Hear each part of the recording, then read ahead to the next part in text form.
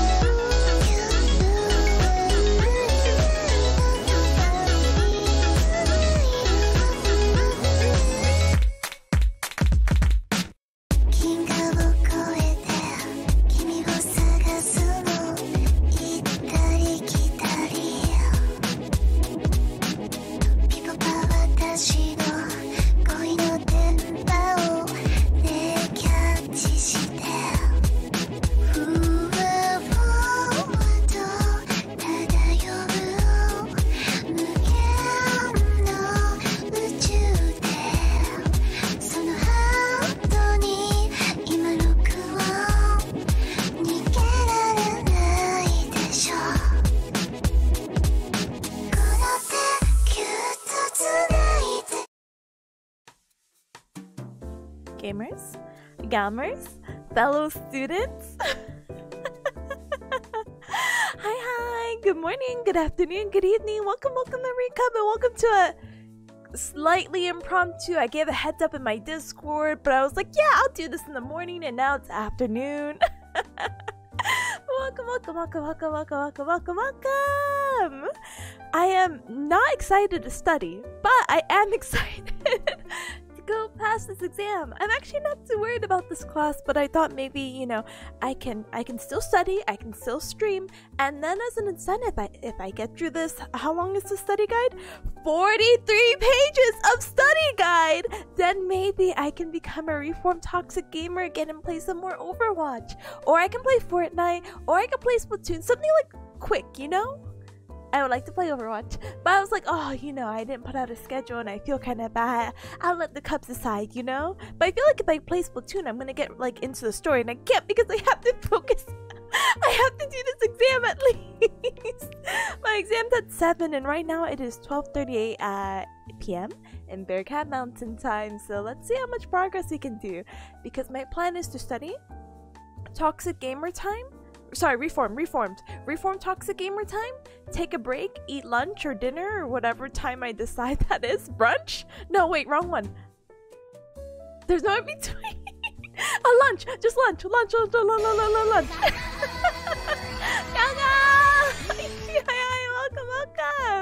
Wait.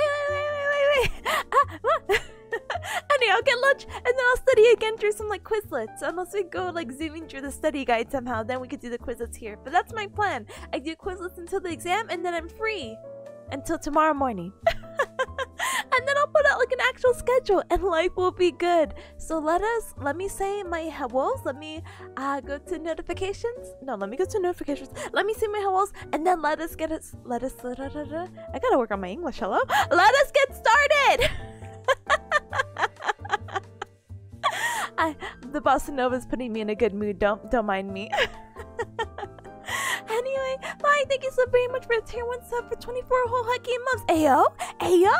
Thank you for the 2 hecking years. I appreciate you very, very much. I don't only appreciate you once. I appreciate you twice, thrice, quadruple. If you know, you know. But thank you so much. I appreciate you. And hi, Ichi. Thank you so very much for the tier 1 sub for 22 whole hecking months. Almost 2 years as well. But again, 22 my favorite number. I always say that, but for the cubs who don't know, 22 is just my birthday, July 22nd, so I'm kind of biased. But if 22 is ever too high of a number, it's 11. And then if 11 is ever too high of a number, I pick 7. But that sounds really, you know, generic. But it's just my birthday. Anyway, hi Dad, hi son, hello my brightest son. I hope everything's been doing well. Welcome. Speaking of my welcomes, let's say my hellos. Hi Robo, hi, let's go. We're going. Hi Monte, hi, welcome. Thank you for the tip cheer. Hi. Hi, Dante, hi, welcome as well. Welcome. Let's go. We're also going. I can only speak so fast. Again, in another life, I would have my rap career going. But guess what? I decided to try to do the safe option and go to school for too many years of my life. Burger King foot lettuce, whatever that meme is. Welcome. Hi, Dingus, by the way. Hi. There she is, the best bearcat VTuber. Thank you. Thank you. I appreciate that, Dingus. Welcome. Let me give you guys shout outs. One moment. I give Duffy a shout out because we played Among Us. Well, I also just give a shout out in general. I give Dingus a shout out. Welcome. Hi, Sunny, by the way. It's Tippa time. Not gonna lie, I was listening to your previous intro song and I kind of miss it. I know. I don't know if you cubs have the same issue. Maybe, probably not. I have multiple YouTube accounts for multiple reasons, and I logged into a really old one, like my first one when I was doing Maple Story stuff, and it has some of the older like weeby songs I listened to, and I guess it's some overlapping with some of the new music I've been listening to, because sometimes I might just log into that account by accident. IDK, and that same opening music came up, so I was like, man, I missed it. I want to use it. But I'm also happy with this one that I have currently. But I'm also gonna be happier as soon as the custom background music comes out. I have Boya working on it, but they're working super hard on other stuff. And I told them, look, listen, the Bearcat God smiled upon me when I won your raffle because you're a very talented musician. But I'm a free project. Please work on the stuff that's gonna get you cash monies, okay? Okay. So please look forward to that. Welcome. Hi Rip, hi. Welcome, Rip. I hope you had lots of fun today and yesterday and all your life. I hope one day I can join you for a relaxing puzzle stream. I heard there's actually benefits for doing like jigsaw puzzles and all that jazz, and it's supposed to be relaxing and help with your cognition and concentration and yada yada. I would love to do a puzzle with you one day when I'm not behind on schoolwork. Welcome. Well, hi Monty, hi. Welcome. Hi Robo again. Welcome. Hello. Sunny says very EU friendly, super EU friendly. I was supposed to stream 2 to 3 hours ago, but what had happened was my study guide was incomplete.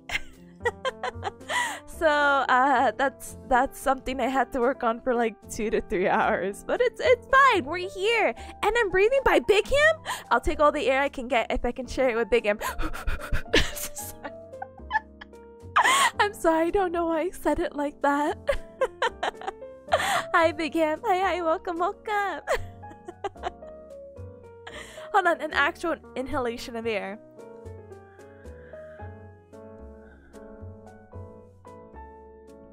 Anyway, Now that we got the vow of silence out of the way, thank you for the the breath reading. I appreciate it very, very much.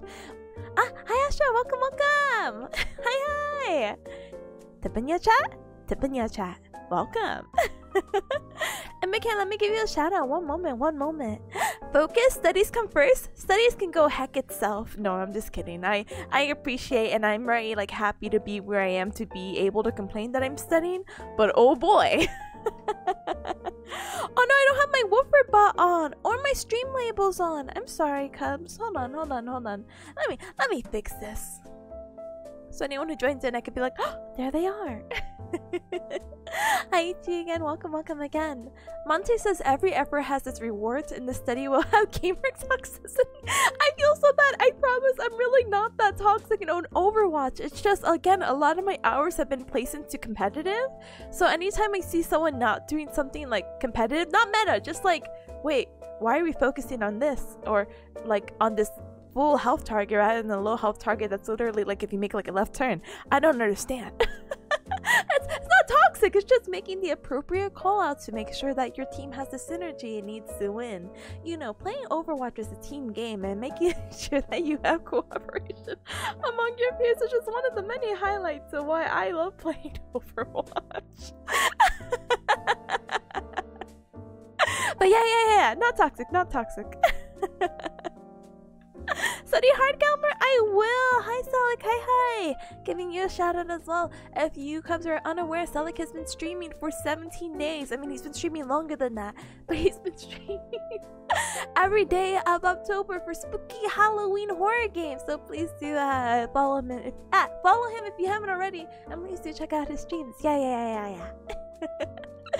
Let us proceed. We are. I'm so sorry. I know you're letting us proceed, but I'm so slow in reading. I apologize. I'm still catching up with chat. Astra, Robo, Ningus, Monte, thank you for contributing. What do you call it, to the karaoke challenge? I wonder if I can change the goal because I didn't realize we're only 19% with how many days? 14 days left, so I just might have to lower it, so please look forward to that. Astra says you're playing bossa nova. How pleasant. Yes, I love listening to like jazz or bossa nova. Sometimes lo-fi is okay too, but I feel like bossa nova for like study streams just brings up the mood. If I listen to lo-fi, which I have been for the past few streams, I feel like solemn. Is that how you say it? Like I feel sad, but I'm not sad, I'm just reading, you know. Yeah. Huh? How should an architect understand your studies? Hi Moe! Hi! How should an architect understand your studies? Well, you know, the body and architecture bites, if you compare it, do have some similarities because but I won't get into that right now. What I will get into in just a few more moments is biomechanics, which may have some overlapping properties, so please look forward to it. I will also explain how I organize my notes, and then life will be good. Hopefully. That's what I always hope for. if you believe, you can achieve. But yeah, custom BMG. Who did I win the raffle from? Oh, let me get their Twitter. One moment. So for those coming in as well, and my explanation again is that I won a raffle from Voya. Oh, I'm getting their Twitter handle from.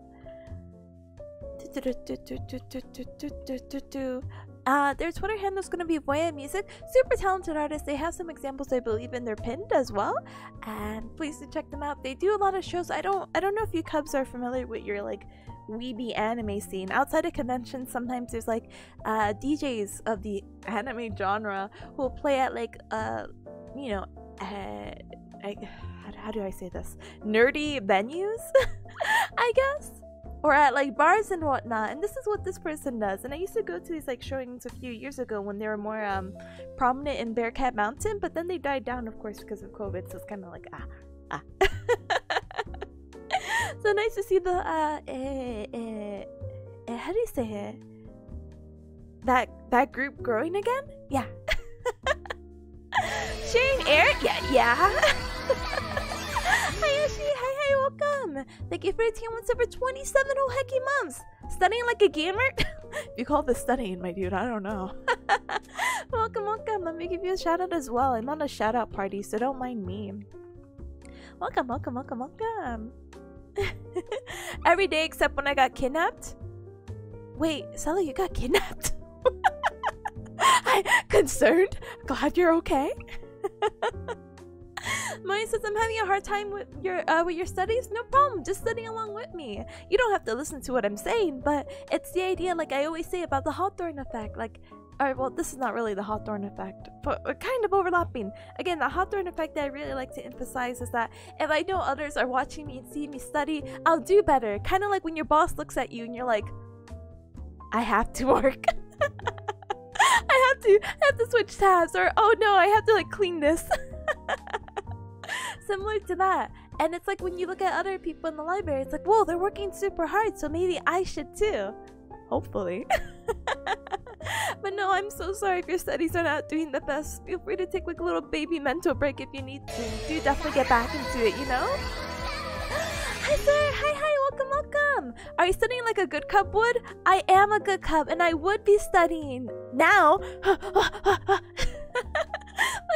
thank you so much for saying what's over 21. Oh, heck, you must. I appreciate your continued support as a sugar bird. Thank you. As she says, I'm just vibing here. Oh, well, someone's in my document. I forgot my classmates are sharing this. I should make a copy. Nah, what are they gonna do? Type hi, Tippa? Heck them. No, I'm just kidding. What are they gonna do? Go and see that I'm live on Discord and then type and mess up my stream? Yeah. Sorry, I'm on some like random rant right now. So for the cubs who are also familiar, my cohort decided to switch from this app, if you're familiar, called GroupMe, which is like a text message kind of group chat, to Discord because it's more organized. We could put our courses and say like, here are notes, here's like a section for exams if we have any questions or assignments, or like general, like, you know, speak chat, sorry, English. So every time I go live, I'm afraid that some of them are more technologically involved in advance, and they'll be like, oh yeah, I know how to click to your stream, Tippa, I'm watching you study. And they're just gonna write something. That's my biggest fear. That's why normally I make a copy of the document, but only a few people have been checking this document out, so it's okay. So let's get started, yeah? Let me actually sip some water before we go through this 43 document. This is the part where they drop in and Control A and Control X. I would cry. Huh? One step closer to turning them into members of the I mean club? Yeah. I would actually be really honored if they're just like, yeah, Tippa, I tune in. I'm like, wow. But I don't know, I feel like listening to like another classmate talk about this, it can be very helpful. Normally like right before exams, maybe like an hour to 3 before our set times, which are normally around 7 p.m. Bearcat Mountain time, we would sit in a Discord voice call and we'll like chat and we'll talk about like stuff, or we'll go over the Quizlets and we'll have someone explain. Hearing it really does help, you know?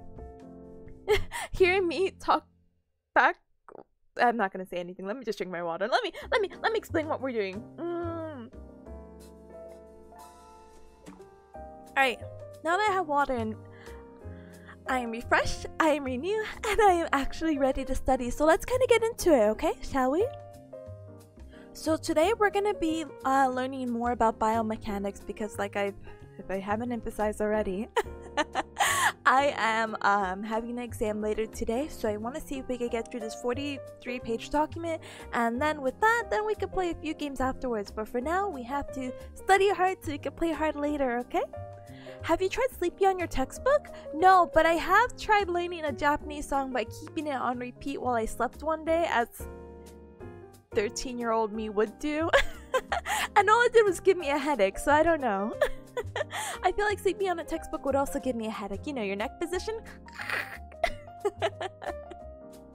Go get him studying, Galmer? I am. So how I like to organize my notes of what you see here is the table of contents, where basically I just click and it'll just bring me to the section that I want to. This table of contents is going to be based off the study guide that my professor had given us. So pretty much this is me taking notes from his exam review that he provided us, which I'm super grateful for, and also some of the notes that I've just taken throughout the semester so far. So now we'll get started. So I would read through the table context, but we're just gonna get through that, so no worries. So let's start off with mechanics. Yes, we talked about biomechanics, but what is mechanics? Well, we know bio is life, so mechanics is a branch of physics dealing with motion and those forces that produce motion. So there's actually going to be 3 branches of mechanics. So we have statics. You know, have you ever heard of static posture or just being static? It's pretty much forces acting on a body at rest. So you're not moving whatsoever, you're still. Then we have kinematics, which is going to be the motions of a body without regards to the forces acting on it. So not going to pay attention to the gravity that's constantly affecting us. While in kinematics, we're going to describe the effect of forces on a body. So, boo, gravity, boo, turn it off. Robots? No, I'm sorry. Technically, it's kind of robots, but kind of... Monte, you get it! You get it! What a cute example! Thank you for blessing me. Why do I have 2 of the same emotes? Let's talk about that. No, let's not. Anyway, so with those 3 branches, brain dies. So those are going to be the 3 branches of mechanics. So we can actually go off and think about kinesiology. That's pretty much my major at this point. And kines means to move, and ology means to study. Therefore, kinesiology is going to be the study of movement, specifically human movement and the interactions of the musculoskeletal system. All these elements are going to combine to the aspect of our course, or my course, that I'm learning, biomechanics. So let's just talk about more movement. So this is going to be super simple movement, baby movement. So have you ever heard of translation? I hope you have. I'm pretty sure that's like grade school, like elementary or middle school, where it's like, oh, you're moving a shape. That's like translation, right? Yeah. So if you're unfamiliar with the term translation though, translation is going to be a motion of a body that is going to occur in a straight line or a curved line. So basically, are we going to move it from left to right, or we're going to move it like 360, like a circle, making it into a curved path? Well, if we do, we basically have to understand that the straight line or curved line are going to be defined into a term that's more specific. So we have rectilinear motion. Rectilinear motion is going to be all parts of the body that need to be moving at the same distance at the same time in a straight line. So look at this. We can consider this object like a pencil, right? And so from this point, it's going to be from here, and then we move it here. Easy peasy. All the parts are moving at the same distance, at the same time, at the same place, all together in a straight line. Bam! Rectilinear motion. If it's a straight line, it's rectilinear motion. Nothing too deep. I promise. Hi, Pals. Hi. 10,000. Thank you so very much for the contribution. And hi, Pals. Let me give you a shout out. One moment. Alright. So with that, what's the opposite of straight? Lines. Curvy lines. So curvilinear transition is... Oh, sorry. Let me scroll up. Curvilinear translation or motion is going to be motion along a curved line or a path in which all parts of the system move in the same direction over the same time. This can also be defined as parabolic paths traveled by objects. So basically what that means, it's a curved path. So easy, so simple. Anyone can pass biomechanics now. But I think one of the main examples they have used, which is why this globe is here, is, you know, when a plane travels and then, you know, the earth is round. The plane is going to be traveling in that curvilinear translation while going from point A to point B. My classmate inserted these notes about rotation. I'm gonna politely skip that. I'm so sorry. So now that we talked about the definition of mechanics and we talked about translation, let's talk about osteokinematics. So what is making, you know, biomechanics what it is? So osteokinematics, osteo meaning bones, and kinematics again, what is that definition? That is a great question. No. I'm pretty sure we just defined kinematics as basically body in motion without the regards of forces. Well, again, kinematics is in regards to forces. So let us double check really quick. Wow, so smart! Yay! So yeah, kinematics is going to be a motion of a body without regard for the forces acting on it. So that plus bone gives us osteokinematics, and we just need to understand the different planes of motions that we have. So we have sagittal, frontal, or horizontal. Sagittal is going to divide our bodies into left or right. So you see this like seafoam green, or just green, I guess. It's cutting this individual again into the left half and the right half. That is its plane of motion. We also have the frontal plane, also known as the coronal plane. See, this is going to be the frontal plane right here, this purple rectangle, and this is going to divide the body into anterior and posterior sides, or front and back. And our last plane of motion is going to be our horizontal or transverse plane, which is going to divide the body from the upper half to the lower half. So you see the blue rectangle right here? Ta-da! Up, down. So those are our planes of motions. Now let's transition to the axis of rotation. For each plane of motion, it's going to have its own axis of rotation, where the bones rotate in a motion that's going to be perpendicular to it. So this is this is a little wonky, so please forgive me as I explain this. But sagittal, we both agreed that it's going to be how do you say it? Dividing the body into left and right, correct? Well, what's going to be perpendicular to it according to the notes? It's going to be medial and lateral axis, or we could also use the frontal axis, the front and back. It's also acceptable as stated in the exam review, which makes sense because this is more perpendicular, as you see, the green and the purple making this perpendicular line. The frontal plane, or the coronal plane, is going to have an anterior to posterior axis, which actually is pretty easy to remember because this is going to reflect what we know from our planes of motion. So this is the same, this is the same. And then it even gets better because horizontal or transverse plane, again, remember in the plane of motion is going to divide it to the upper and lower sections, right? While the axis of rotation for a horizontal or transverse plane is going to be superficial or slash inferior axis, which is basically saying the same thing, but in more technical terms. Superior meaning upper and inferior meaning lower. Sarah, thank you for contributing. I appreciate it. Thank you. So yeah, generally these axes of motion pass through the convex member of the joint, which is something we're going to talk about as we transition to arthrokinematics? Question mark? I guess we'll get to that in a little bit. So that was kind of probably overwhelming because we talked about axis of rotation and planes of motion, but osteokinematics in like the very simplest sense is what we can see and what is that movement of bone in relation to the three cardinal planes of the body, which is why we need to talk about the planes. Again, them being sagittal, sagittal, frontal, and horizontal. But osteokinematics is basically like, oh, when we flex our arms or extend our arms, or maybe flex our knees, extend our knees, these motions are going to be what we're able to see, which are considered, again, the osteokinematics, the bone movement without regards to the forces acting on it. And what happens is that we have to go more in detail because, yeah, flexion and extension, my arms bend, my arms straighten. But what plane is that happening in?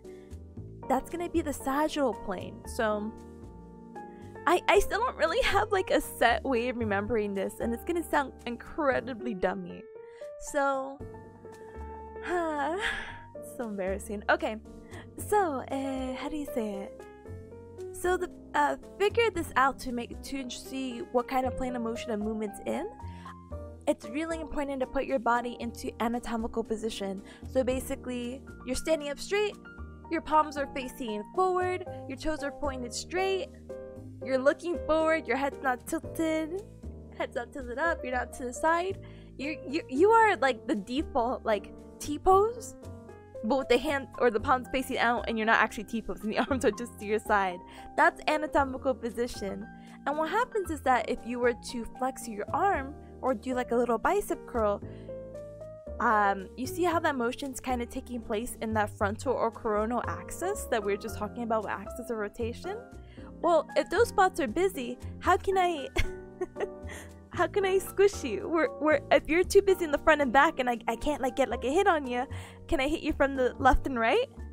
So this is how I explained it to a classmate, and I'm just like, yeah, just think of like the palms of your hands. So then you use the left and the right, bring it together, and that is why extension and flexion are going to be in the how do you say it, in the sagittal plane, because it's going to divide your body left and right. You saw your hands divided the body left and right because their front and back were occupied by that flexion extension. Bam. I tried to explain this to a professor. He looked at me, he's like, whatever way works for you, Tippa. And I'm like, thank you. But it actually worked for all the other motions. Like frontal, you could do the same thing. So abduction, adduction, same thing. Their sides are busy, quotation marks, so you can only squish them from front to back. And we know that the frontal plane is going to be a, what do you call it? Again, dividing the human body anterior or posteriorly. And then transverse is just dealing with anything with rotation, so it's okay. Happy birthday, Tip! How did you know? Hi! Hi, Karma. Hi. Welcome. Thank you for the birthday wishes. I appreciate you very, very much. Welcome. As you see, I'm this. I'm using my birthday, my beautiful day of life, to be studying. So I hope you're doing something much more funner than I am. Welcome. So with that, we could talk about degrees of freedom, which is something we'll talk about a little bit more later into the study guide, because we're going to be talking about the different kind of joints and the joint shapes that we have and how these shapes allow us to have a certain degree of motion. So when we talk about degrees of freedom, it's going to be referring to the number of independent directions of movement allowed in a joint. So 3 degrees of freedom is the most a joint can have, because we only have 3 planes of motions, and again, those 3 planes are sagittal, frontal, and transverse. So our shoulder, for example, they have all 3 degrees of motions because they can do all the motions in the planes of motion. So coming back over here, our shoulder can do flexion and extension, again, those bicep curls. It can do frontal because we can T-pose and then we can bring our arm back into adduction.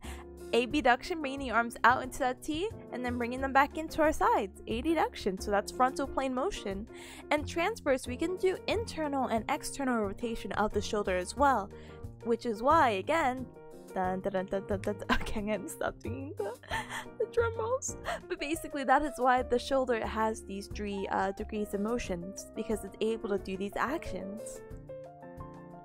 What do you call it? Your knee, I guess you can say it, the tibiofemoral joint, has 2 degrees of freedom. So yes, as you're sitting now, you are allowed to do you can do, if you want, flexion and extension. So we could kick our leg out and then bring it back in, which, I mean, again, how we're sitting, I'm so sorry, let me explain that. When we kick it out, we're extending our knee, and when we bring it back, our knee is flexed. Hence that almost like 90-degree angle we might be in when we're all sitting in our chairs. Again, that flexion and extension is going to be in the sagittal plane of motion, and our knee can also do internal rotation and external rotation. So you know, like how the anime girls have like their knees knocked together? Oh no! Worm raid! Oh no! Cubs, you know what to do. Hand smash raiders, the hacking hack. Welcome raiders, hi. Thank you Axel so very much for the raid. Welcome. My name is Tipanya. I'm a bearcat Vtuber. I do the gal the nya, and it's very nice to meet you. Welcome. Right now we're just studying some biomechanics to some bossa nova, but I am happy to have you. Welcome. Let me give you a shout out. What were you up to? Overwatch, let's go! Sorry. Were you winning, son? Or daughter? Sibling? Child? Sorry, I don't know, I said sibling. Son? Nice to meet you, son. Sorry I've been away in your life for this long. Oh no, you're gaming and playing Overwatch and Apex? Holy heck. There's an Apex too? Heck. No, I'm just pulling your leg at that point. But I hope you did win a lot of games. Thank you so very much for the raid. I know that was probably like very high stress. Right now we're pretty low stress, just reading through some notes. So feel free to chill out, relax, and do all your other business. Or definitely feel free to snack on something. Holy heck, I don't know how long you were streaming, but streaming does take a bit out of me too. Oh? We are winning and then someone went AFK. I'm sorry. These things do happen. I remember. Oh wait, hold on. I'm losing my voice. Hold on. I am a smoker. I'm not a smoker. It's just unfortunately these things happen. One moment. Bah. Yeah, I remember when I played Overwatch 2. We had like a Roadhog who's AFK, and I'm like, dude, you're our only tank. Please do not AFK. I'm sorry, that does stink. But again, I'm glad you were winning beforehand though. And hopefully you did have a good time in your 6-hour stream. 7? Either way, welcome and thank you. And speaking of welcome, no money. Hi, welcome. I like the handshake. Oh no, Axel, thank you so very much for the follow. Welcome to the club. Welcome. Well, yeah.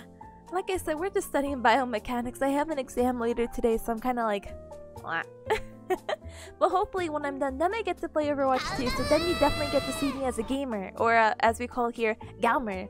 Gal. No money. No money. I'm so sorry. No man. Thank you so very much for the follow. Welcome to the club. Welcome. Thank you for the welcome and shout out. Yeah, of course. Thank you for the raid. Thank you. Holy heck. Call me Nom. Thank you. I'm so sorry as my smoker voice comes out. I struggle with reading names, which is like a horribly embarrassing trait. You think I should just break it down, but I get so flustered reading names because I'm like, I don't want to mess up. And then I just like mess up. So I'm like, oh, okay, cool. Anyway, let me drink some water and then let's continue, okay?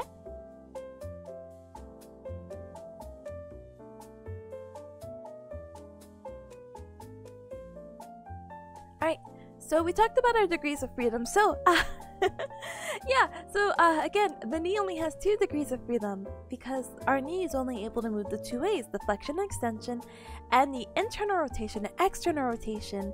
So, what do you call it? You know, like in anime girls where they do the point left and point right, and then they put their knees together, like the little bow-legged knees or like the knock knees? That kind of motion of their knees being knocked means that their tibia, or you know, their thigh bone, is in internal rotation. Or you know, when guys man spread, sorry guys, their knees are in external rotation because their knees are going outwards. The knee is only able to do those kind of motions: flexion, extension, internal, external rotation, which is why again it only has 2 degrees of freedom. Huh? It's your stream? Mess up a lot? No, don't say that. Don't say that. My cubs already know me as pretty scuffy, so I'm just like, oh. But thank you, I appreciate it though. So, moving on from degrees of freedom, we're actually... hold on. Man, I got so nasally, I'm so sorry. So now we're gonna talk about open kinetic chain and closed kinetic chain. All this, like, segment seems really intimidating, and I promise you it's not, basically. Well, with that, I'm gonna head off and lurk. Have a good stream. Thank you so much, I appreciate you. Have a good lurk. Please make sure to eat something, even if it's a little snacky. Make sure to hydrate, okay? Thank you again. Thank you. But yeah. So the open kinetic chain is basically, or when we talk about kinetic chains, whether it's open or closed, we're trying to determine the proximal segment and the distal segment. The proximal is the segment that's going to be closer to us, while the distal, again sounding like the word distant, is going to be the segment or the body part that's going to be furthest away from us. So one of the examples that they use is tibia on femur extension. So the tibia we just said was our thigh bone, right? No, I'm sorry. The femur! dreams. So the femur is our thigh bone, correct? And then the tibia and the fibula are going to be the two bones underneath. But the two bones that are actually articulating, again, it's going to be the tibia on the femur. So when we do this kind of extension, that's going to be considered an open kinetic chain motion. Why this is open is because this motion is not a fix. It's not like your foot, when you extend or kick out, is going to be touching onto a wall. Well, then if it is, then I guess that would be what do you call it, closed chain. That distal segment is going to be rotating around a relatively stable proximal segment. So with that stability, it's going to allow us to do that extension, and that's going to be open kinetic chain. Let me see, what else is a good example? Let's talk about closed chain, and then if I come up with a better example, we'll kind of go from there. So for closed kinetic chain, it's going to be the opposite. So femur on tibia extension from standing from a chair. So what happened is the thigh bone, the femur, is going to act on the tibia, and the extension that we're doing now is not just a kicking our legs out being we're still free. We're going to do like a sit to stand. So if you're sitting in your chair right now and you stand, your knee is going from flexion to extension. And why it's closed kinetic chain is because that distal segment is going to be on a solid surface. It's going to be on the floor, which is why it's closed chain. So basically, if your distal segment can move all willy-nilly, it's open. If it's fixated on a wall or a floor or anything like that, that's going to be closed chain kinetic chain. Yeah? Yeah.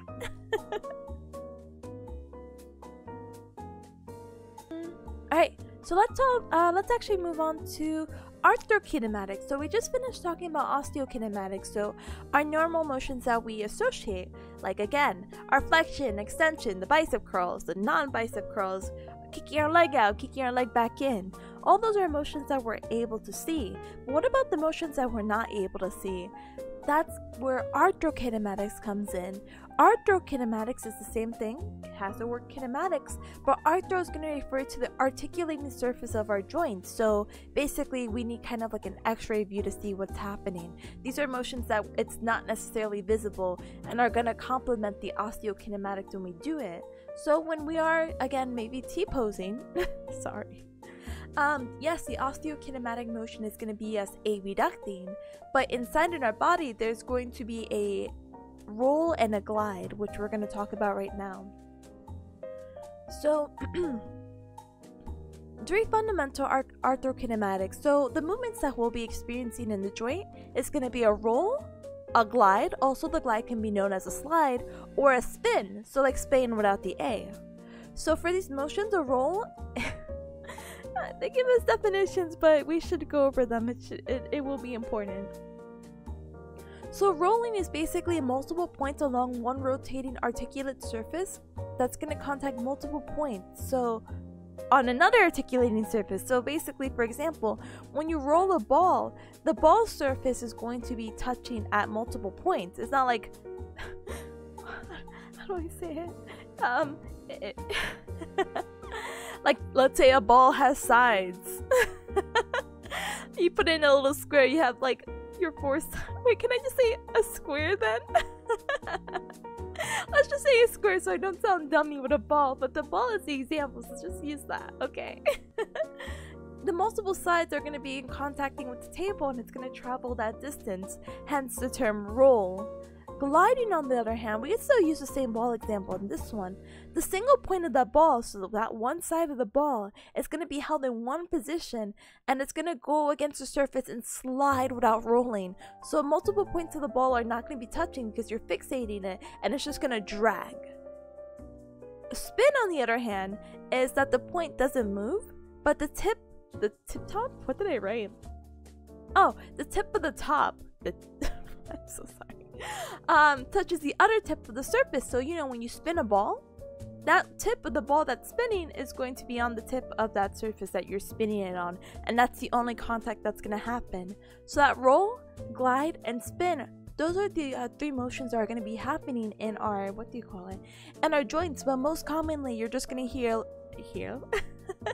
you're going to hear a roll or a glide. So with that, let's actually move on to the concave convex roll. So our joints are kind of funky shape, as you've seen. If you ever seen a skeleton before, it's kind of like, okay.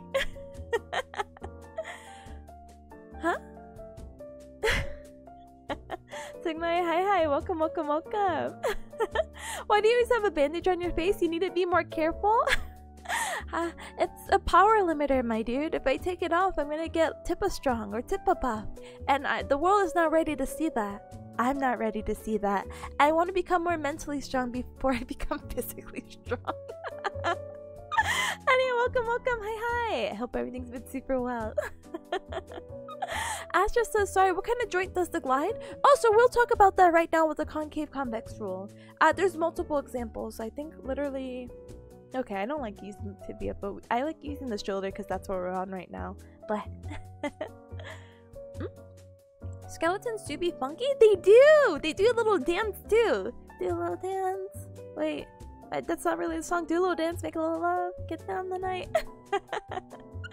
Anyway, so the concave convex rule is pretty much what happens is that, as I was saying, that roll and glide is going to be the motions that we talk about the most. Spinning is very rare, and I don't remember what joint spins on the top of my head.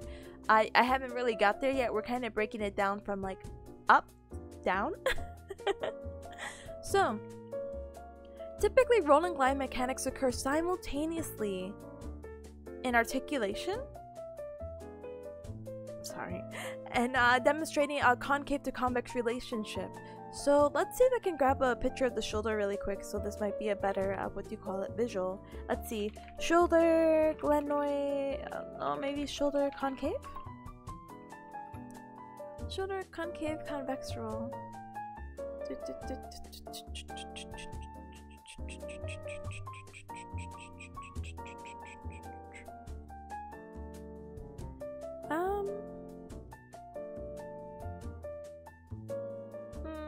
I guess this one's okay.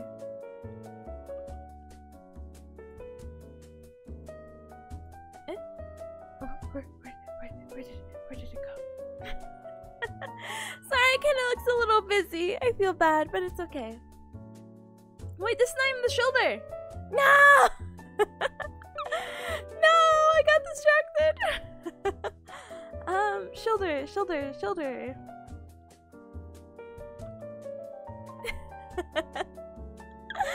Alright, let's do this. So let's explain the concave convex rule, and then let me explain it with the image, okay? So concave, if a concave surface moves on a convex surface, concave meaning like it has like a little divot, while the convex is more of a rounded shape. Think of concave like an actual cave, like I don't know, like a bear den or a bear cave, or you know, there's like an indentation to it. While convex, again, it's going to be your rounded surface. So I like to use a really famous example, and we'll talk about it again just very briefly. Put one hand into C and the other into a fist. That C is going to like cup your rounded fist, and that C-shaped hand is going to be your concave surface, while your fist is going to be the convex surface. So if a concave surface is moving on a convex surface, what's going to happen is that the roll and glide that are going to happen simultaneously are going to occur in the same direction. While convex moving on concave, the roll and glide are going to happen in the opposite direction. So let's look at this example right here with the shoulder, and we can also use our hands as well. So we have a thing called the glenoid fossa, and then this bone right here, you see, that's going to be our humerus, so our bone above the elbow on the arm. This is your shoulder joint, okay? So at your scapula, you have this glenoid fossa. That glenoid fossa, or you even see here without the fossa really being like explicitly stated, that C shape is going to be your concave surface, while again, this rounded surface right here is your convex surface. So what's going to happen is that if we go into T-posing, our T-posing is going to bring our arms up into, again, that T position, which is going to create abduction. So what's going to happen is that this is moving, this convex surface is moving, but this concave surface is not moving. So when this convex surface moves up, it's going to create a superior roll. Oh no, I'm losing my voice, hold on. Wow, a superior roll because it's going on up. and it's going to create an inferior glide of the at the glenoid fossa right here. So you see, as this goes up, this goes down. Why? Because our concave convex rule. The convex surface is moving on the concave, which means that the roll and glide are going to be in the opposite direction. So how do we determine what's rolling, what's gliding? So the roll is always going to be the osteokinematic motion that we did. So osteokinematic, again, is what we're most familiar with and what we can see. Our flexion, extension, internal rotation, external rotation. And again, in this case with the T-posing, our osteokinematic is going to be abduction. And so it's going to roll superiorly because that's where our humerus is going. It's going up. So the opposite's going to occur. And it's going to do an inferior glide. Yeah? Yeah. She will write T-posing in her exam? Honestly. But I feel like that's like the most, I don't know. I feel like these kind of courses are very visual. And even if I like humor you cups with a hand cam, you have to see like my arm. You have to see like my entire like torso to be like, oh, but it's this motion, and you see, well, this is happening, like, it's okay. So I feel like T-posing's very gamer. Everyone understands what it is, and I don't have to be like, oh yeah, when your ankles dorsiflex, like what does that mean, you know? That's why I like showing images and whatnot. Hi Arbo, hi, welcome. Salve. Hello. So yeah, this is just more examples, but I think the shoulder one is pretty good. This is an example that we had in class, and this is just more of the concave convex roll, but on the knee. More concave convex roll. Yay, now we're on page 9 out of 43. Let's go. We're only an hour in the stream. No, I'm just kidding. The later halves have a lot of images, so that's why this document is so big, by the way. Tippa's first hand cam stream will just be her. Will just be her showing off every single hand joint. Oh yeah, this is your DIP, your PIP. Right here, look at it go. I'm not double jointed, so there's actually nothing impressive to see. You'll just be seeing my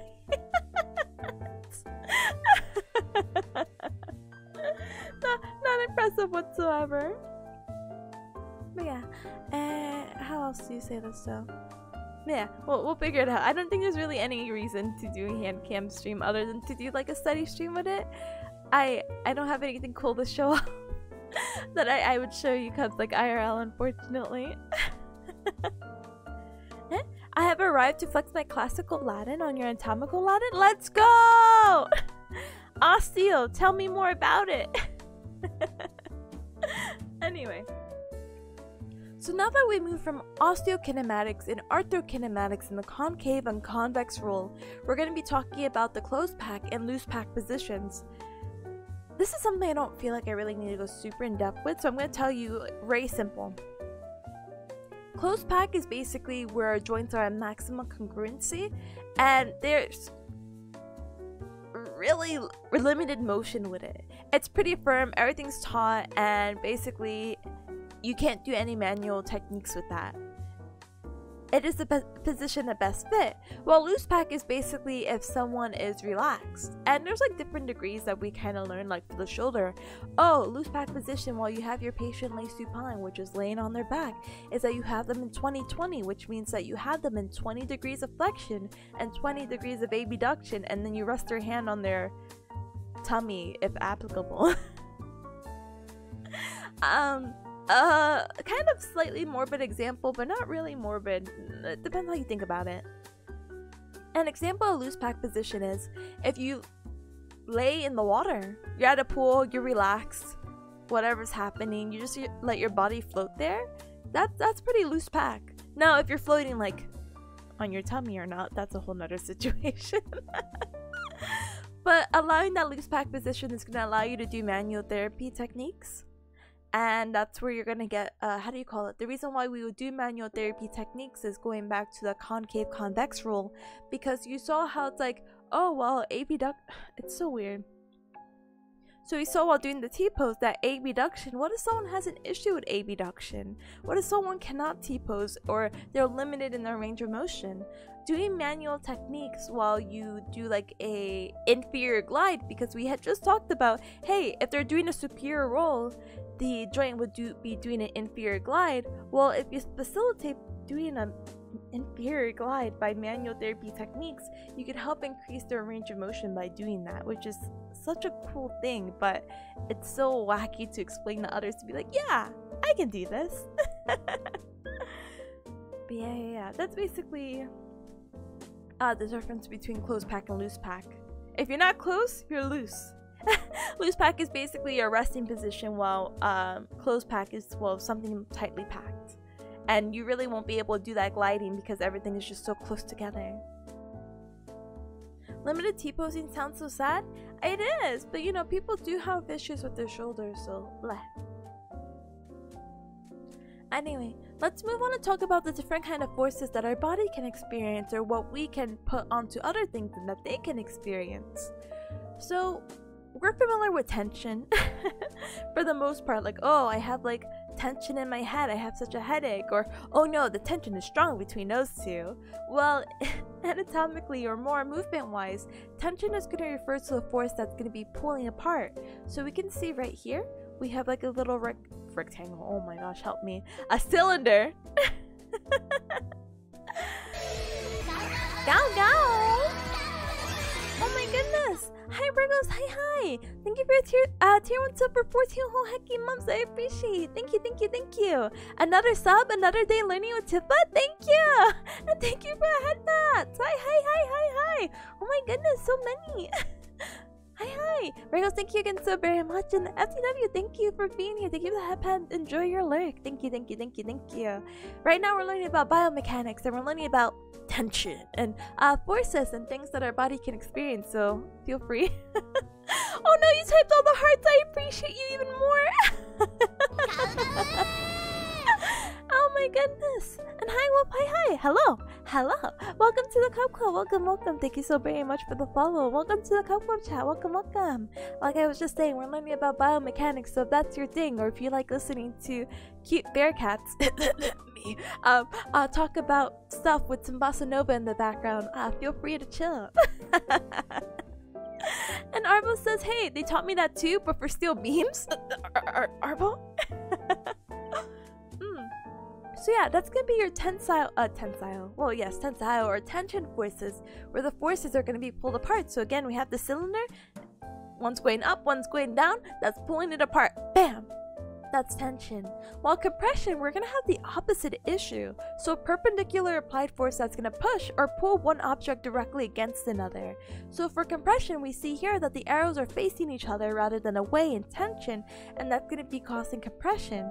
Easy thing, like if you have something, a random object onto your like desk, and you know, you put it in your palms and then you squeeze it together, that's gonna be a compression force. Steel beams are really good with tension, but suck at compression? Yeah, but there should be no reason why these steel beams should be compressing, you know? Not normally. Then concrete's really good with compression, but sucks at tension. Name a better couple, am I right? Sorry. Anyway. So another load that we're gonna have is bending. So bending is going to be defined as a force that deforms the body at the right angles to its long axis. Compression on the concave side, tension on the convex side. So we see right here, this is going to be occurring right here. These forces are going to be, oh, can you not see? Oh, you see my mouse, cool. So you see these two forces are coming together. And at this concave, this is what we're forming again, the C shape, the concave, for that little, I guess what you would say, inlet. What's happening with the bending is that compression is occurring, because as these two arrows are facing each other, we can see, similar to the compression photo right here, that's what's happening right here with the bending, while tensile forces are going to be occurring on the convex side, which is going to be right here, as these guys are going to be being pulled away. So wow. Huh? This is why we combine for both buildings, and why all the other forces are what makes buildings fall down? Yeah. We need good construction. Anyway, what do you call it? So with that, we have our 3 more forces or loads. So we have shearing forces. So basically, shearing forces is going to be a force when 2 compressed objects slide past each other in opposite directions. So think of like you're stacking your fists together, one fist on the bottom, one fist on the top, and you slide them up, down, left, right. That's gonna be a shearing force. You feel that friction? Wow. Astra says, what the heck causes combined loading? Hell? Yeah, actually. No heck. Actual hell with the double L hockey sticks. That's I don't know. Like, look at this. This combined loading, sorry, I know we're skipping. It's like, you know, like a brutal anime death. Anyway, and torsion, by the way, torsion's gonna be a force that twists the body along its longitudinal axis. So you see, think of the 2 fists again, and maybe we have something like, I don't know, a mozzarella stick in our 2 fists, right? You turn one way, you turn one the other, and bam, torsion force. Hi Night, hi, welcome. But yeah, so we don't really have to necessarily worry about this combined loading. I think that's in these serious, like really bad situations. Let's focus on the most common load, which is going to be tension. A lot of the things we do in everyday life is going to require tension, and it's going to be this pulling away force. So yay. And tension we can experience in our tendons, which again, tendons are going to be from the muscle of bone, and they're going to be constantly being pulled apart. And also we also have to understand that our ligaments also experience tension, and our ligaments again are going to be bone on bone. And in addition to tension, we're also going to experience a lot of compression forces.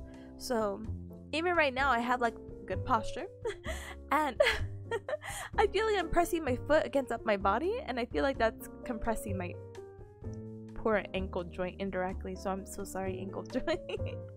Hi, werewolf. Hi. I didn't know educational streamers were a thing. Wait, how did you find me then? Out of curiosity, fill out the survey. You know, I know, no issues, no worries. I actually know a few other VTubers who do little study streams, but they do mostly like coding. So, goodness gracious. Hi. But this is neat, thank you, I appreciate it. I just like sharing about anatomy because I feel like it's applicable. It's your body after all, you know. Anyway, so let's talk about what our body can handle. So this goes out for you, what do you consider physics hackers or enthusiasts. So we're going to talk about the stress strain curve.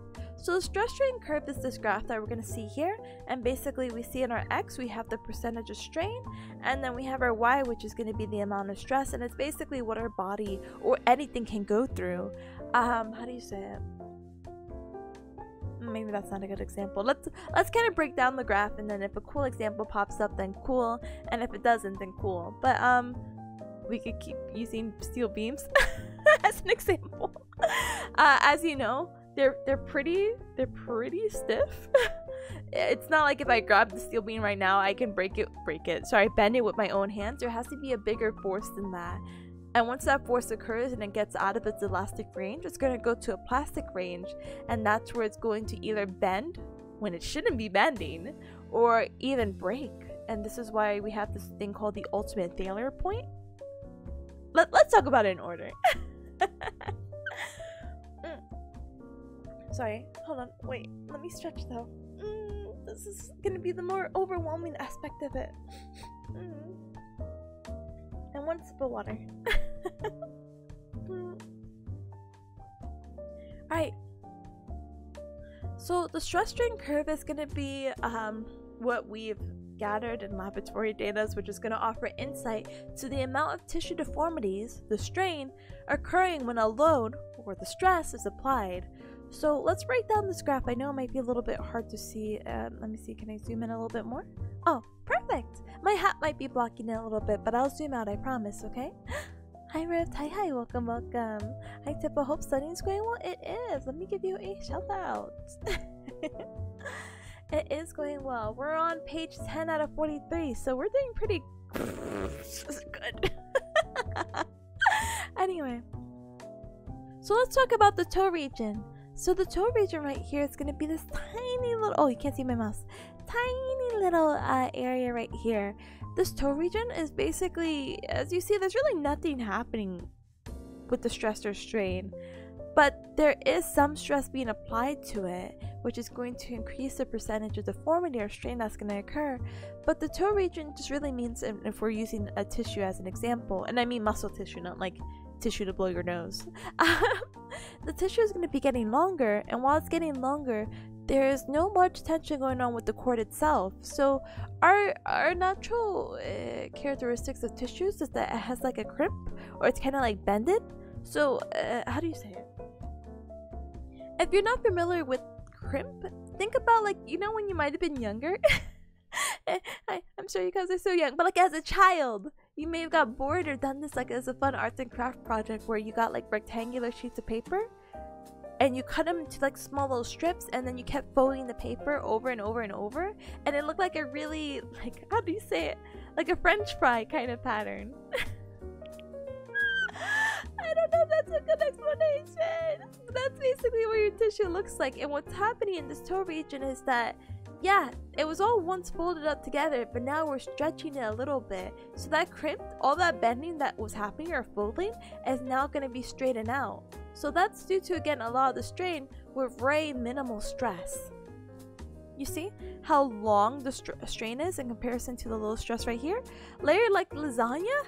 I guess like the edge. Man, I'm gonna find a crimp example. Crimp tissue. People also crimp their hair. I don't. Here. Look, actual stuff. And thank you got to thank you, Riff, by the way. Thank you. So crimp, this is maybe not the best example of what I was trying to describe, but you see how it's bent? In that toe region, it's gonna become stretched. So bent, crimped, ta-da, and then stretched. So that's our toe region. Now we're gonna head over to the elastic region, which is anything not the toe region. Region, sorry, region. Not lesion, holy heck. So the elastic region is going to be that the hands are going... The hand? Why did I write hands? Oh, I might have been watching a video. Basically, some guy might be stretching things, so the hands are going apart as he pulls apart. So this elastic region is actually, it is going to include the toe region, and the tissue strain within the elastic region returns to the original length when the load is removed. So, oh my goodness, what was a good example of this? Basically, if you... I don't know, like the little squishy things, you know, as much as you squish them or whatnot, or like the monkey that someone was cutting on a string among like many floors of stairs that are right underneath it. And you know, that thing fell through like multiple floors. But it was still able to return to its shape because of the characteristics of how elastic it was. That's gonna be your elastic region. You can kind of deform something, but it's gonna come back to the original shape. That's the only example I could think of, like those little squishy balls or those little squishy characters. Confusing notes moment. I'm like, what did I write? Huh?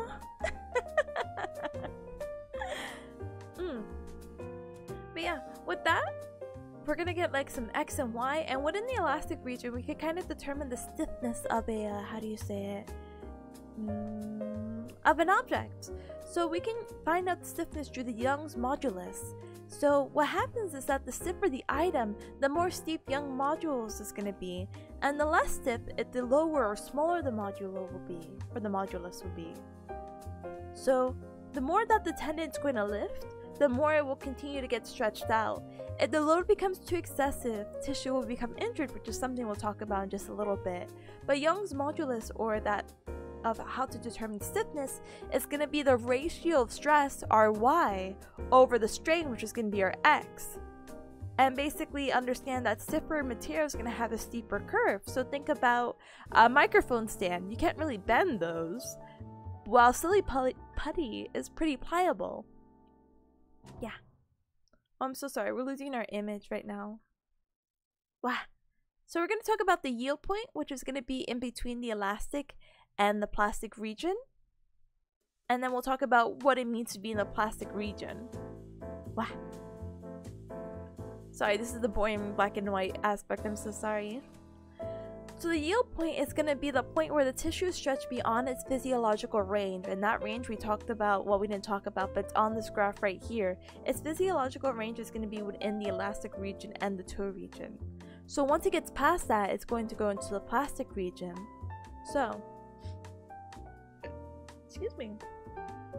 So what happens at the yield point is that the load has gotten so large that the tissue is not able to return to its normal length. And this is why we start hitting that plastic region. And in the plastic region, it's going to be increased strain, resulting in marginal increase in stress. So this tissue right now in the plastic region is going to be undergoing microscopic tearing and damage. So for an example, we can use a paper clip. So for a paper clip, when there's so much force being applied, oh, sorry, this is me writing confusing notes. But like a paperclip, when you deform it and you move it all about, it's not like it's going to automatically return to its shape if you don't put it into its original shape.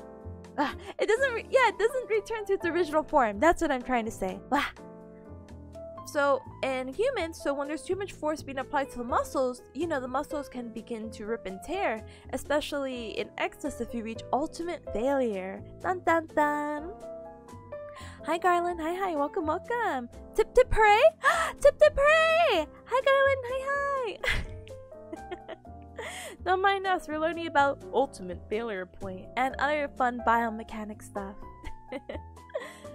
So for ultimate failure point, it's going to be when the tissue reaches a point of strain that results in macro tearing or damage. So we could talk about grade 2 to 3 tearing, which is basically, how do you say it?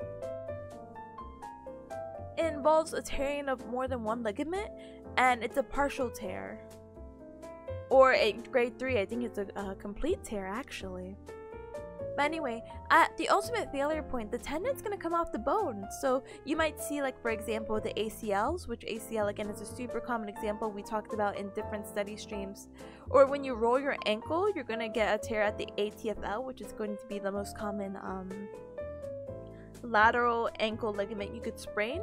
And basically just understand that too much force in this tissue, it basically can't maintain its anatomical position. You got there and now it's going all the— oh, you can't see it, hold on. You basically got there to the ultimate failure point. It's tearing, it's ripped, nothing else can be done. This bad boy cannot handle any more stress or strain because there's nothing there anymore. And that's why the graph is going to take a huge dip. Huh? Riff says, I thought muscles naturally tear a little bit during exercise, but not to like grade. How do you call it? There's like the micro fractures that do occur, but this is talking about like actual ripping, like not micro. Not micro. Like when you rip a piece of paper, like, yeah, that's a pretty big rip, you know? And that happening to your ligaments is what we're like necessarily talking, or that's what we're more specifically talking about, more relative to what we're talking about with the stress strain curve. Yeah.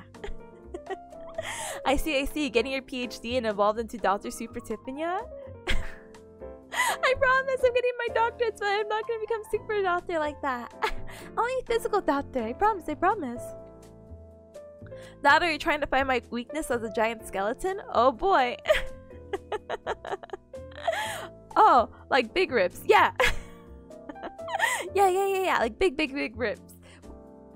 Because if that big rip happens again, it can't handle any more stress or strain, which again, why the graph is going. Huh? So my muscle snapping in half isn't an intended outcome of exercise? God, I hope not. Good to know. So this is the same information, but I put into a table, which is much easier to go back and forth from. But I didn't do that. Yeah. Anyway. Can I explain this again in baby terms? Alright, let's talk about the graph again. Blah, blah, blah, blah, blah. So again, stress strain curve, we have our toe region where the crimped tissues are becoming straightened.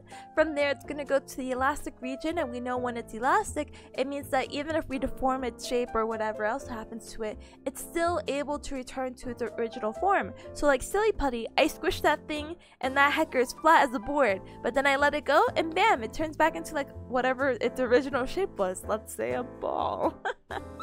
This X and Y is going to determine the stiffness, and the steeper it is, the more stiff it is, and this stiffness math that we can figure out by getting the Y and X, Y being the stress over strain, is going to be the Young's modulus. From there, we get to the yield point, which is basically the point of no return. Yield, slow down or stop before you're getting to the plastic region, which means that same silly putty that we were messing with before is now made out of some other material that we deformed so much that it's not able to return to its original form, hence the plastic region. And for whatever reason, maybe we tear that silly putty apart, that's going to be the point of ultimate failure where it's not able to handle any more stress or strain. So bam, so easy. Anyway, let's talk about creep, and not like the very popular creep song. Let's talk about creep in our muscles and how that happens, and also talk about how that is a type of deformity along with the stress relaxation response. So creep, what's going to happen is that creep is going to be the tendency of a solid material to slowly deform as strain occurs under the influence of a constant load. Plastic strain is going to occur due to increased load time. So that's a lot of words, right? But let's actually use this example that we see right up here. What the example we see right here is a tree branch and a tree and a ball. Alright, we're looking at a tree, right? And we attach let's say a ball with some kind of weight. We attach a rounded weight. No, let's just say we attach the ball at the end of this branch. What's gonna happen is that, yeah, the branch was right here at the very beginning of everything. But what's going to happen is that that ball is going to have this weight that's going to pull it down. And while it's pulling it down, this is going to be its new position because of the creep response that's slowly occurring.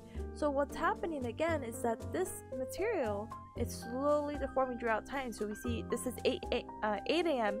and this says 6 p.m. and there's obviously a difference of this one lowering. Creep again is going to be again the influence under a constant load that's going to make it slowly deform. While stress relaxation response is a little bit wacky actually. I'll lend my branch for science. Let's go! I'm sorry, Arvo! Thank you for lending me a hand. Or a branch. So the stress relaxation response is going to be the tendency for a material to be held at a constant length. So this is a constant strain level, and it's going to experience a decreased magnitude of stress. So the stress is going to decrease over time to a decreased load. So one of the examples that he used was this. I don't remember what it was exactly, so you have to forgive me. Oh, it's supposed to be a representation of articulate cartilage, which we'll talk about a little bit more later.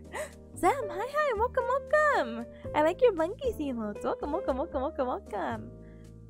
I can't one up you with blankies, but the only blankie emote I can think of right now is Teru's. welcome now. We're just talking about biomechanics and stress relaxation response. So what's gonna happen is that for this articulate cartilage that we see here, oh my goodness, this is what it normally is. And you see that these spaces are evenly distributed for the most part. So what's gonna happen is that we're going to place a load, and whatever water this articulate cartilage is going to have, it's going to come on out. So it's coming on out in A, the water is leaving, it's happening in B, and what happens then in C is that when load is going to be removed, the compression that has occurred is going to lead to permanent shortening. But what's going to happen though is that you see how it's spacing out from C to D? That water, the fluid, is going to become redistributed, and it's going to try to replicate what it was once before, but now it's shortened. It's a little bit weird. So basically stress relaxation response is, yeah, hey, that's shortened and everything, but we're going to try to return to normal. Well, creep is not going to necessarily return to normal. It's just a response you have with a weight that's going to be applied over time. Wah. This is again the same thing that we have, and basically the reason why these creep responses and the stress relaxation responses occur is because of the viscoelastic properties in our body and also in this tree. trees have viscoelastic oh my goodness, I can't fake a voice. Trees have viscoelastic properties because of the wood's properties. Understand that wood has water and etc. If hanging a ball, the tree limb will come down with its weight, aka the load that's gonna bend that tree branch. So blah blah blah blah blah blah blah blah blah. And the reason why learning creep is important is not because we're gonna be putting balls on trees, but understanding that this constant load that we put, let's say for maybe our posture, even our posture now, is going to influence the posture that we're gonna have many years from now. If we're constantly slouched over, we're gonna constantly have, or our head is super forward, we're gonna have this like rounded shoulder posture that's gonna appear, and that's something we have to keep note of. That is not our normal posture. That is just a creep of that constant load of our forward head and our bringing our shoulders forward, which is creating that posture, and which is why it's important to see if we can address it or at least adjust ourselves. Yeah, big posture check.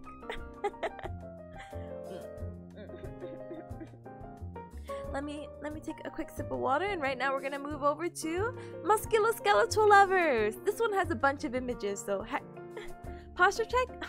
Hold on. I'm trying to drink water.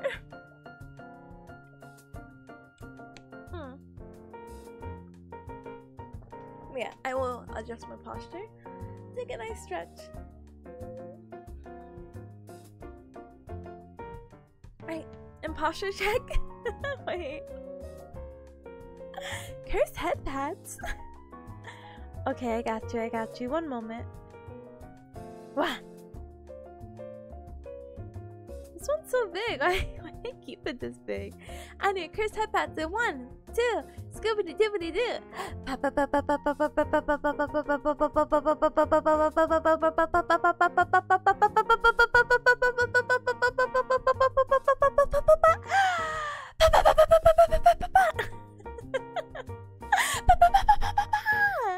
And those were your cursed headpads. Cursed headpads indeed, I know. Alright, so let's talk about musculoskeletal levers. So we could talk about, let's run through this like a short slide, and then we'll talk about different examples we can use, okay? So for musculoskeletal levers, we have to understand that our bodies have these because there's a lot of internal and external forces that are going to produce torques through these bony levers that we'll talk about in just a moment. Understand that a lever is just a simple machine consisting of a rod over a pivot point, and that there's going to be 3 lever systems in the body. We have first class, second class, and third class. So for the first class, that's going to be the axis of rotation that's going to be in between an external and an internal force. This is what I think most people would refer to as like a seesaw. So at the seesaw, you have like kid A and kid B, but except kid A is external and kid B is internal. And basically the axis of rotation is going to be between this, and we're going to basically do the seesaw thing. Understand for a first class lever, a mechanical advantage is going to be determined by the force that's going to be furthest away from the axis. Huh? Thanks, my hair is now a static mess. I'm sorry. I'm sorry. That's the price you pay for cursed head pads, unfortunately. Super cool, fun, quirky. Leaves my hair messed up. Comment. So for the second class levers, we could talk about the external and internal force on the same side of the axis of rotation, but the internal force is going to be furthest away. And this class 2 is going to be the most mechanical advantage for our muscles. And again, we're going to talk about this more in depth. This is just like an overview. And third class is going to be the external and internal forces on the same side of the axis of rotation, with the external force is going to be furthest away. And this is going to be mechanically advantageous for external forces. So let's talk about it, okay? This is an image of what we just saw as well. So this is going to be our seesaw.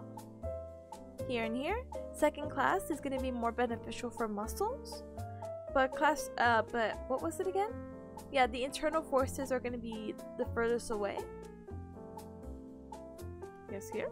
And then here, this is where it's going to be the most advantageous for external muscles. But let's break it down, okay?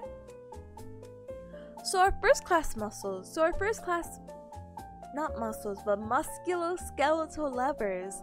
First class, again, is going to have an axis of rotation between the external and internal.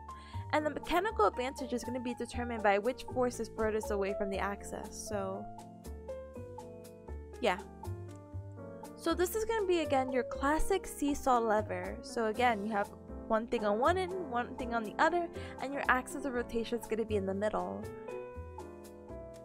So the furthest distance away is going to create a greater mechanical advantage. So one of the examples he'd use is in class about the, oh my gosh, let me say this right, atlanto-occipital joint, and basically it's just our head going back and forth. That's even like a seesaw example that I'm sure you can even feel when you tilt your head. Again, you nod your head or bring your head forward, you bring your head back. For the second class, it's going to involve external and internal forces on the same side of the axis of rotation, where the internal force is going to be the furthest away.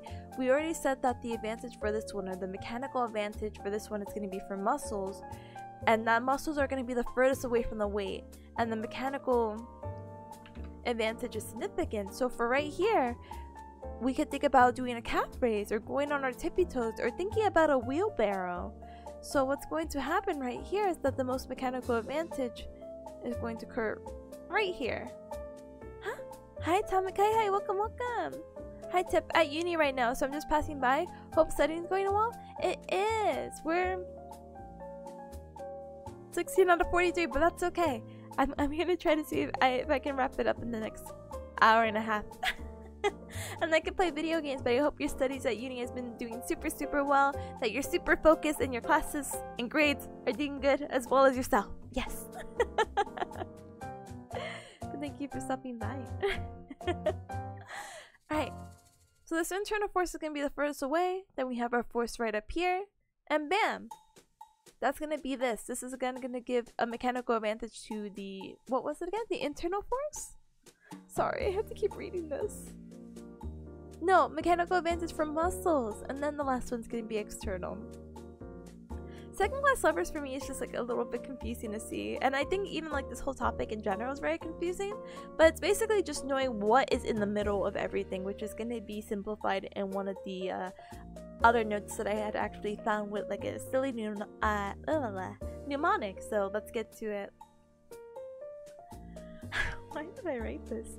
So third class levers are going to be external and internal forces on the same side of the axis of rotation, and the external force is going to be the furthest away. So this is going to be the most mechanical advantage for external force.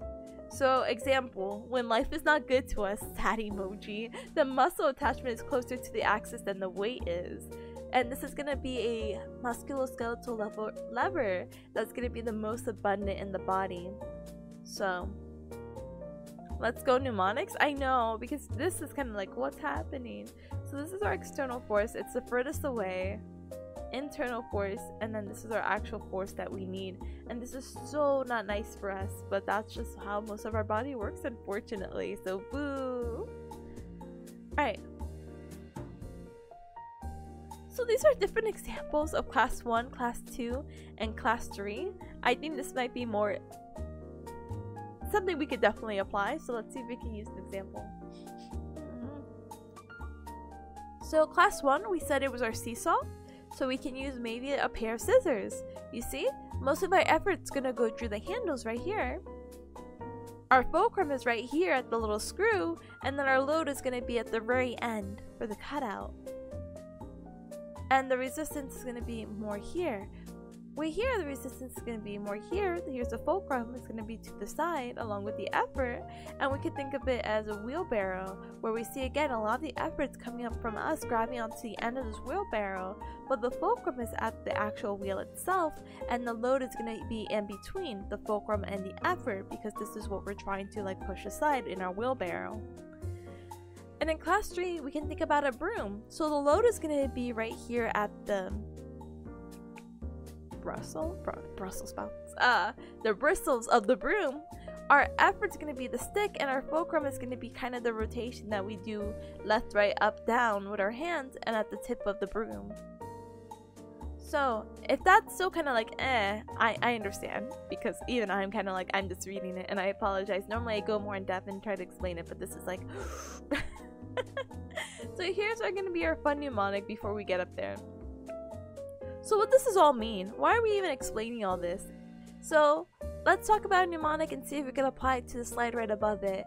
So again, recall we have 3 different levers, or musculoskeletal levers. We have class 1, class 2, and class 3.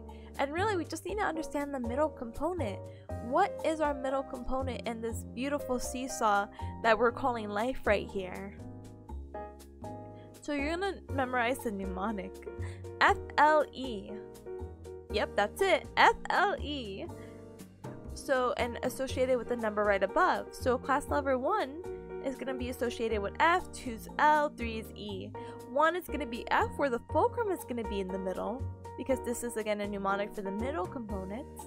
The second class lever is going to be the load, and our third one is going to be an effort. So they're trying to use examples right here. So the first class lever, the fulcrum is going to be in the middle. We could think about tricep extensions at the elbow, which is a good example. For our second class lever, where the load is in the middle, we can think about the ankle joint, or when we're doing plantar flexion. So think about, how do you call it? Us going onto our tippy toes, or like ballerina dancers. And then class 3 levers is going to be where the effort's in the middle. So when we do a bicep curl, even doing a bicep curl now, I'm like, yeah, I feel it in the middle by my elbow. So yeah, FLE. And I think this is really just saying it again, but this is just basically defining what each part is. Oops, my bad. So the fulcrum again is just another fancy word for like our axis, or like where we kind of spin or rotate. So fulcrum is the fixed point or axis of the lever. This is where the lever is going to turn or pivot, and joints are going to be joints are the fulcrums of the body. For load or resistance, the weight or resistance is what the lever is going to be moving. So think of lifting a weight when doing a bicep curl, while the effort is going to be the force applied to move that load. It can also be referred to as a force. In the body, the effort is providing the muscle contraction. So our force is going to be the muscle, our fulcrum is going to be the joints, and the load is going to be that weight or resistance that we're moving. So again, that's why they keep using bicep curls, because let's say you're holding like, I don't know, a 5-pound dumbbell and you're bringing it closer to your body. As you bring that load up, the effort to bring your muscles as you bring that load up, your muscles would be contracting right up here, bringing the force up, and then the fulcrum again, that's where it's going to be turning or pivoting. Anyway, let's talk about something kind of not as fun, but we should probably know it. So we talked about joints being fulcrums. Let's just talk about joints in general and how we have different kind of joints. We have 1, 2, 3, 4, 5, 6, 7. We have 7 different kind of joints in our body, so we can actually associate it with IRL things as well. So that's what we're going to be doing in each box that we go to, okay? So for the first one, we're going to talk about a hinge joint, not cringe, hinge. This is going to be movement that's going to occur perpendicular to the hinge and has 1 degree of freedom. So we could think about this as a door frame. So you have the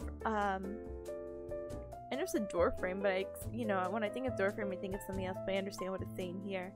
But think about it again with those bicep curls. Your hinge joint, here's your humerus, the bone above the elbow. Here's your ulna, one of the bones below your elbow. And what's happening is that this hinge is only going to allow it to do 1 degree of freedom. And we said 1 degree of freedom, or what that means in general is just what movement it's allowed. Yes, 1 degree of freedom can be flexion and extension, and before you're like, Tippa, that sounds like 2 movements. It's like, no, they're basically the same movement though. You don't need to go to any other plane while doing that motion. The elbow cannot do external rotation or internal rotation. It's the shoulder that does that. And it can't do abduction or adduction because the shoulder does that. So that is why our ulnar humeral joint, or even our interphalangeal joints, or like our fingers, only have 1 degree of motion. So let's talk about pivot joints. So, okay, this is like the same thing. What are we looking at, Tippa? So this was focusing on the ulna and the humerus. Now this is talking about the humerus with the radius bone. Oh my gosh. Yeah, the radius, which is your bone. Right here, right besides the ulna. So a pivot joint is also going to have 1 degree of freedom. Think of it as a central pin surrounded by a larger cylinder. And because of that, that's going to allow it for only 1 degree. Oh, this is our example spin. Yay! So the primary motion of a pivot joint is going to allow it to spin. So we can see in this doorknob handle. So analogous to a doorknob where the axis is parallel to the mobile segment. So right here, you're kind of thinking like, how does this bone spin? So what happens is that this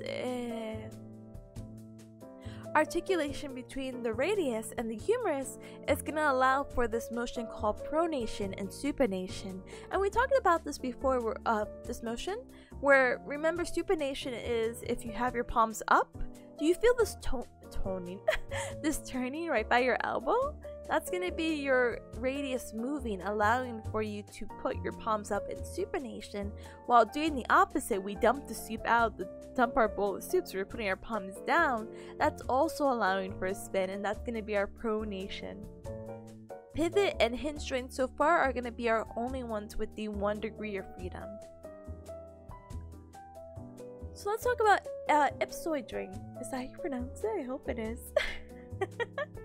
So this is going to be a joint surface that has an elongated convex member articulating with a similar elongated concave member, and the joint is oval shaped, and that's going to allow for 2 degrees of freedom. Well, that was a lot, right?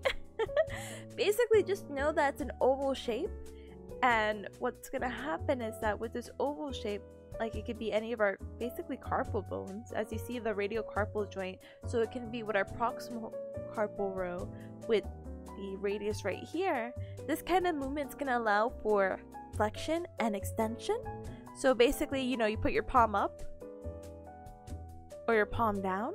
It can be in either direction. You can have the palm facing you or away from you. Either way, the ipsoid joint and the articulation of the proximal carpal bones with the radius is going to allow for flexion and extension, so that's 1 degree of motion. And our second one is something you don't really think of, but it's going to allow for adduction and abduction, but in the hand particularly, we're going to call that ulnar deviation or radial deviation.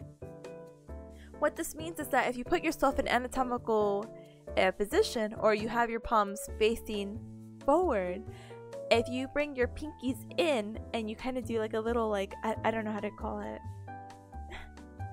If you how do you describe ulnar deviation? Yeah. Your pinkies are maybe like touching your thighs or something, like maybe you're sitting right now.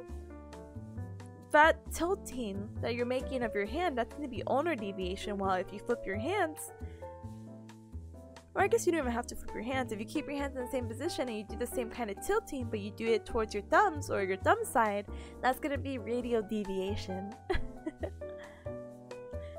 Yes, the soup position and the prone to drop your soup position. Exactly. You have to start memorizing however you can. Anyway. Let's talk about ball and socket joints. So I'm actually pretty sure that you guys are familiar with these. So our ball and sockets can be about the shoulder, which we were just talking about earlier, or even your hip. You see right here, this is your pelvis. This is going to be the femur going into your acetabulum. And this is going to allow for a, this is going to allow for 3 degrees of freedom.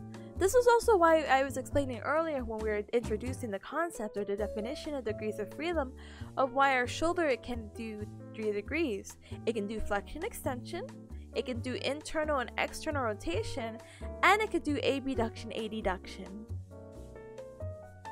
Is that tilting like you use your hand to wave a big howdy?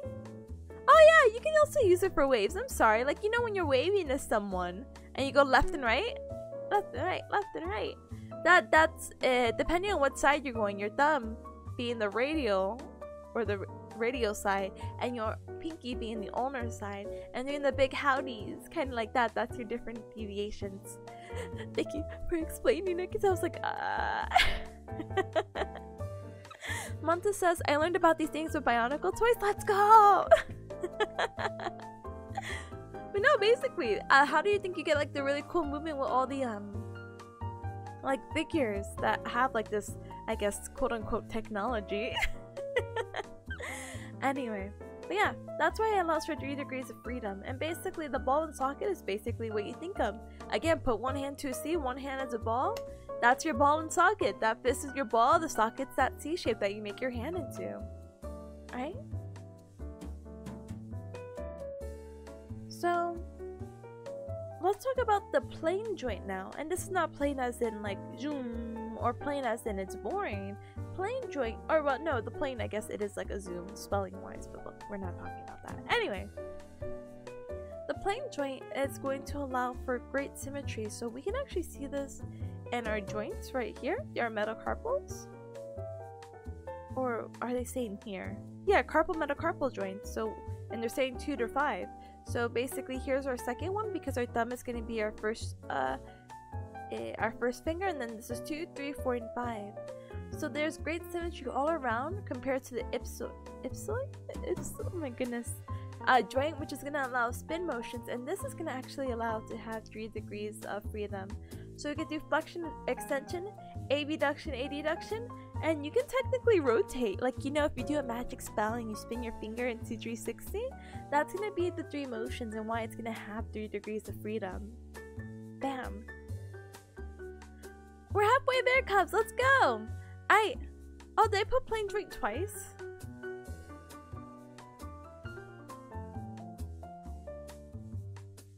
Haha. Whoops. Haha. Whoops. Ha ha ha ha ha. Ha ha ha. Ha ha. Delete. I guess with the spinning around your finger with the thing, yeah, that can be motion. Yeah, so cool, am I right? But it's not technically on a plane, I guess, even though I would have assumed those transfers. So actually, I'm so sorry. The movements combine sliding and rotation.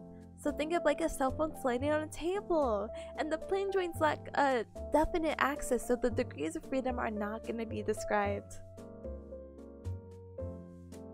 There's no degrees of freedom, I guess. Teehee, so sorry! Bro, how many times did I write plane? How many times did I write this? And why did no one say anything? I was copy and pasting these, but for whatever reason, they were giving me like the worst time. Like I was trying to type something here, and it kept deleting my image, and I'm like, please. Oh, sorry. Yeah, because hold on, let's get this in order. Ball and socket plane. Oh my gosh, my classmate's gonna be so upset because he said that he printed this out, and I'm like, yep, it looks good for printing. I'm so sorry. No, it's fine, it's whatever. Anyway, yeah, so that's a correction. Plane joint, there's no set degrees of freedom because of the axis is on. It's undetermined, unfortunately, but it is important to know what a plane joint is, and we just describe those as our fingers basically. So yay. Anyway, so let's talk about the saddle joint. Yee hecking haw, partners. So yeah, saddle joint is gonna sound exactly what it seems like. It's going to be like a horse saddle. So with that, it's going to what do you call it, limit spin motion, so it's gonna only give it 2 degrees of freedom. Oh, hey, give me one moment. I'll be right back. One of my classmates, my old classmates, is calling me. I'll be right back.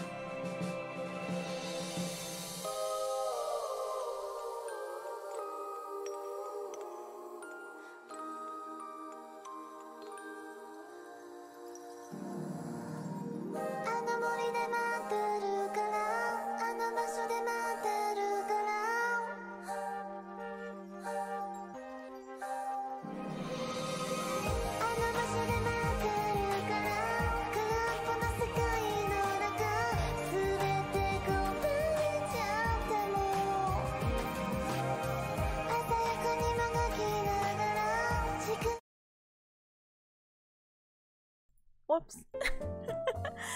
Okay. That was interesting. So I'm so sorry I didn't even do a raffle. I was just like so concerned because, don't get me wrong, my classmate who was calling me, what do you call it? It's not that we don't talk often, but last time she had called, I was like really concerned for her and all that jazz. But everything's doing okay now. She's like, oh, I'm so sorry, I called the wrong Tippa, and I'm like, oh, no worries, no worries, no worries. Oh wait, I need these, so actually I'm gonna drain myself. Anyway, so it turns out everything's okay. It was just like a missed call, but then she's like, oh, I'm heading to your area. Like, do you want to hang out? And I'm like, I'm sorry, I had school. No! I wanted to win the raffle. Look how much money I have. You see?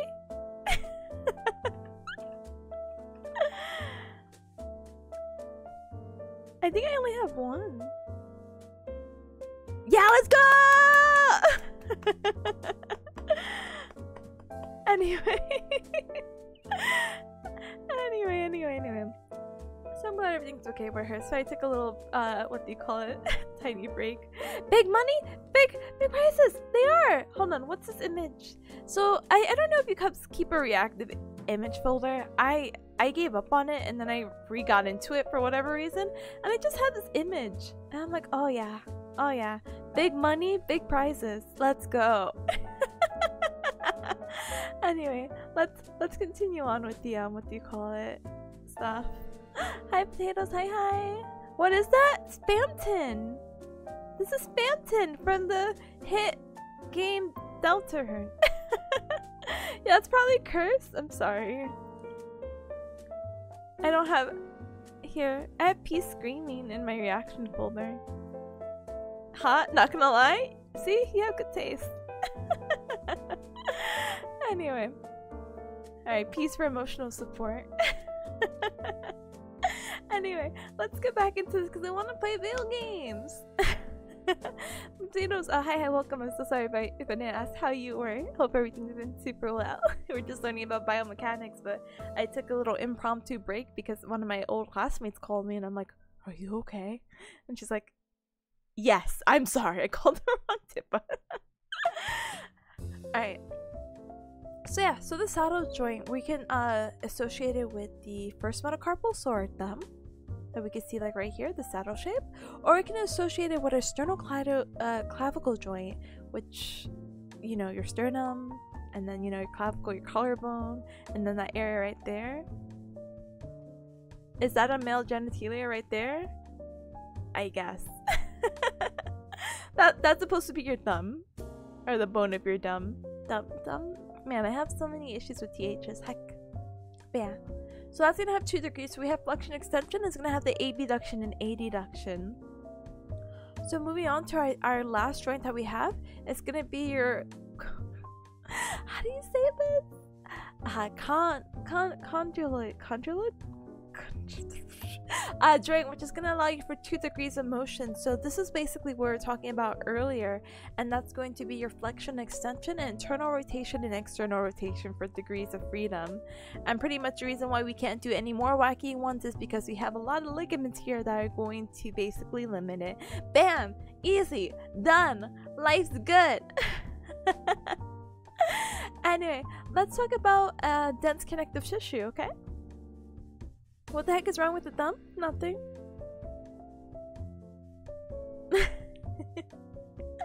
Anyway. Excuse me.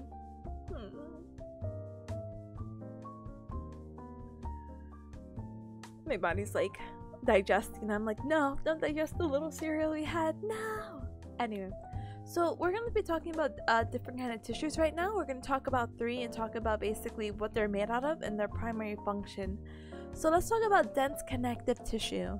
So dense connective tissue is basically what's going to be made up by the tendons and ligaments, and it's going to be consisting of a higher density of collagen fibers. So,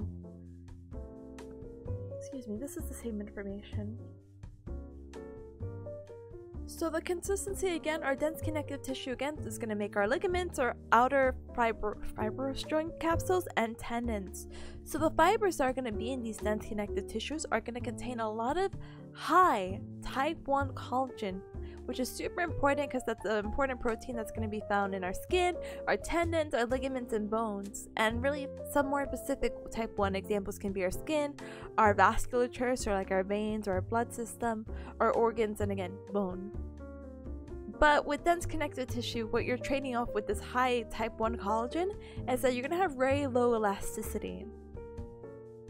The ground substance that's going to contain, it's going to have low proteoglycan content, and proteoglycan is going to be the thing that's going to provide hydration and swelling pressure to the tissue to allow it to withstand compressional forces. So not for anything, but let's use again say dense connective tissue in our bones. Bones is again an example of the dense connective tissue. They're not really elastic, hence that would explain why they are of lowest elasticity, and they have low proteoglycan content because this is not something made to hold a lot of compression forces. And I know a lot of you might be like, oh, but isn't it supposed to absorb shock? Yeah, that's one thing. Shock is one thing. Compressional forces is like a completely other thing. But continue on with the bone example to give you like a better image. The cells involved with the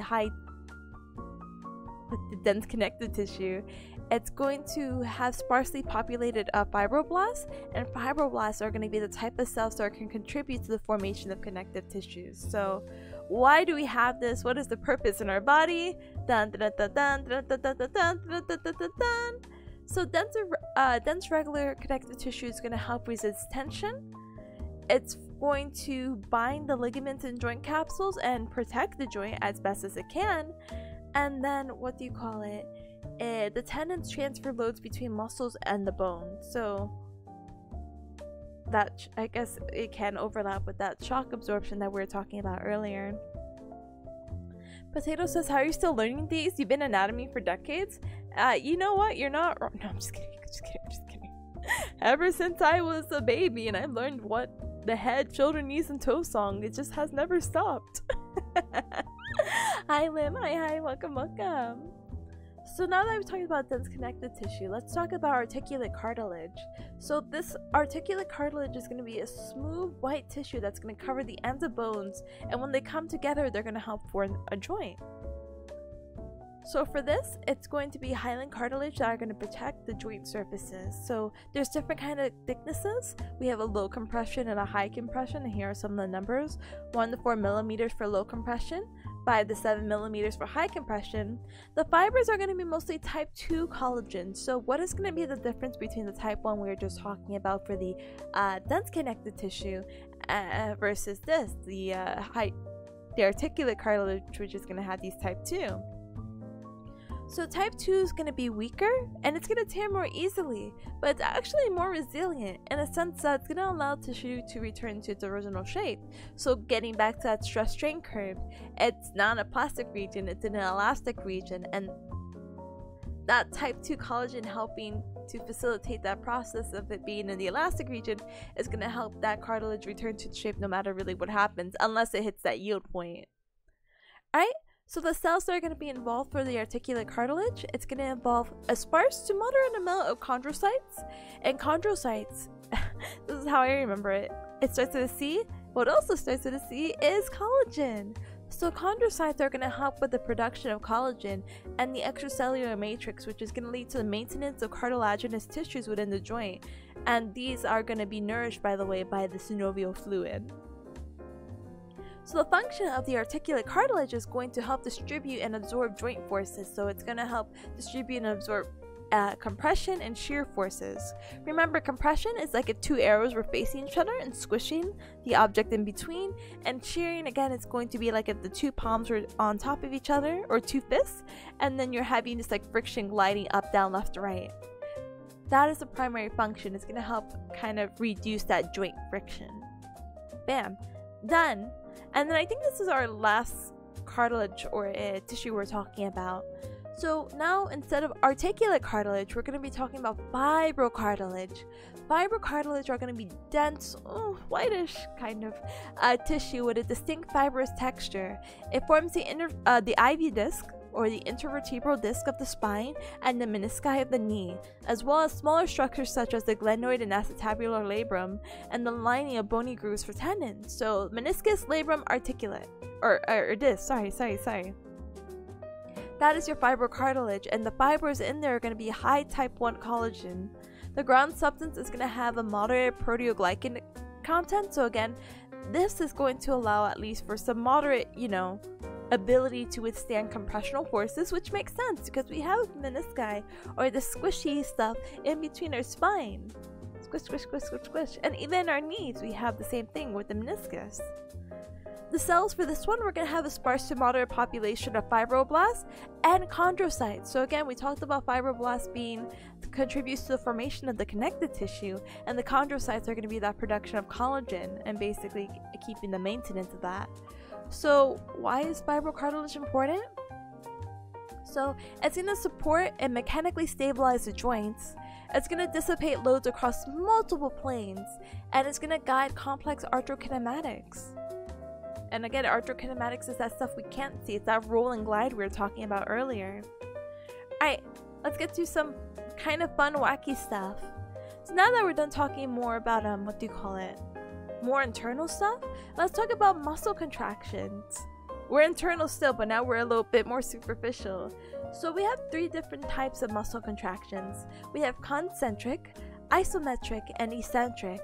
Concentric, again, this is how you remember it. The word con in Spanish means to be like with, right? Like conmigo. That sounds so not Spanish, I'm so sorry. Like the word conmigo, which means with me, So with, or the concentric, is going to be a contraction where the muscle length shortens as it's active. So again, those beautiful bicep curls, as you bring, let's say your forearm closer to you, that's going to be a concentric muscle contraction, where the opposite is going to be eccentric. So we're just skipping to that last one right here.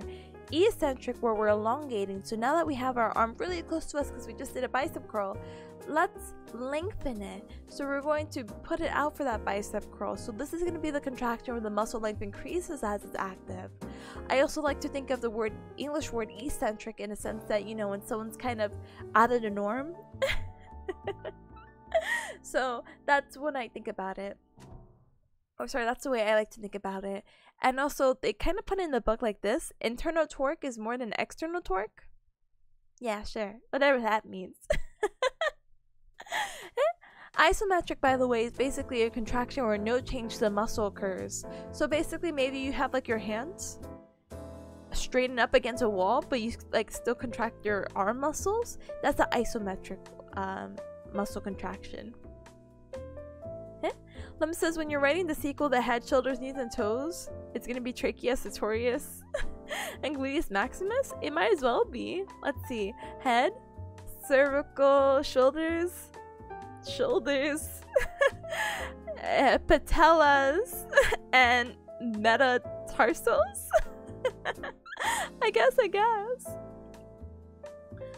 So when we're looking at these type of contractions, we have to understand what has the greatest force potential, and that's going to be eccentric, which makes sense. When you're elongating the muscle, that's going to have the greatest force potential because you are...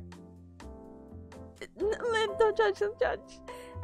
You're elongating or increasing the muscle length, while the least one to create the greatest force is going to be concentric, because remember, you're shortening the muscle length, which is not going to allow it to do much. So speaking of non-contractile force generations, let's talk about the slide and then talk about a little bit more of what he said in this review. So non-contractile force generation, we understand that there's these things in our body called actin and myosin, and they're going to contract and shorten to produce a muscle contraction or a force. But what about the non-contractile structures? those structures are going to generate force through passive tension, and basically we could talk about it as series or parallel. When we talk about series elastic components, we are talking about tendons, and remember, tendons are muscle to bone, while the parallel elastic components, we're going to be talking about the epimysium, perimysium, and endomysium, which is unfortunately something I am not that well versed in. I'm so sorry. But pretty much what happens is that you're gonna have the spring effect right here with the series components or the tendons, but then for the parallel elastic components, which we can see here and here, it's gonna create a significant force generation. Ah, Simgar, thank you so very much for the follow. Welcome to the Cup Club. Welcome, welcome, welcome. And welcome to biomechanics. Welcome, welcome, welcome, welcome, welcome. So, for the parallel, which we see right here off to the sides, this is going to allow for significant force generation. So what's going to happen is that we have these proteins. So we have the Titan, which sounds so awful because I just watched the newest episode of like Owl House and it's like Titan blood. It's like, oh. Hi Cake Chan, hi, welcome, welcome, welcome, welcome. Welcome to Study Stream Before It Being Toxic Gamer Stream. Leaves a polite shout out. What is this? What is what? What I'm studying? Biomechanics. What is this? My cat who yawns a lot. What is this music? Bossa Nova. Oh, what is... That jump scared you? I'm sorry! I'm sorry! I'm sorry. Goodbye, peace. I'm sorry. No, there's just a lot of things happening, but I have an exam later today, so I'm forcing myself to study. AKA just read my notes from the review out loud. Hope that I remember it by the time of the exam, which is 4 hours from now, basically. But from up until now and then, I want to play a video game afterwards. So I'm like, okay, Tipa, all you have to do is go through your 43 pages of notes, read it out loud, and explain it like you're a teacher, and you're going to be okay for the exam. So I'm like, okay. Oh my god, good luck. Thank you. Hopefully I should be done soon. I am on page 27, and a lot of it's just gonna be pictures anyway. So, wow, wow. Honestly, not a bad idea. It really isn't. Plus, I was gonna do the same thing to myself, so I might as well have a slight audience. No, I'm just kidding. No. But I was gonna be basically silently reviewing it, so I might as well like speak it out and like reinforce wacky memory techniques. Plus, I have like, I don't know what I wrote here. Hold on. The purpose of the stream is to help reinforce some of the information I've learned in Bearcat School. Allowing me to go through the information and teach helps me out. Please feel free to listen to, study along besides me, or use it as background sound as you glide to some lo-fi and learn about the human body. That's a lie, we're listening to some bossa nova. But you get the gist. Anyway, I appreciate you stopping by. If biomechanics is not your thing, which I completely understand. But yeah. So for the... I keep scrolling like I'm a weenie. Hold on. So parallel elastic components is going to allow for that significant force generation. We have the Titan protein or tissue, which is going to be a non-contractile aspect that's going to contribute to this parallel elastic component. And then we also have desmin, which is going to be that non-contractile tissue or protein that's going to help really mostly for just maintaining the shape and consistency of the muscle structure. But this doesn't really necessarily contribute to parallel elastic component, but it is a part of it, which sounds again a little bit weird. It's a part of it, but does not actively contribute to that significant force generation. Ta-da! Alright, now let's talk about active length tension curve. So this looks a little bit overwhelming, but I promise it's not. So this is just a fun graph, wow, to demonstrate the active length tension curve. So when we do a muscle action, so what's going to happen is that we just talked about the arrangement of actin and myosin, which is going to be the protein that's going to create this muscle contraction, correct? So what's going to happen is that the sarcomeres are going to shorten or lengthen, But when they shorten too much and when they lengthen to a certain capacity, their ability to generate a larger force is going to decrease. So what's going to happen is that if you have a significant overlap, it's going to decrease or reduce your force production. But if you have a significant separation, you're going to have a reduced force production. So what do we do? So what we do here is basically we find a mid-range, we find a compromise, and we get to the middle of it. So mid-range is going to be your optimal force production, and that is the ideal resting length. The ideal resting length is going to equal to the curve peak. So let's think of this as the MMT, or manual muscle test. Alright, Cubs, get out your biceps again, because that's a really popular example.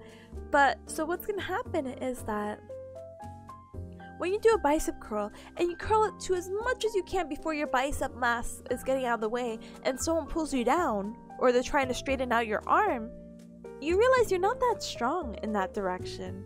So that's going to be the significant overlap. It's when the sacromeres are going to be shortened to that point that they're overlapping and someone's trying to pull you, you're not going to have the normal strength that you normally would. So let's try about a significant separation. So when we leave our arm out, stretched out in a straight line, almost 180, if not at 180, or sorry, they consider it 0 degrees of extension, but like a 180 line, and someone pushes you down, they can push you down relatively easy. They'll just push you down the wrist and bam, super easy. So how can you combat that and tell them, yes, I do actually have bicep muscles and I can do this, but I don't know why it's so hard? You put it in mid-range. So now you bring it to a mid-range bicep curl. So instead of having your arm straight out, and instead of you having your arm all the way close to your chest, you're gonna have it at like a slight L. And with this L, you did put the muscle into mid-range. So now if someone's trying to pull you down, this is going to be the optimal force production. You're going to produce enough force to be able to fight that person and have more of a fair fight with that. Think of, a good example is like when people do arm wrestling and all that. You don't handshake someone with straight arms, right? And you're trying to like do arm wrestling. You put your arm like in a slightly bent position, you grasp their hand and you go, yeah. Alright, so though we talked about active length tension curve, we can also talk about passive length tension curve, which is basically just understanding as the muscle gets longer and stretched out, so maybe again our arm is at 180 or 0 degrees of extension, you get it to a critical lengthening, and it usually just past mid-range is when you start seeing the curve go upward. So we see this go downward, so the opposite of the active length tension curve is going to be going upward, the passive. So the longer the muscle, the more total force is going to be generated due to the spring effect from the parallel elastic component and the tighten that we were just mentioning earlier. Bam! Brain expanded. Kind of. And so if we want to see about the total length tension curve, we just need to understand that's going to be the combination of our active length curve, which we see right there, and the passive length, which we just talked about, and bam, total length tension curve. Amazing. Wow. So good. So cool. Alright, let me bring this up slightly. Sorry, my document is thinking. Alright, so with that, let's talk about different types of relationships. Let's talk about a force velocity relationship.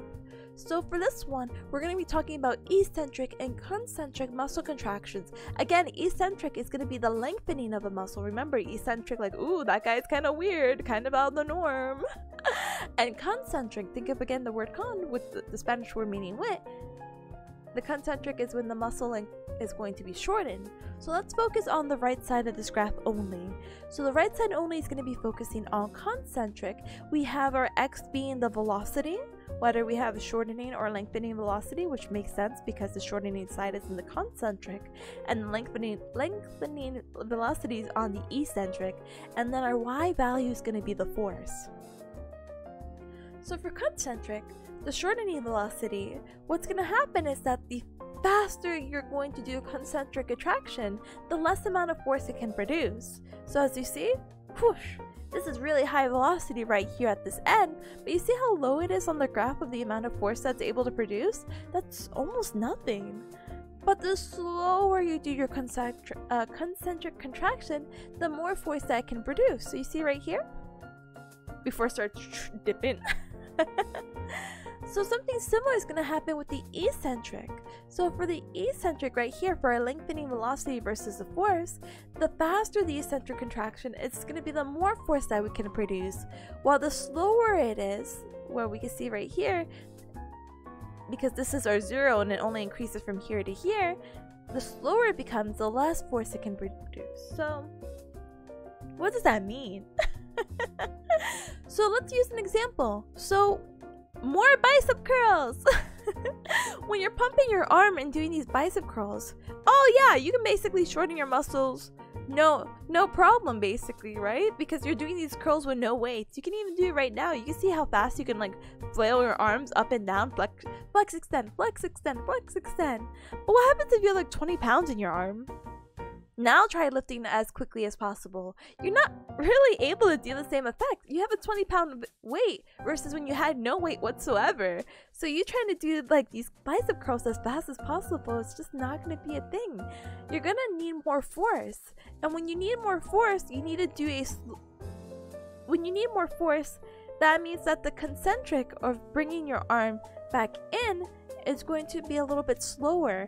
That is why when you have a heavy weight, your motion is more slow and controlled, and you can feel the muscles lengthening and shortening as you're doing, again, this bicep curl, especially with a heavier weight. And it doesn't have to be 20 pounds, it could be 2 pounds, it could be 5 pounds. You're gonna need more force to accommodate for that weight in your hand now, and it just depends on what action, again, you're doing. If you're bringing it to you, again, that's concentric shortening of the muscles, and if you're bringing it away from you, you're gonna be doing the eccentric. Yeah. Yay, we're on page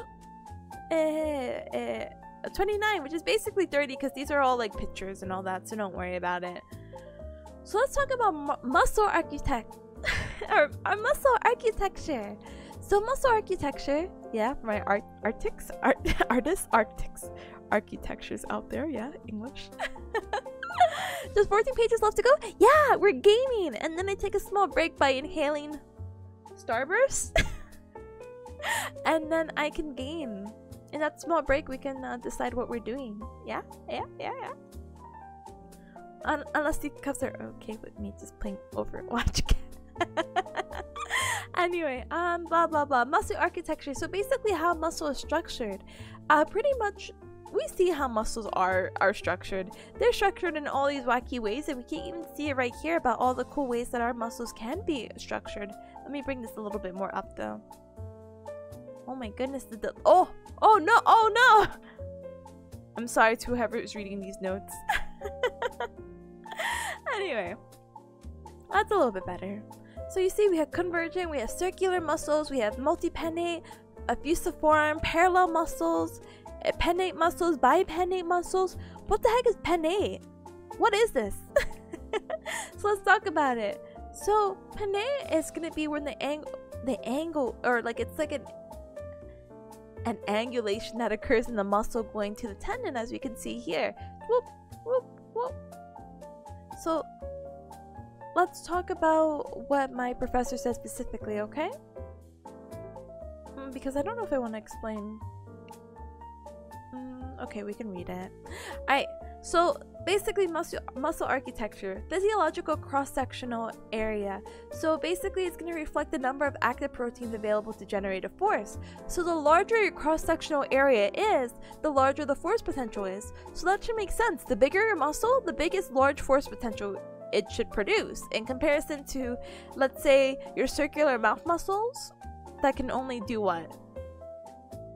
I don't know. That I don't know. I'm so sorry. There's like a shorter rectangular muscle right there. This is the only one I can think of right now. No, wait. Man, face muscle's kind of stinky. First of all, let's use the next muscle right beside it. So it's like a slight rectangle, but slightly tilted, called the buccinator, or buccinator. They get pretty kisses. Well, this muscle that I'm talking about actually does. Yes, it helps you do like a blowing, or like the what did they call it before, like the duck faces where you just put your mouth together.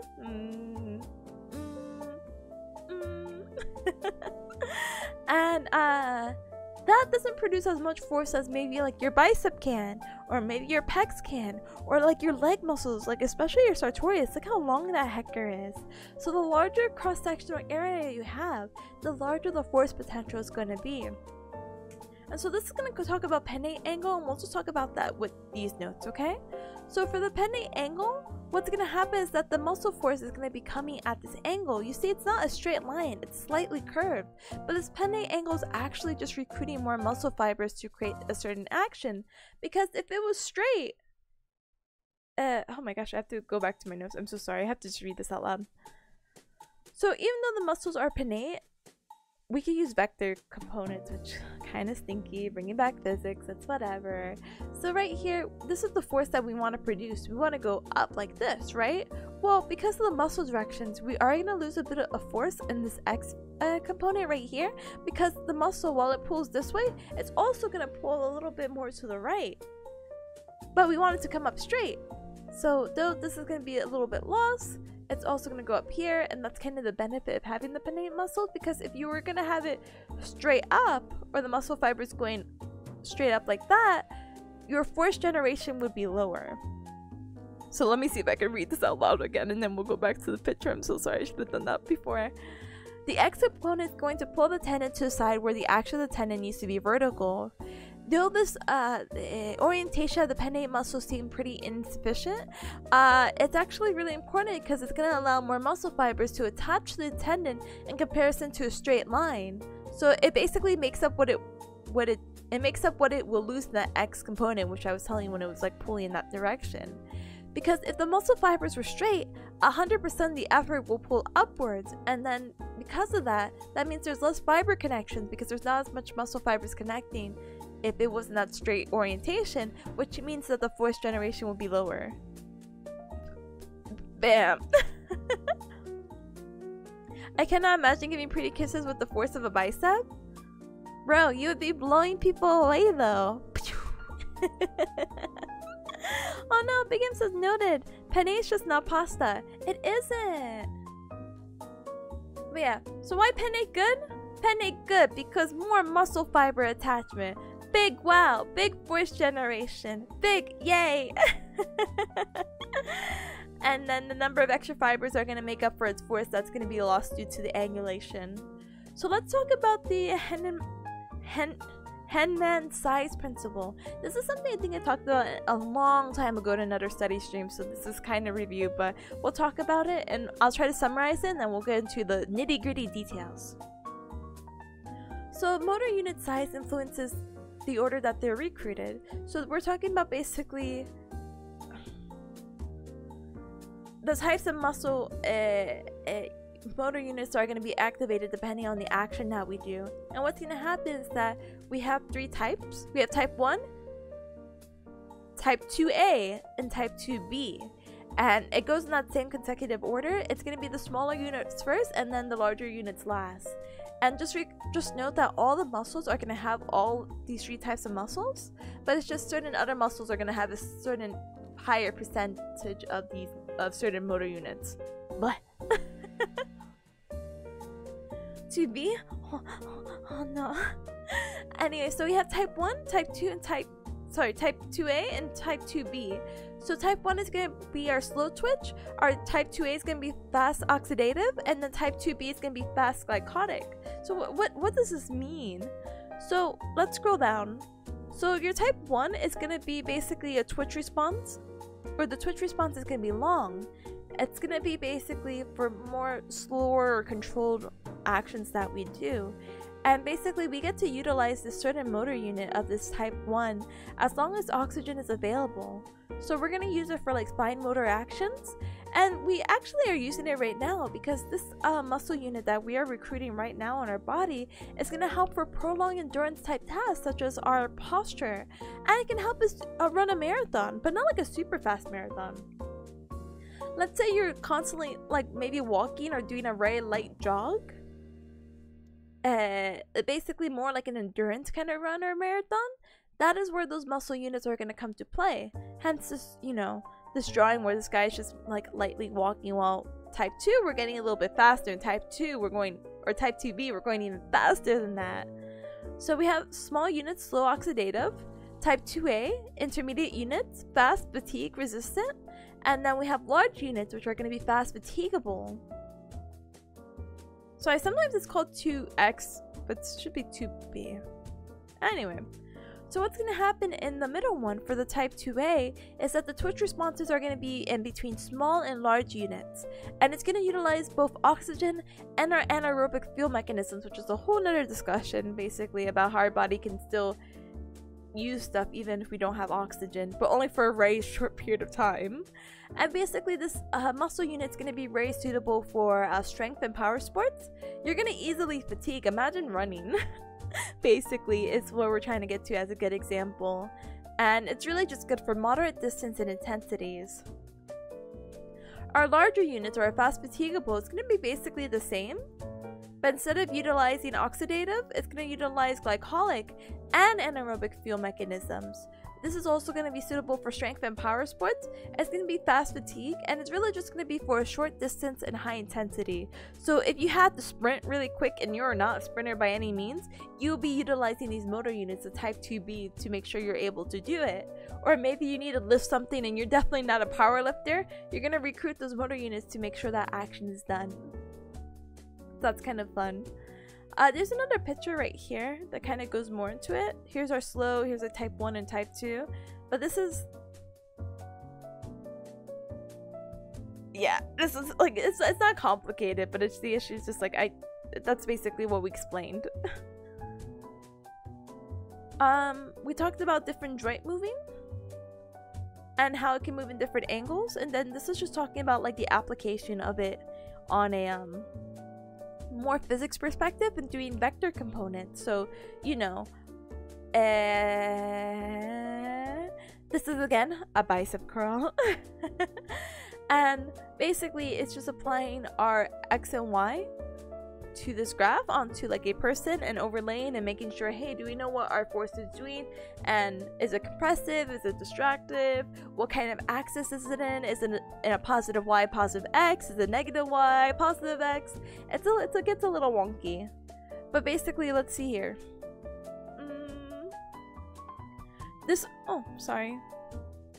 So let's say this is our muscle right here. What we're gonna do is that our x-axis is always gonna be parallel to the limb itself, and then the y will just come perpendicular to that, and that's how we get our graph set up. And then it just goes into other details that it is okay. I feel confident in, for the most part, that I will refrain from explaining this, but I apologize. He did some drawings, so that was really nice of him. Basically understanding that here's your force, you make a force y, a force x, and then, you know, you do the little dots right here. Understand that if someone is doing this, and then understanding the axis that's in and what you're dealing with, basically understand, is this someone doing flexion extension, is it compression distraction? It's really going to depend on what quadrant they're in. So let's say if you had like your knee joint and you had like an ankle weight, how that weight would affect it, and then the muscle force going this way. So what would happen? And then again, placing that x and y vector going from there and there, and then explaining that, oh, this is going to be doing this because it's going in this direction, this is going to be creating compressive force, while the weight is going to be creating a distraction force because it's going to be pulling away from the axis. Look at all these vectors. My mind screams. I understand it, but like anything that looks somewhat math related, I'm just like crying. But yeah, so compression and extension are going to occur because this is the knee going up, and then we have the flexion, which is going to be occurring because the knee will be going down, as knee flexion and extension would be happening that way. Last thing! Somehow we got to page 39 really fast! Yay! So we'll talk about body types. So pretty much body types is not to be like anything in particular. It's just basically how we may posture ourselves, right? So for this, we have like 3 ways we categorize people. We have ectomorph, mesomorph, and endomorph. So ectomorph is for those people who are pretty much like tall and lanky. That's like the easiest way to put it. Unfortunately, I'm so sorry. Where they're slender, they have smaller flat joints, low muscle, low weight, and ligamentous tension tends to check their end range. There's mesomorph, which these are people who are like bulky. Then what's xenomorph? Like, heck around and find out. Where's animorphs? Where's the necromorphs? Heck around and find out. But mesomorph is gonna be basically those who are like stocky and like bulky in the sense that they're like built. Or sorry, I can't say stocky because apparently it's endomorph, my bad. Anyway, these individuals are heavy, hard, and they have rectangular outlines, and basically their joints will present with a more muscular end field, while endomorph are people who are more stocky or pear-shaped. They have tapering extremities, large digestive viscera, large amounts of fat, and a large trunk and thighs, which is kind of like, okay. But these are kind of the shapes that they're trying to build out. Yeah, these are aligned, right? Endomorph is a bit rounded, mesomorph is your triangular, and ectomorph are more rectangular. They talk about base of support, but your base of support is basically the region of ground in which your body is in contact with. And that basically, to get a wide base of support, you just spread your legs, my dude. Instead of having your feet close together, put them shoulder width apart, and you're gonna have a relatively stable base of support. If someone pushes you, you are ready. But having a wide base of support is going to offer stability of the body, and therefore reducing the chances of a slip or fall. Then we have our static equilibrium and dynamic equilibrium. Static is basically when all the forces are acting upon the body and they're balanced. So maybe like our feet together, and there's forces that are going to be acting on us, but we're static. While in opposite, the dynamic equilibrium is going to be when the linear or the rotational velocities are 0, but they're constant. So let's think about like if we shift our weight from the front to our legs to the back of our legs. Like, you know, we're going up on our toes, then we're going back on our heels. That backwards shifting of weight is going to be considered dynamic equilibrium. I will now live with my feet at shoulder distance. Exactly. You're never not sure, you know? Someone could come around and do like a football tackle, and then you're ready with that wide base of support. Anyway, so we have the biomechanisms of standing posture. So right here, this is what a plumb line is, and basically your body has to go through certain like aspects to be within normal posture. Like we can, I think there's another drawing explaining the landmarks of these, but basically your body should line up with this. Not that the points have to, but like, okay, this is more anterior, because if it was more posterior, then you might look a little funky. You might look like this guy on the right. Posture check? Ooh.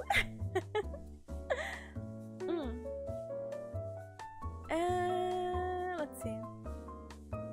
Basically, also posture and the standing posture, all that jazz. It's just explaining that basically your muscles are always at work. And they used an example of your soleus being at work. So what happens is that it's keeping you plantar flex or your toes down because your tibialis anterior would want to bring it up. But basically, these muscles working together and bringing harmony are gonna help you maintain that that erect posture, that straight up posture. And then this is the picture where it's basically going to describe the landmarks. So we can start from the bottom.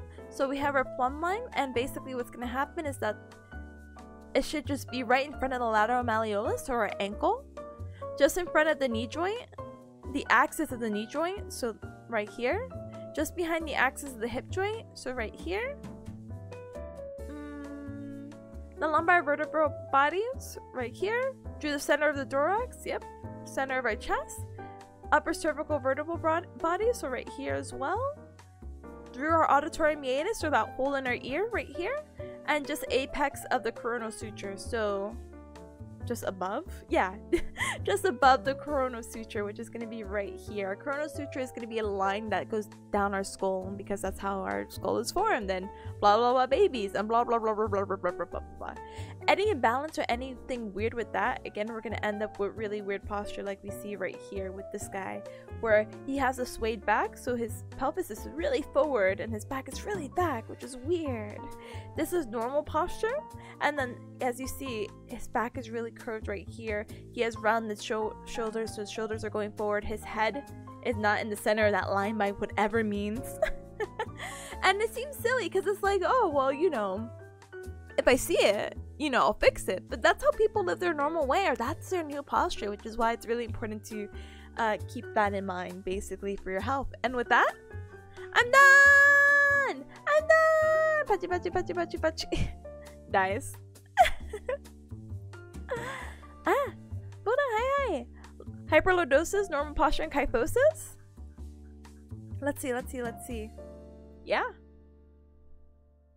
Would it not be? Let me see. I'm like, because I always associate lordosis in the weirdest way. Because kyphosis is more a hunchback, so yeah, that would be lordosis. Normal posture and kyphosis, yep. And you have your hunchback right there. Ta-ta! What's your major? No, I just kidding. Let me not ask your doxing information like that. Welcome. I'm so sorry you meant me for biomechanics. We were just studying my exam review, so I'll show you my 43 pages. Wow. So basically when I do study streams, they normally overlap with like anatomy and stuff.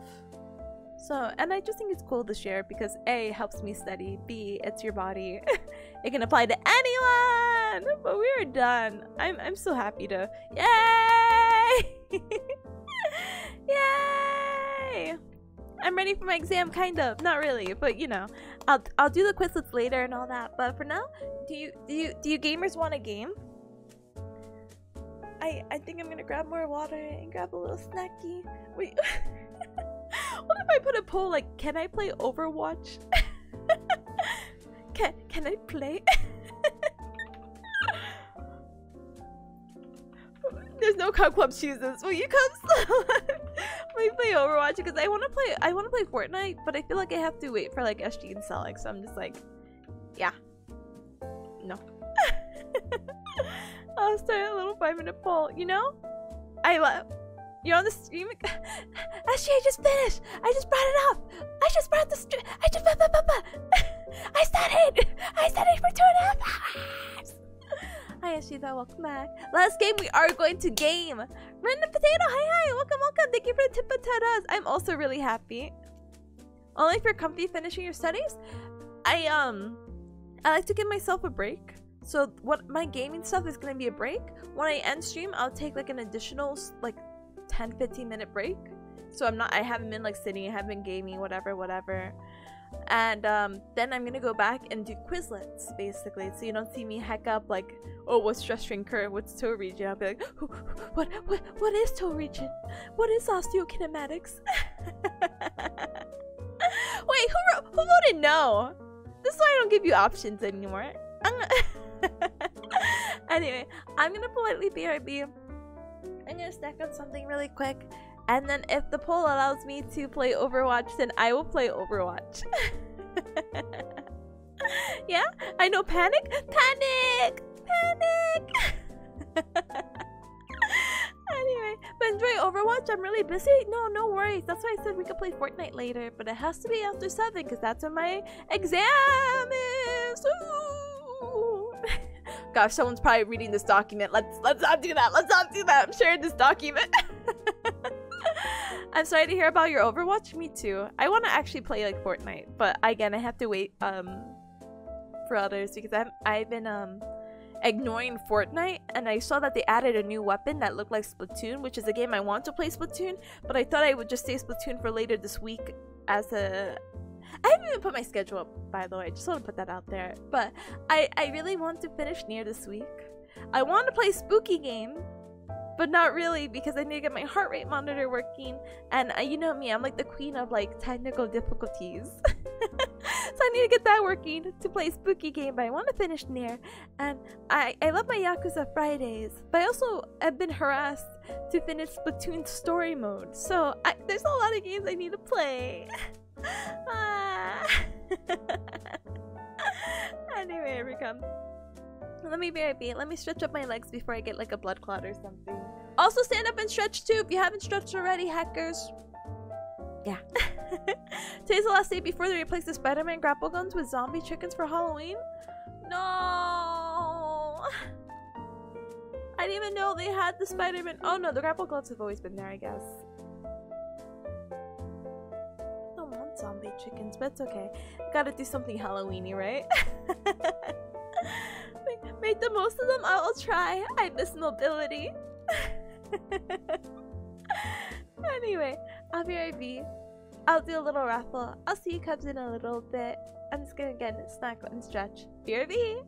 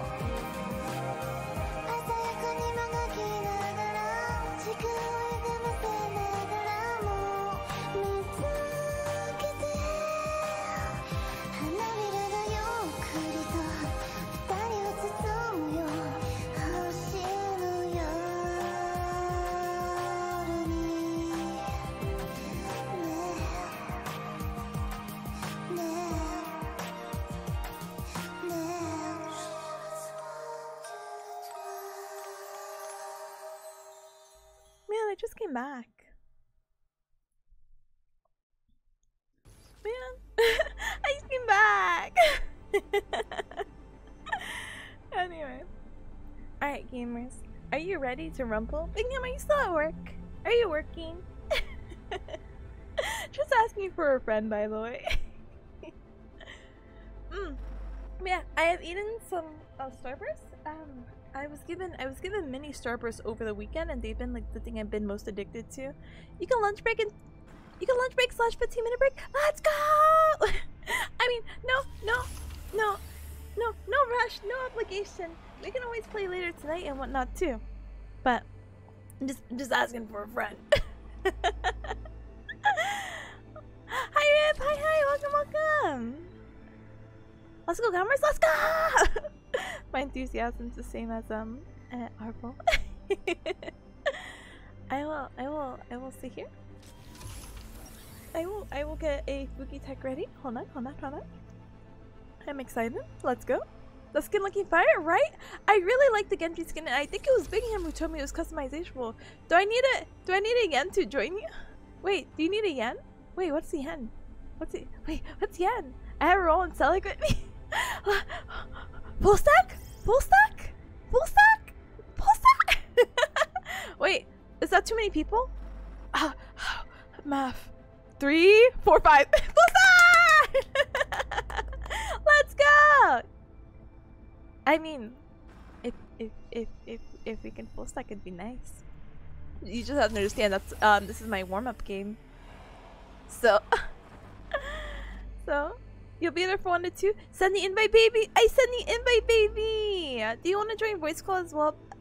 Big Cam? I will invite.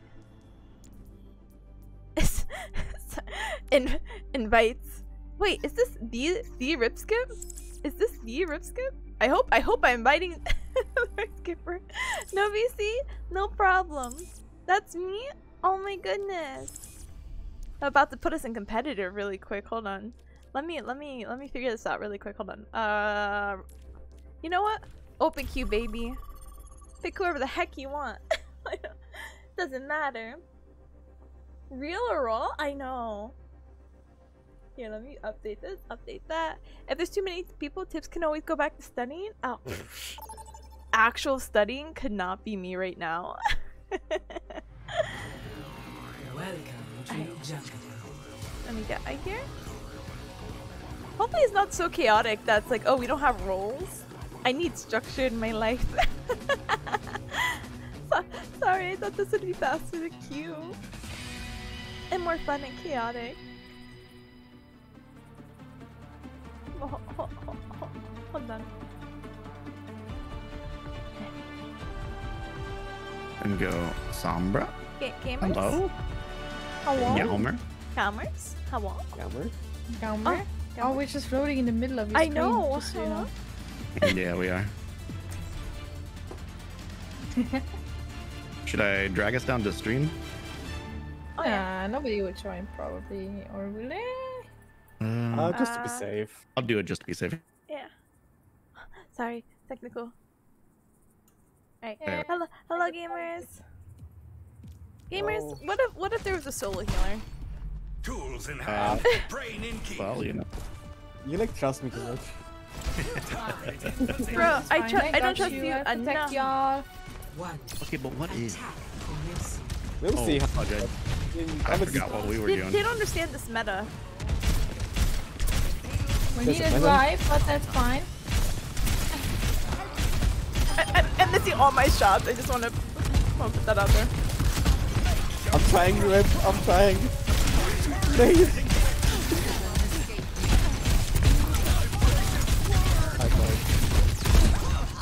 Oh my god.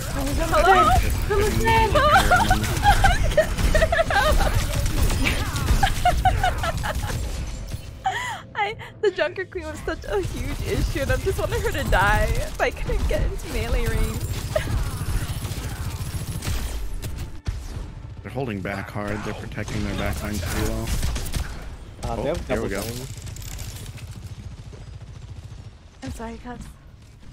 This is the meta. I just want to play Tor because I just want to flex They that. did double tank and double healer, then that's just a singular DPS. Okay.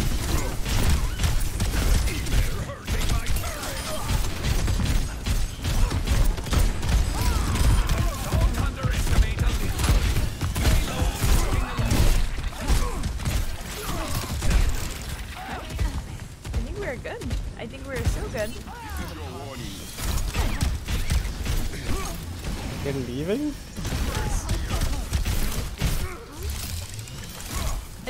I just want to put my. Oh, please don't hit me. Wait, where's he going? Hacker! Oh. The game is loud? Oh no. I got you. Let me put a roll up. Let me put Dalek up. What? Let me put them up. Down. Not Them a up. chance. Them up. Let me know if this is better or worse. Careful, we're outnumbered. I. The payload moves towards our desired. He's still gonna do just this one skip? Depends. I'm good. He really wanted to jump around. I He really think did. Tiffany said she's doing 1 or 2. Show them what you've got. Do it for big hand. Oh, they've destroyed me. Live. Whoa. Alright, let's go.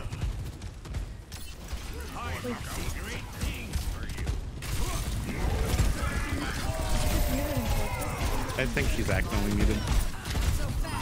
Just doing my job. Oh, sorry. Am I muted? Yep. Yeah. You're Yeah. not anymore though. You're muted. Sorry. It's all good. How's the game for everyone? Are everyone okay? Oh, it's going fine. Yeah. I'm honestly surprised. Oh god.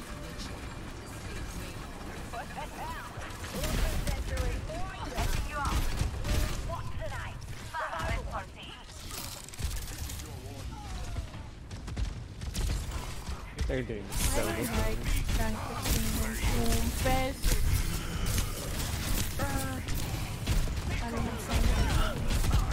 A little bit too tank. Tanks are super strong in Overwatch 2, so Yeah. It's okay. I will politely. Let's get to work. I don't know actually. Now it's going to get interesting. Time to let off some steam. Jenkins? Damn. Oh my he's goodness. open.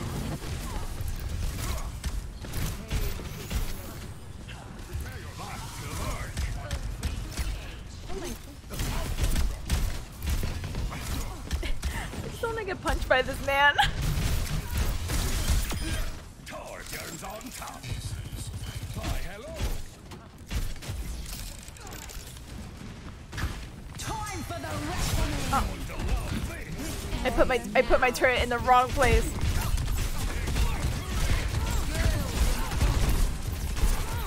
alright, I have ult.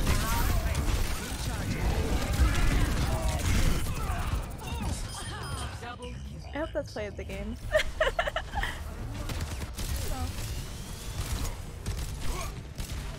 Rocket barrage in. Oh, I've just Alright, I will ult and then switch to something. baby's under attack. I will also. I love Torp though. Need this. He's I really am good unsure. now. I'm unsure what you guys would like at this time. Wait, what do you mean? What we like? Oh, like a character switch if necessary. What would you like? How? Okay, how about 5 tanks? Yeah. Hello. When in doubt, That just sounds tank like it out. Exactly. Exactly. Hey, hey.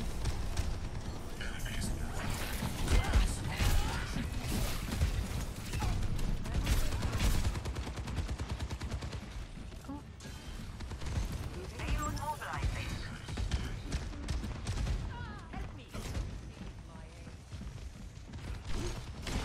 follow me, please. Don't follow. They outnumber us. Careful. They're gonna deal double tank. We'll do double tank.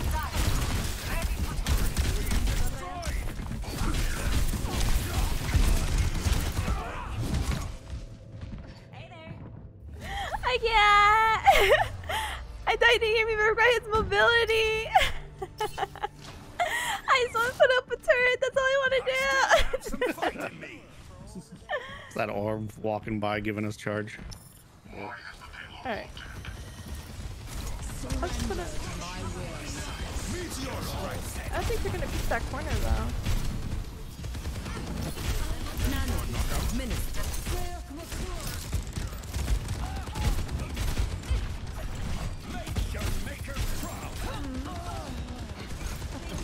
I'm sorry, I don't see anyone.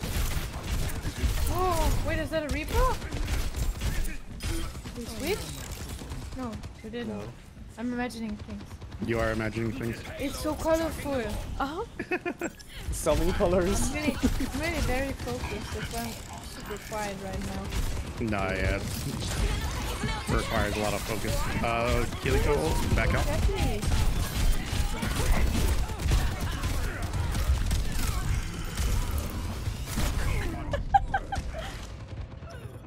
Oh no.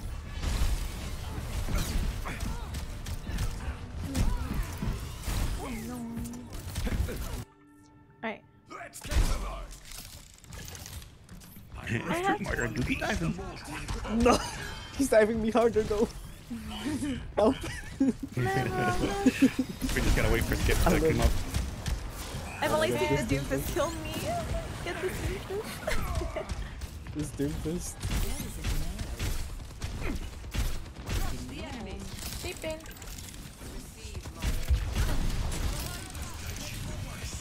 I'm overloading. Oh, from behind! No! I keep forgetting that there's this facade. What's that? Facade? Passage? It sounds like a French word. You can also like What? facade. 1 HP! 1 It probably HP! comes from friendship. Passive? No, I don't think it goes to words.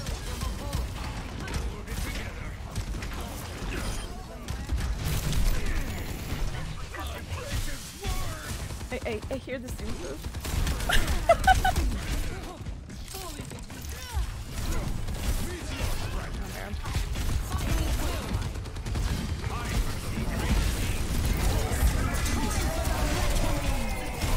I'm healing you so much, Sally, right now. Oh, Yeah, I pop love you. off. Pop off. I just wanted for that. Let's go.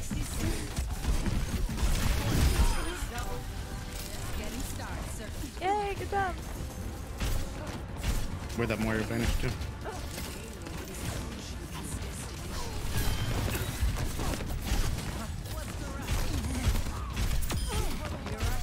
Nice, son. Nice. Hey, Nice. GG. Oh, It was a lot of work, but boom. Totally easy, totally easy. Yeah, yeah, got whatever. that. Yeah. game Wait, is Sally easy. died! I died at the end? No, like you were, and Yeah, screen yeah, is basically- Okay, yeah. That's where he does the invuln, and I'm like, oh man. And then they're all just keeping me alive. Yep. Yeah. Dang. That was a good one. That was so good. Fun game, Oh fun my game. goodness. I'm so sorry. I'm like looking. I'm like, is this a spam call? Oh my What? Amy, thank you so very much for the follow. Welcome to a Cup Club. Welcome, And welcome, then I welcome, welcome. Sorry, I'm just like Do not ah. perish.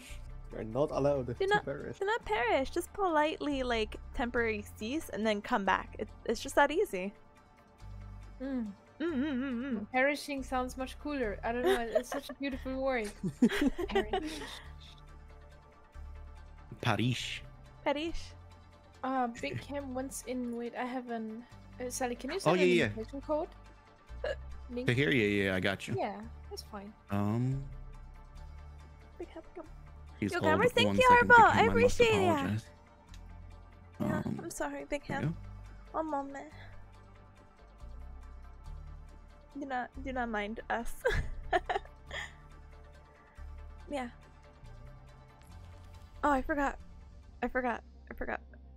Here. I don't think I can. I don't think you gave me the invite powers. Then send Big Ham this link.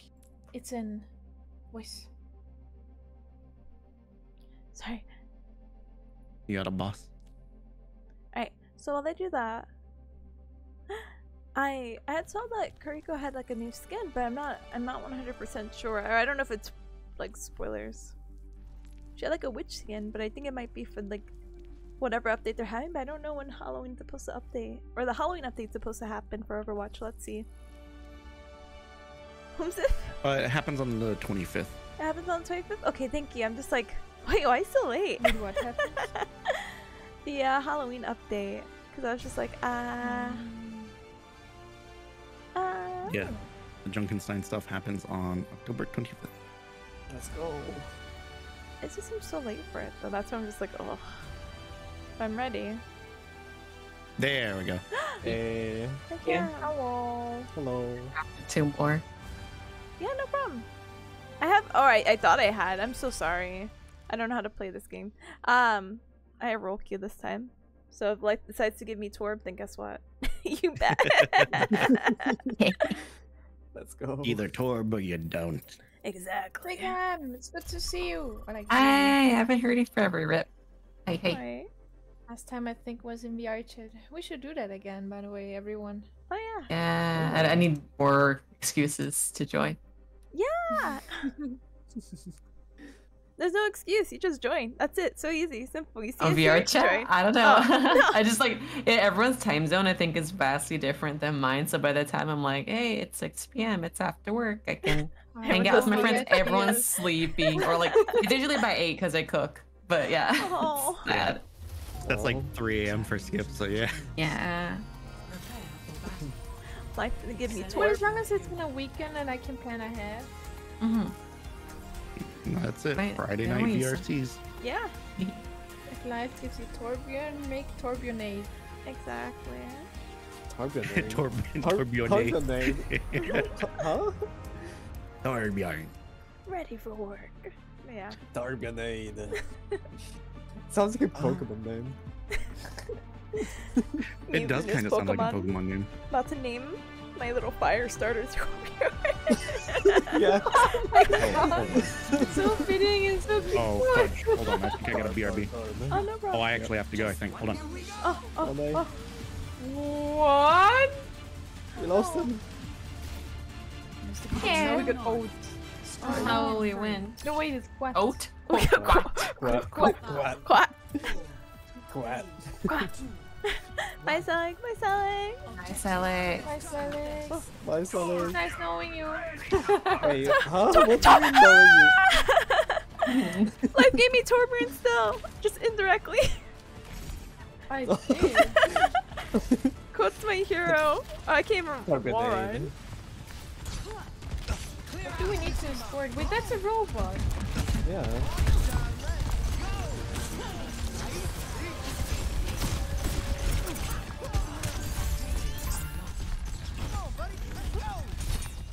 Oh god. I'm Thank so you. I'm so sorry. I'm like, that's all I can do. Oh no, you're doing great.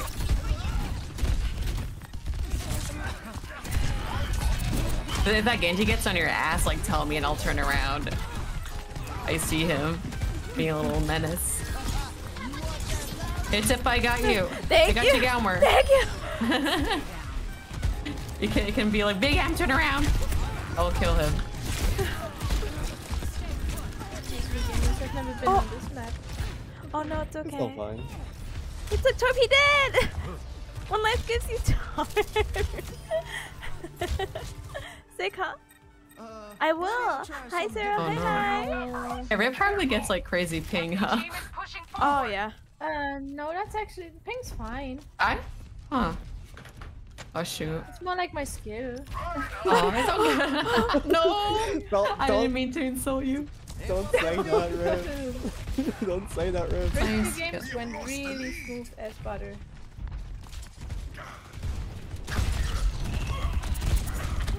Coming back.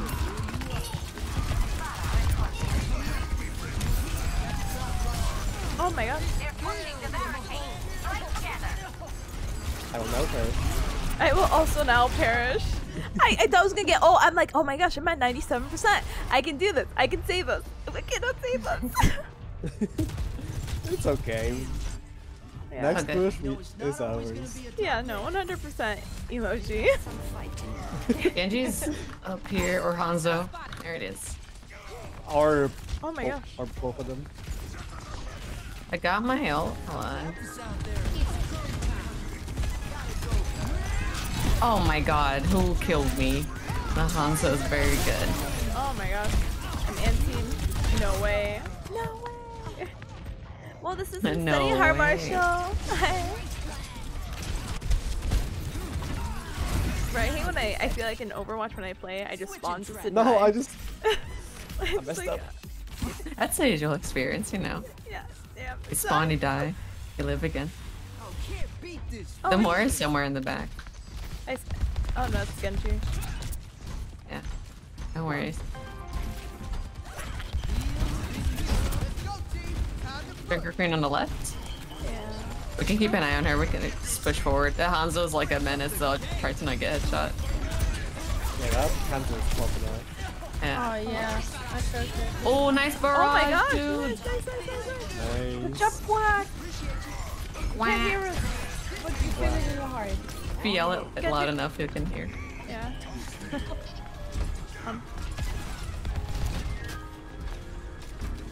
So worried about this random Genji ult in case. Keep pushing. It's not far to take the lead.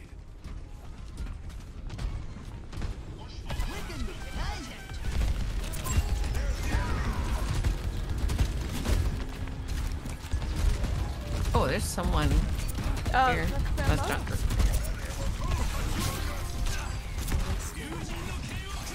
Hold on. Nice. Recruiting him. Oh no, they trans. Good heals. Oh my god, am I getting in the rip? Oh my god, you guys lived. Like, I thought we were all gonna be dead from that. Oh, I tried to get him. Is Selig alright? I am Heck not off, 100% Farah. sure at the moment. Let's go. I think it might have just been work related, to Is be that a team kill? honest. Almost. Almost. Someone's alive. That's why. That's why we're not expressing worriedness. Not for long. GG. Even the men that does. GG. Thank you. Oh, there's a gorilla. Monkey? It was monkey. Let's go. Come here. Come here, Winston.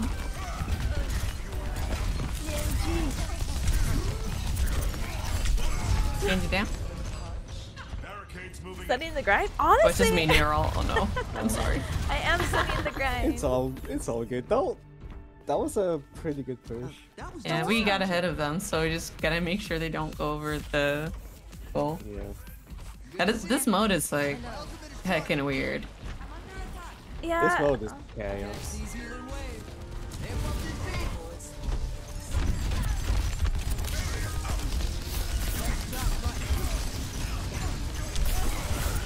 Oh, Far's above us. I'm gonna see if we can get her. Okay, so you're the Far down. I just took control. Okay. When I get the assist things. Oh, switching.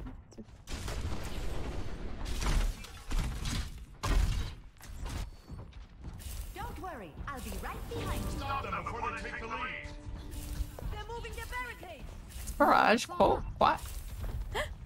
Wait, someone stop walking for a moment. Let me group up. Oh, stop walking. Yeah, let's group. That's smart. Because we don't like. Here's the thing. We don't need to push that. Like it's our benefit that we wait. Ugh. Bar is low. Oh, monkey here on the right. It's gonna break for shield for you. Nice. Let's go. Pop off the roll. Let's go. Genji's running from me. I heard him. Monkey also. Okay. Oh my goodness, there's this. Alright. Thank you.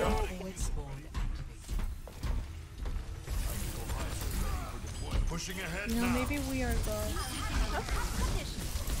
Maybe. Is this Genji behind? I do not. Oh, they got a tank right now.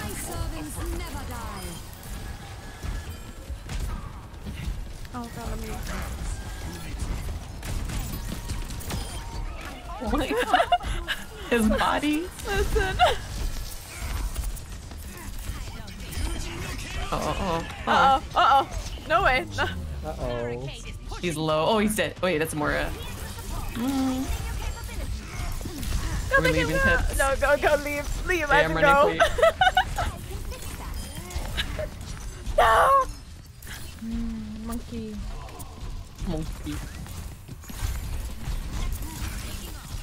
Rocket barrage incoming. They took the robot. We need to attack. I want to try to res you. Oh no, it's But, okay. yeah. Yeah. No, stay with power. You're good. I just hit Monkey once and he just perished. As I do. Oh no. Yeah. We're down one healer. I'm gonna bust you. Zeit für einen neuen Plan. Where's Tippa? I'm coming from respawn side. Thank you. Yeah. So fast. Thank. Alright.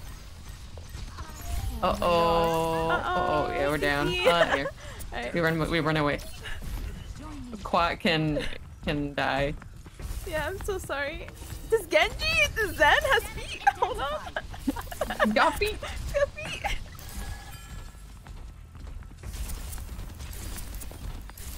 Okay, the monkey's close. Yeah, there he is. Fuck off, monkey. Oh my I goodness. missed him. Nah, No, it's okay. I believe. you believe too much Oh in my, me? no, oh no, Nice. hydrating. Hi. Oh no. Hi. Welcome. Hi, Ty. Thank you so very much for raiding. Welcome, raiders. My name is Tipanya. I'm a bearcat Vtuber to the Gao Gao and Yan Yan. It's very nice to meet you. Hi. Sorry. Is that Roll here? It is a Roll. Roll is here. He's our main tank right now. Look at him go. I'm tanking. He's tanking. Welcome. What were you up to? Hope the games were doing well. Yes, they're the enemy team switched to monkey, and it's just been the most annoying thing since, to be honest. Normally it's not so bad, but like right now I'm like, oh, monkey. This guy actually knows how to play. Oh no! No. I'm dead. No! Be good. It won't be over if we lose this fight, but Yeah, no. It's... oh, Oh my gosh. Let's go. Yeah. Oh, we pushed it's just a Genji in the back, you know. Yeah. let's go. Yay! We did it. Game's easy. It's so easy. Let me. Oh my goodness. Easy. Thank you, gamers. Let's. That's Lucio. Yo. Yo. I want to see it too. I'm really. She survived. Oh, me trying to go for the stupid Zen. Oh, look at her. Toxic gamer. I Oh am my a toxic gamer. Nice. Toxic. You're on the supports. No. It's hecked up. No, I'm so sorry, my dudes. Alright. Rip, did you have one more game or this was your last by chance? Are we doing more? I will do one more personally. Yeah. Okay. I'm gonna do one more. No problem. Here. Let me politely mute before I'm like, hold on. Oh my goodness, but no, thank you so much for the raid. Welcome, raiders. My name is Tipanya. I'm a bearcat VTuber when I'm not being apparently a reborn toxic gamer request. and Overwatch. Who I the am heck? studying and doing all these Of course, wacky of things. course. So welcome. Let me give you a shot. No, I don't want to make you sad. Oh. Oh wait. Wait, what Made me happened? stressed if anything. No, you're my friend. Big Ham's Aw, reaction cute. to me sending a friend request was unexpected. No, never regret. No, don't worry.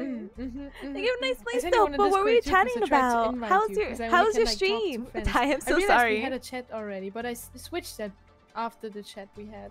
So Oh. only that I can talk to friends because you know Discord sometimes has these spammy bots and stuff.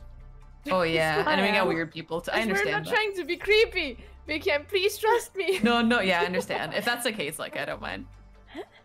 You're talking about Disney sequels? I can't. To be honest, maybe I'm not that big, like super big into Disney movies because I haven't watched a lot. Let me see. Hold on. Let me ask your input. Hey guys, can you name me a Disney sequel? Can you guys name me a Disney sequel? I can't think of any on the top of my head. Toy Story. Oh, Wait, that's Toy Story. Wait, Yeah. wait. That's Disney Pixar, right? Does that count? Yeah, they had like a little area in Disneyland. I think it counts. Lion King 2. I don't think I even watched Lion King 2. Little Mermaid 2. What was part 2? What was part 2 about it? Like I don't know. No, I'm not the biggest of Disney fan, people, viewer, or watcher. I don't know. Frozen 2. Frozen 2. Oh, yeah. Oh yeah. That's a thing, huh? Yeah. I haven't watched either one. No, you're good. I was really curious about the Frozen hype. So I remember watching the first one and I'm like, okay, Frozen took the world by storm. What about 2? And I can't really remember it too much other than like the one song. And I can't tell you what the song lyrics are. It's just, oh yeah, she was in a ice cave singing, which didn't really make it much that oh my gosh, hello, English? Make it that much different from the first Frozen, so, But Ty basically says the Disney sequels suck, and I have to say, they're non-existent in my brain, I guess. But why watch Disney if you can watch Tipanya live on twitch.tv playing Overwatch with really cool friends? Yeah. Whoa. That was cringe, I'm sorry. No, you're good. No. Speaking You're not cringe. You're poggers. You're saying I'm your pug champ? Yeah, you're my little pog champ. Hey, I'm not that little. You're literally a hamster. What are you on about? But she's a big ham. Yeah. Hey. Just 'cause I I'm a raised her, hamster. so let me know. I put her almost at 200. Oh, by the way, with Twitch Prime, you can get a hamster charm on Valorant right now. Oh right, I saw it. Yeah. Yeah, I looks like. so cute. I went off I'm Prime. I'm gonna put it on my brimstone gun. Please do. Which are like the shotguns, because I like to play the shotguns when I play brimstone. And when I play brimstone, I think of the hamsters. More gaming, yeah. Oh, yeah. 100% emoji. Oh, thank you. But I love playing looking all for support. their- You have good taste in Moira. Who's setting I'm up better. at Ash? What happened? Oh yeah, she's dead. She's dead. You guys are She was up there empty. earlier. You guys are ended. Ended. How did you get up there? I jumped. I was like, what? Nah, she's got her gun thing. And pushes her way up.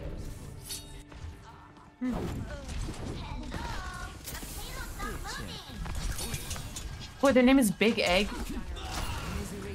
Big egg? Big Egg, Big Fan. No, that's Big a fan, good big name. fan, big fan. Man, don't give up on life. I'm typing to Big Egg. I was like, don't give up. Never give We saved you, it's fine. up. Oh god. I'm so sorry. I saw you like desperately healing. You're fine, you're fine. Oh. Damn! Oh, these are so cute. I love the voice line. I didn't love Diva. Yeah? He like, Love he Diva so actually much. says, Why is there no Diva too? there is Diva too, in Overwatch 2. What's the difference? It's like the Disney sequels. We're back She to has the a same ponytail. conversation. Oh, No, I has a like the ponytail Diva though. skin. I like the ponytail. It's really good. Super cute. Oh my goodness.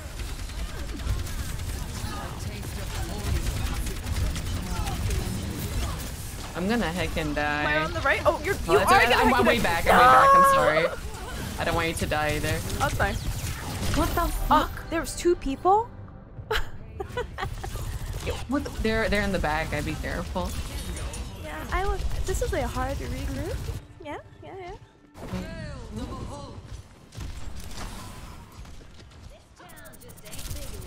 What do you mean regroup? We're all, I mean, we were fighting for our lives up there. That's We fine. were drinking tea and days. They got some stinky people flanking us. The Moira. Find the Moy. Better be a good excuse for pain is I inevitable. hope that bounced the way I wanted to. How do I ult? I got my Bob. How do you ult? Stole anybody? Actually, I might ult Bob. I might Bob. You can ult Bob if you Oh, want. Bob. Oh. I mean, this works too. Oh wait, I can literally ult him. I didn't know. Yeah, he's basically like a teammate. Yeah. Nice. I'm done. I'm so sorry. Thank you for the heals. I got bloodthirsty. I'm a DPS by the way. Yeah. Yeah, Moira. Yeah. Oh, what?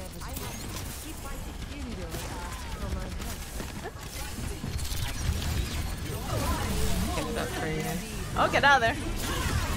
What Get out of there, just part happened? 2. That is new. Oh. He does so much damage. Ursa good. Ursa stinky though. It's not too good. And stinky. That shit really went after them. I had to. It's called the stagger. It's a technique. No, I'm just kidding. Back then in my day, she would put a thing down on the floor and everybody got stronger. Oh, Yeah. No, she is the bongo. it's okay. The DK bongo. Oh no.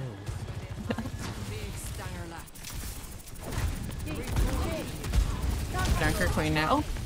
Yeah, interesting choice. As I thought they were doing pretty good with Ursa. Me too. I won't complain, you know, if they want to switch. I will not complain. They got bored? Okay, cool.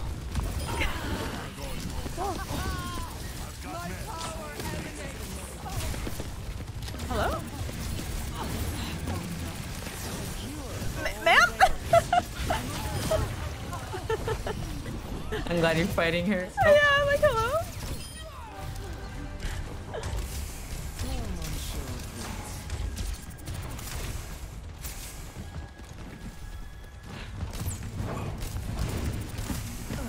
Sorry.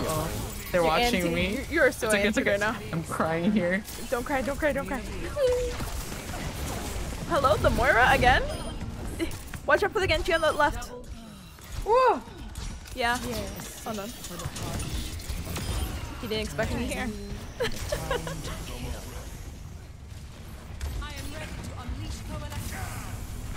Well, she's kinda strong. Okay, a little bit. Oh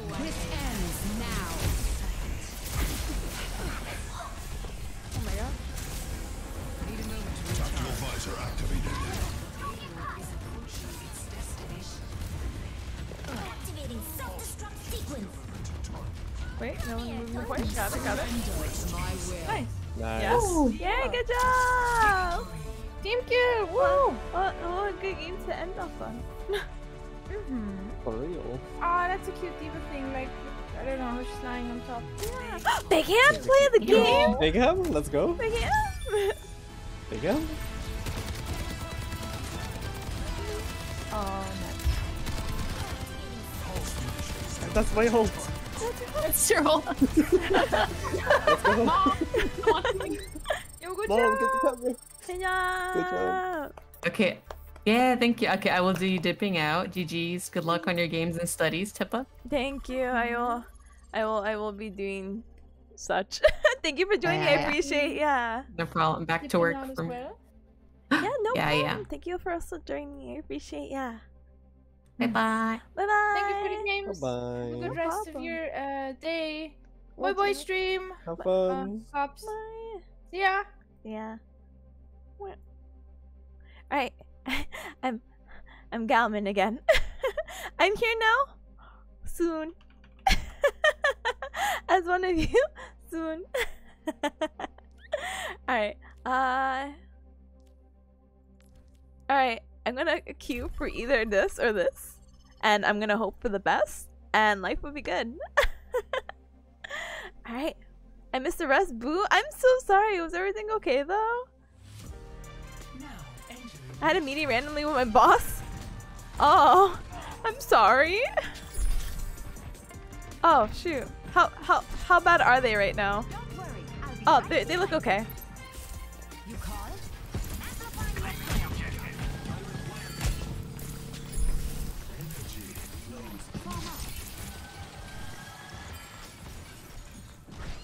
Oh my goodness.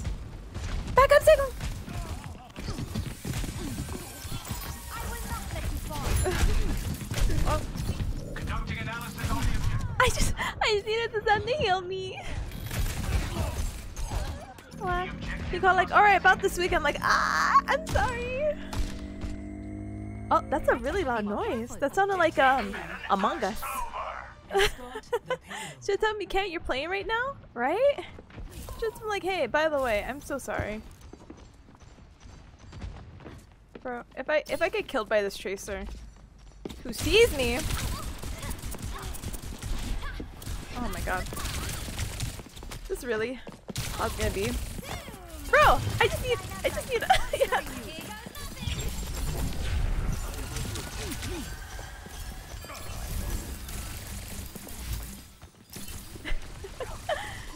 Yeah.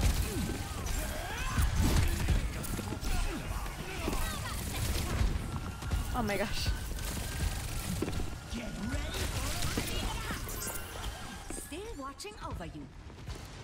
Sorry. Please, someone let me play too. Yeah. Angel at your shoulder. Be lifted.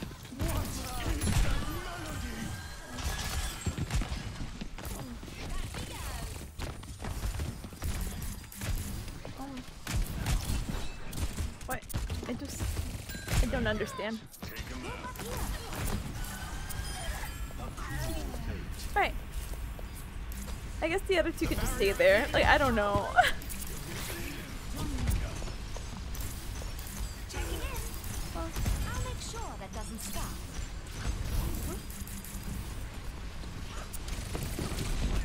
Oh, get back out of that.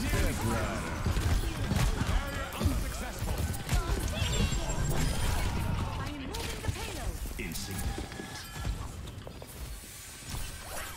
Our work is not done. That spear had my face on it. Like, had my name on it, sorry. Go, Sigma, go! Go live! Here to help. Casting a spell on you. Oh my goodness gracious. Great balls of fire. Thanks, boss. Sorry, Sulik. Yeah, there will be plenty more opportunities to play, so it's really not like... Oño! Oño!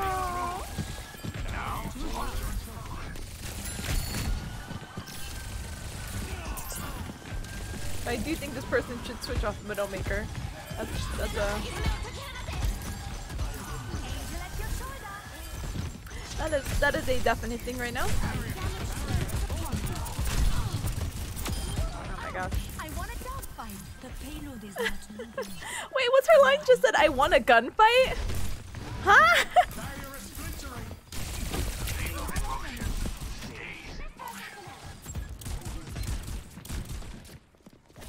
Yeah, I wonder if we could just continue pushing the cart.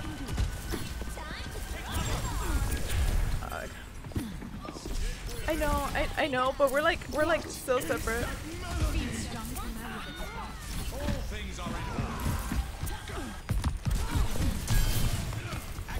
I'm just gonna get the point. Yeah. Game. It's fine. He moved it to our normal time to a weird time because he's going to be on vacation. Boo. Whoops, that.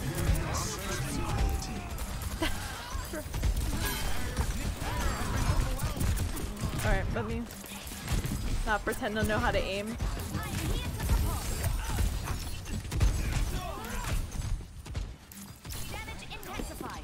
Oh god, of course.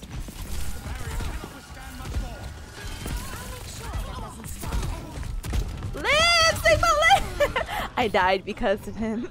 No, I'm just kidding. Bro, no wonder the other support left. How heckin' chaotic. DPS Mercy? Bro, someone has to get this back. Oh my gosh, I can't explain it without sounding like really upset, but I think if there's a tracer in Junkrat that's constantly on your backline, I think you should switch DPS or change your focus, you know? My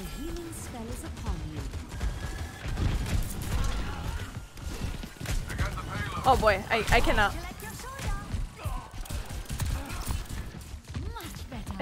I also don't want to leave the Zen alone. I feel like maybe DPS Moira in it.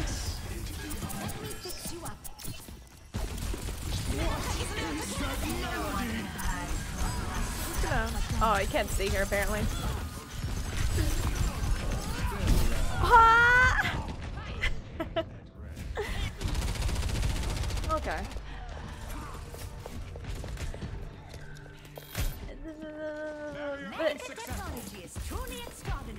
Oh, finally! A switch!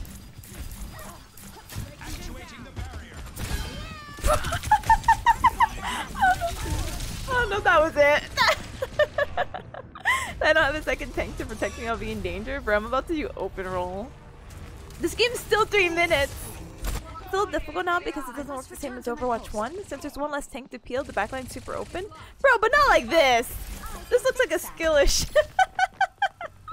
Guys, are you afraid to leave spawn or something? Come on. Yeah, you see the Sigma? You hear the Sigma? Is that you guys afraid to leave spawn? Well, first of all, we're not a tank.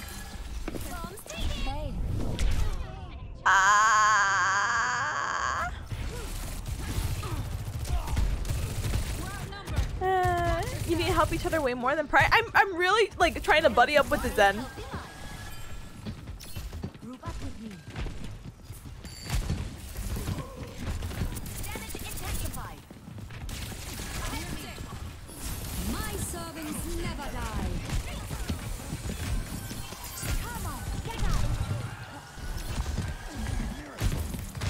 I'm gonna try to help the Zen, but I'm also trying to help the Sigma. See, everyone has different priorities here.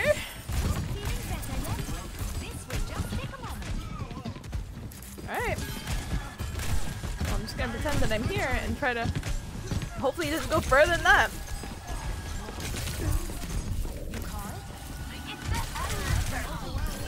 You guys still at healers, they're just healing all the damage. Huh? Well, okay, now I actually didn't hear what this guy said. But we're already a minute left. Alright, I'm walking back. I literally don't know how else to like... I don't know how else to adjust this. And I should have left 5 minutes ago. But I was like, whoa, you know, Sigma can push.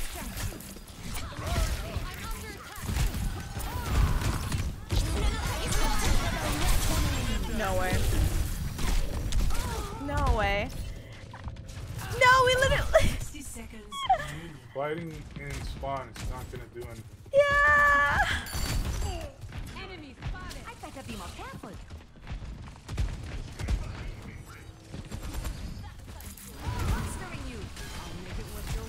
But then the right goes a separate way!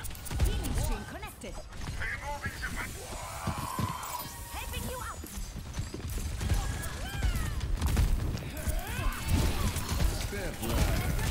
Oh my god, what? I can't do anything about this. No! I'm trying to discern what the lad is saying. Bro, this is harder than going through the biomechanics review. Hold on. Like, hold on. He means well. He means super, super well. Ich sollte schnell zurück. It's go time. Oh.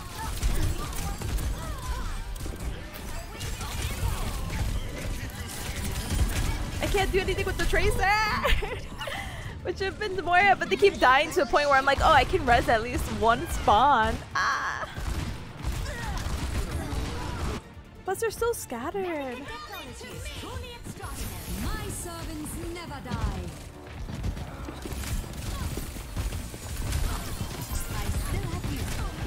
Oh, I did not mean to res that guy.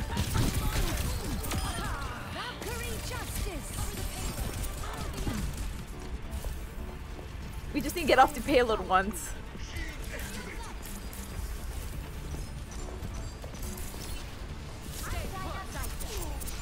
Did someone call for it? Oh my gosh. I wish it was D2. This Tracer is scaring me!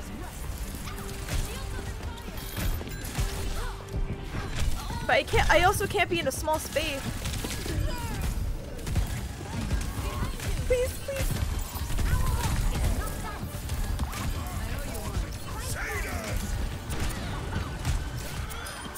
Oh my gosh.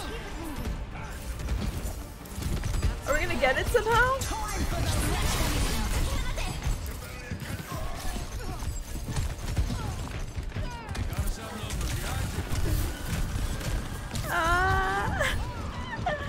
Okay. See, that was a much better comeback than before. But you know what I will do? You had us in the first half. You know what I will politely do? First, look at this Tracer play the game. Nope, or Junkrat. Forgot they had a Junkrat for a moment. And this is what you have to do in these kind of games. Like, if you're not familiar with Overwatch, you go to social, you go with recently played players, and you right click and you press avoid as teammate. Avoid as teammate. And that's all you have to keep doing. Avoid as teammate. Avoid as teammate. Now you play again. And then you go. Then you have like a more positive Overwatch experience.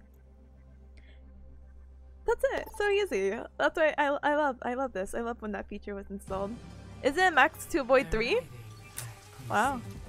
Man, why do I have to play these tug of war games? I want to play a normal game. But look, we have a Mei. How often do I get to play with a Mei? And we're all close together, so it might be okay. While actively avoiding players, so toxic. No, it's not toxic. You're trying to avoid it. It would be toxic if I didn't avoid it. Excuse me. In my essay, in this essay, I will now discuss why actively avoiding players is not toxic. It'd be more toxic for both my health and the others to experience my frustration with their poor skill level gameplay. But I don't know. It's fine. Ay. That's my nice feature to have in matchmaking, yeah. Because the likelihood of actually matching up with them is very low, especially because the game is not as dead as it was, like, I don't know, a few months ago. Technically, the queues are still relatively fast before playing, yada yada. I don't know. The likelihood was low, but I couldn't risk it, you know?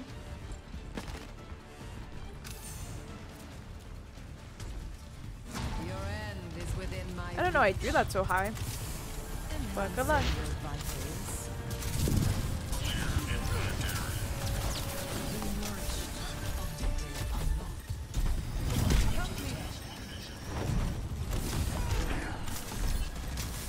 Oh my gosh. Put your back into it. I need this giant hamster that who isn't big ham to go.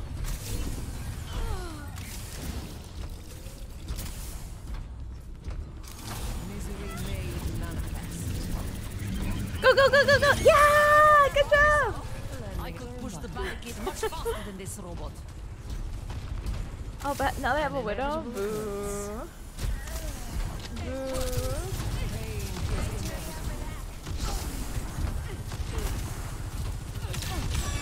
I was like, wait, is this person's name Witherspoon? No.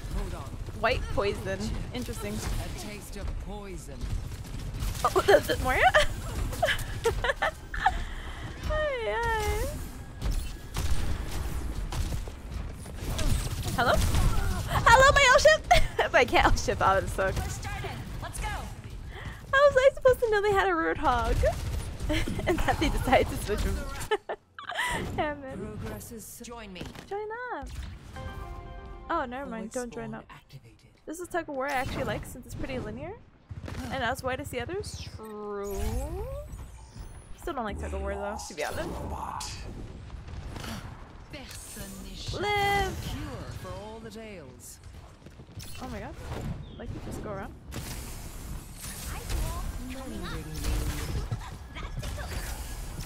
Reaper! Reaper!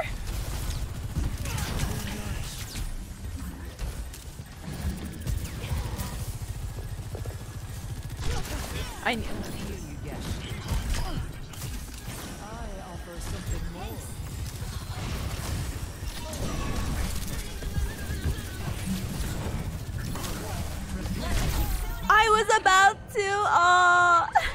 Is Moira still kind of OP in Overwatch too? Yeah, you can still flex her as like a what do you call it, DPS support. I still like how she plays a lot. I wasn't really big on the beta change of having her what do you call it, had that decreased damage thing. I really like her damage orb. I'm so sorry. It's not that I wanted you to die.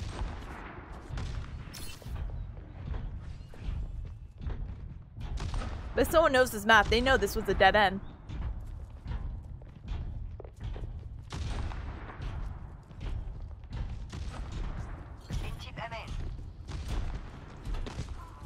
I'm just curious of how this map works and where my team is.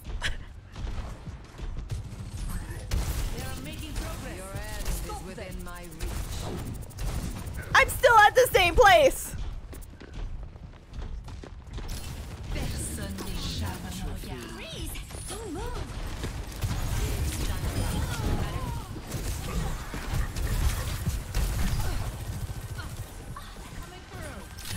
Sorry, I'm glad I was able to reconcile them.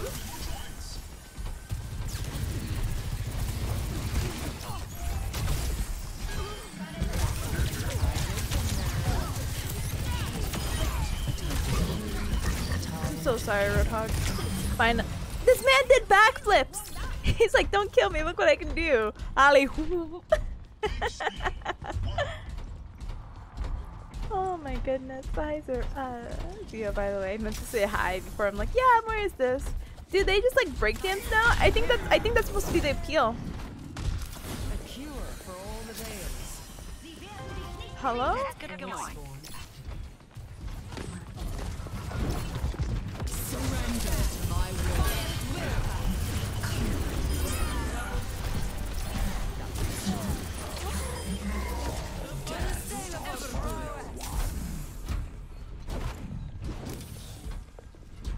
There's definitely someone underneath.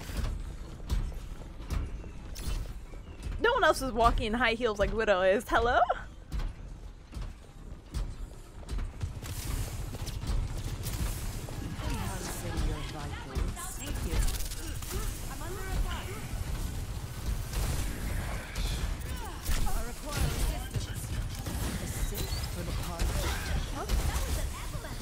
Oh my god.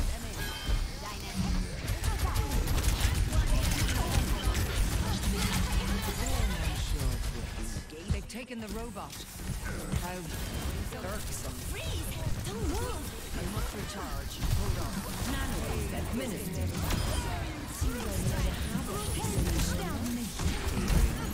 Get the roadhog, get the roadhog, get the roadhog. Get the mercy, get the mercy, get the mercy.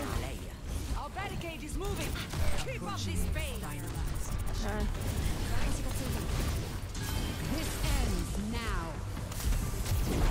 Let me go.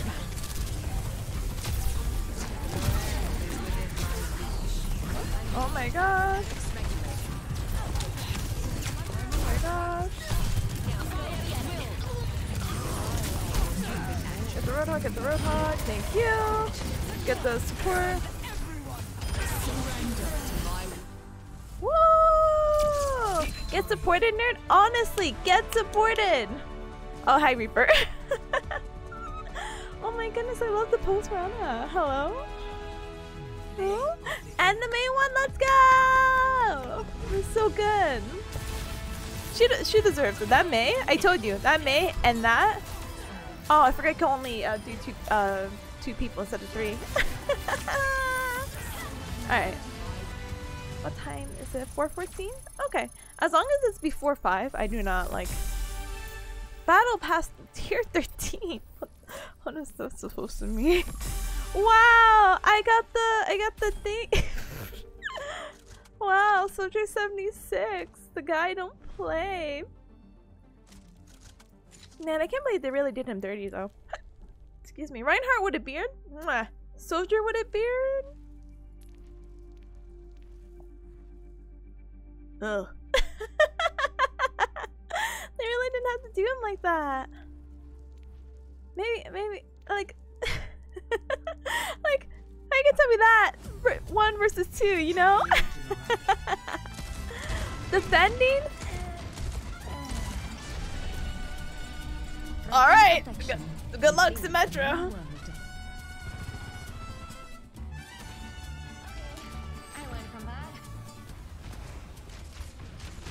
What's that? Teleporter taking shape. Aligning sentry position. Oh, they have a Widow. Or Hanzo. No one told me this. No one told me this before I decided to drop down like a dummy. They have two Widows. It's Widows. They have 2 snipers. 3? They won 3 sniper route? Let the Kitsune guide you.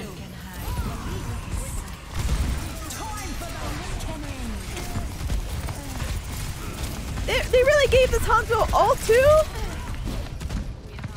And the issue is just I couldn't put my teleporter down either.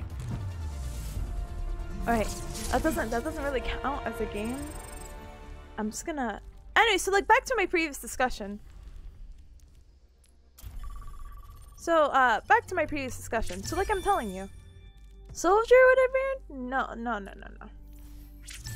Torbjorn would have been. Yeah, you know, that's what we're used to. I'm used to seeing this man. I think there might be one skin where he might not have a beard, but yeah, this.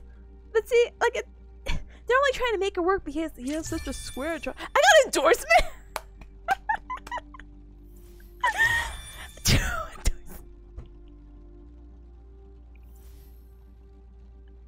I played that game for a minute. Oh, okay. Wrecking ball, would it be? Big thumbs up. Oh my goodness. Hold on. MVP. Alright, dial it. Whoever the heck you are, choose your support and I will... I still don't know who pairs well with her. I just know she's basically like an all healer. So I have to choose like Moira or Mercy or Ana. We have a Symmetra and their name is Shinji. Alright, we're getting places. Alright. Bye Felicia, who the heck is our other DPS? Alright, gamers. I'm Mercy meaning now. Divergence leads to defeat. Because you bet I'm gonna keep doing this to the Symmetra. Do I feel like aiming right now? No. Never feel like aiming. Unless I'm playing a game that requires aim. My spell is still upon me. Here, let's do the pro strats.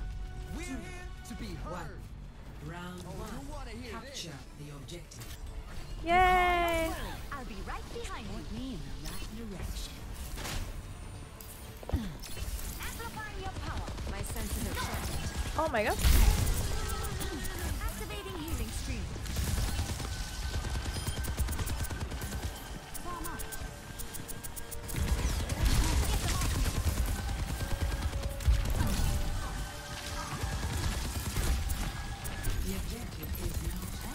No, my all-girls team! Don't die! Don't die, all-girls team! That's teamwork. I need to try to get the diva. Okay, she got her ult? Cool. Oh my gosh, I just got the Widow. I mean Widow, Winston.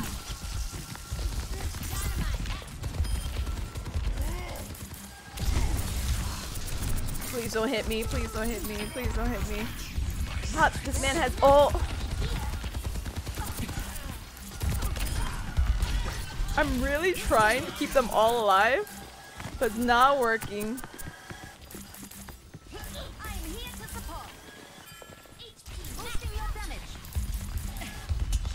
But I also need the Symmetra to put some of her turrets down because that would be like super helpful. No, we're not doing that. We're not doing that. I was looking. I'm like, is it okay? It is not okay. It'll be interesting to see what character you rack up the most hours in this one. You know, that's I feel like it's a really cool predicament. That is a great question. Oh, nope.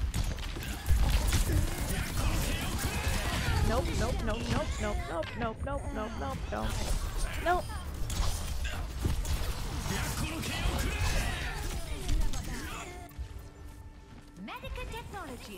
How do I have like almost 300, 3,500 healing?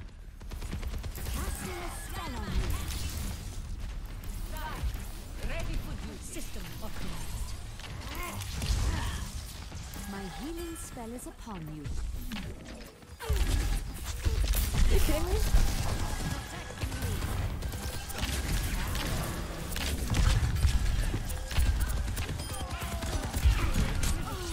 My servants never die.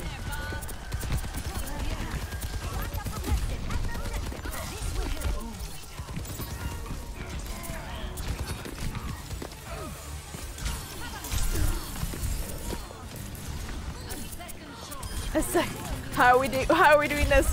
How are we doing this? How are we doing this?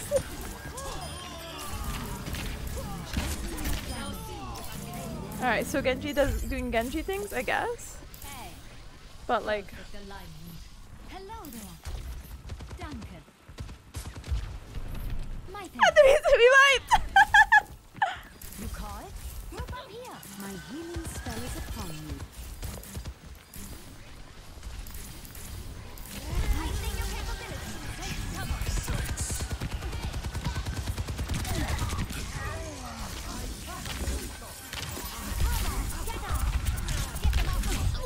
I got the bubble. Panic time, panic! We're not gonna get the hacking point! Zarya! I really like Sword Water. I'd better be more careful.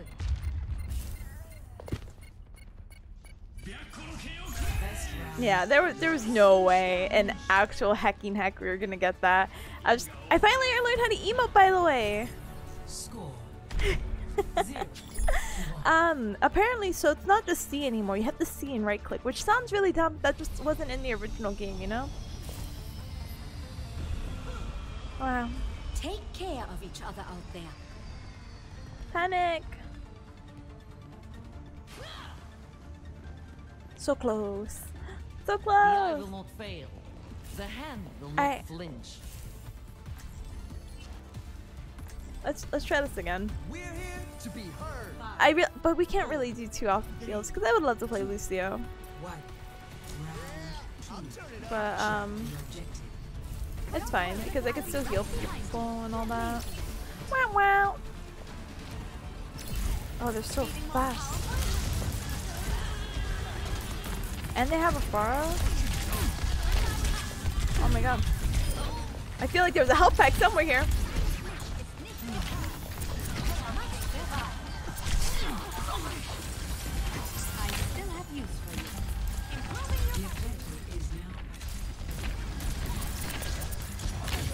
Oh my god, they're just so, like, I forgot who was it.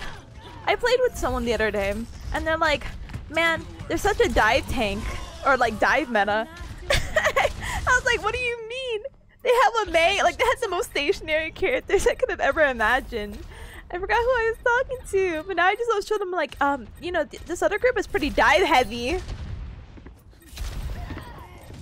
They have us outnumbered. I'm so sorry, Zarya. There's no point in getting you. You would be good. Yeah, you would be good in my book, but yeah, this is dive. Or being hard countered with the new improved tank meta, I guess.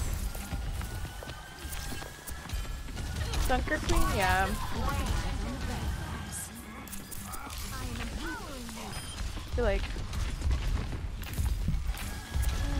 So I didn't mean to hit my mic.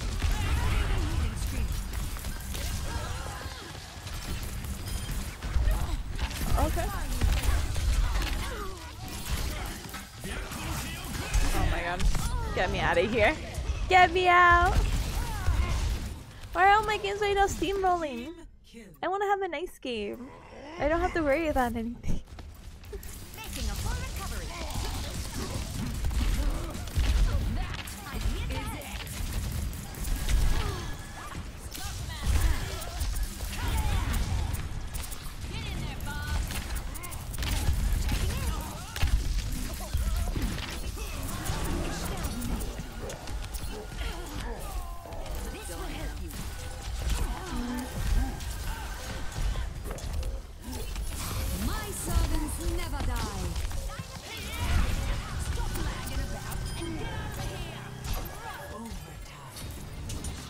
Seems like everyone's okay.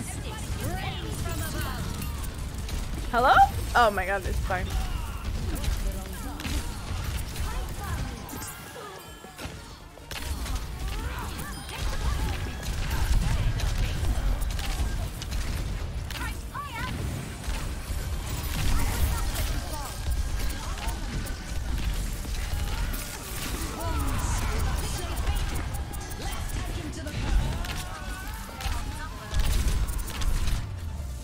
No, I was literally trying to avoid the Pharah. It's okay. This person? Smart water? Good job. I hope you won something. No? Okay, get us out of here. Get us out of here. I just want to end on a win now. I refuse to, I don't know. Should I play a game that's not serious? Do I just play arcade and be like, haha, no laments, how cool would it be to have 5 swords? Hat, thank you. Thank you, thank you, thank you. Man.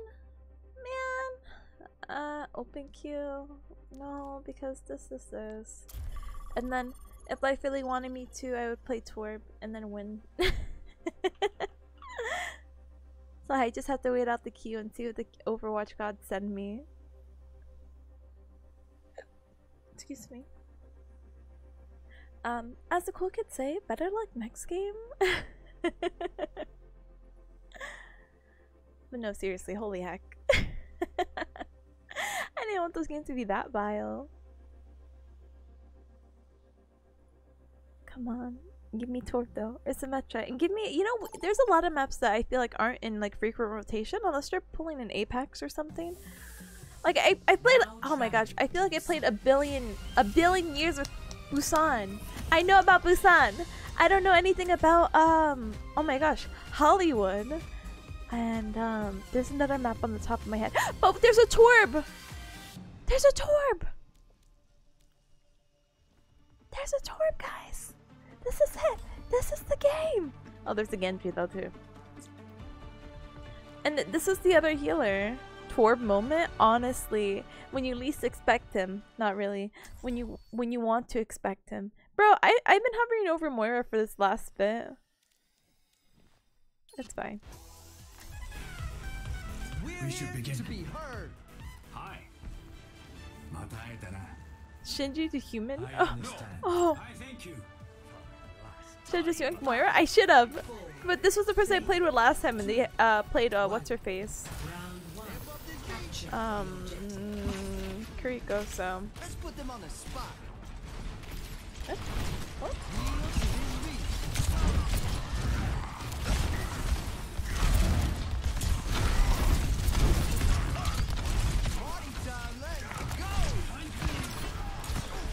There's a sniper.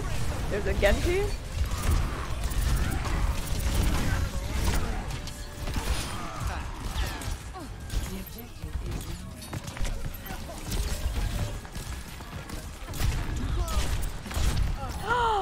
Oh no! Tippa spots the Torb in its natural habitat. Look at that. Somehow I was the only sacrifice in that. This is my favorite part. Enemy vector calculated. I got the objective. This is an uphill fight.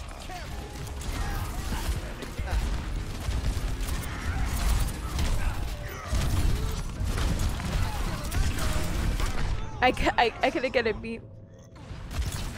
Stop hiding, you're a tank. I love.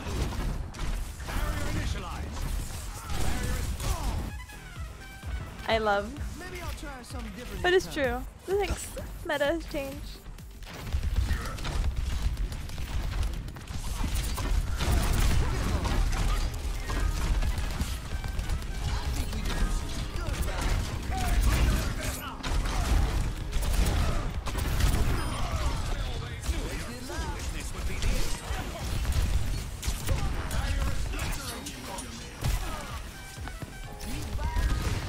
Oh my gosh.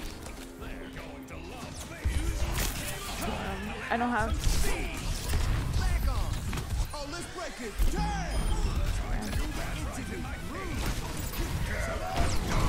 Oh my god. Where is this Rhine? No.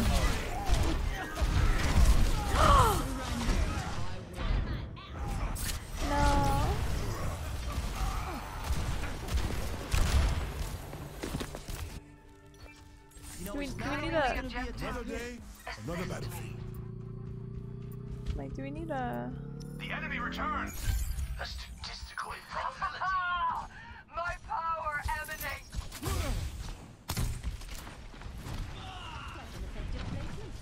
Hello. A little medicine goes a long way.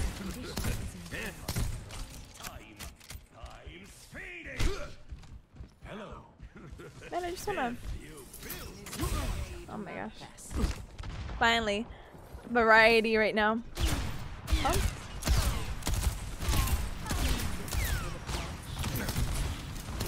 It never happened. A threat emerges. Barrier initialized.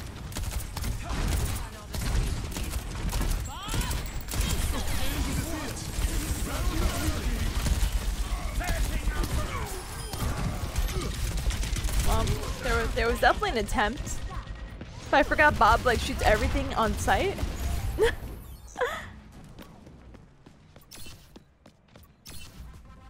My heart's still beating. So let's go. Let's go! My ultimate is charging. Expect the unexpected. Salsa prescription up there.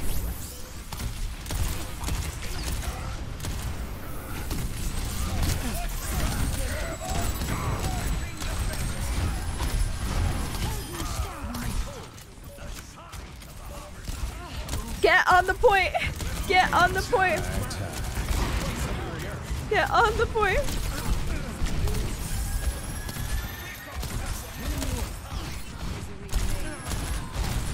Stay near the immortality field.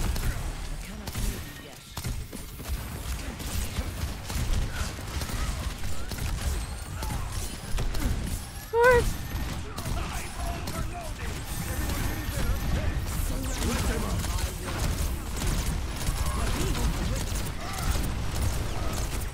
I'm not gonna focus on that. I wish I could kill. Let's get you all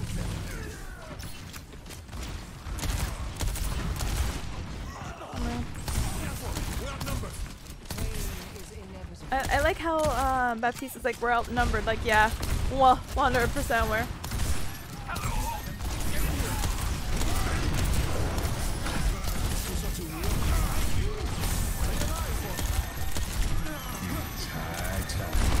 What? The Ash is on the right! See, I can't be mad on that because I'm like, oh, I can't avoid this high noon. Oh my goodness gracious. Great balls of fire. How was I supposed to know? I was living for so long. I didn't know. I was just enjoying like, ooh, I could live for more than a minute. That's nice. Is this character shooting healing grenades? He is. Doctor?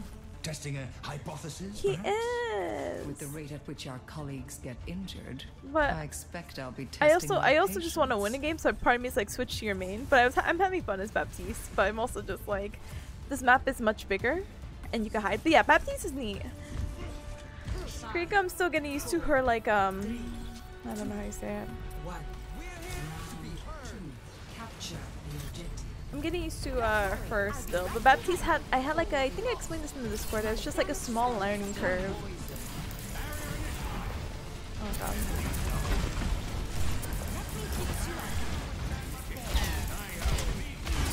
Oh my god, we're getting Torb, I don't know how to say this.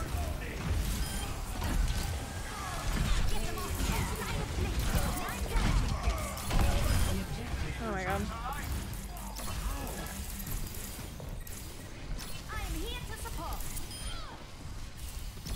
Oh my goodness.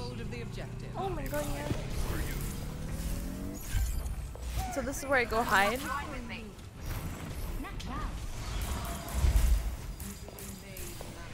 Yeah, because we need to kind of hold them. There's no point in giving them like the actual point.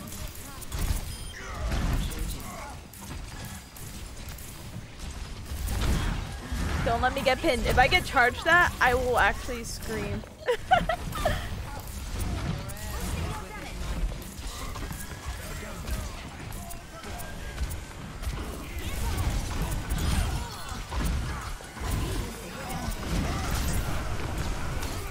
I really didn't actually get pinned, so I shouldn't be mad. Wah! But I did get swung at.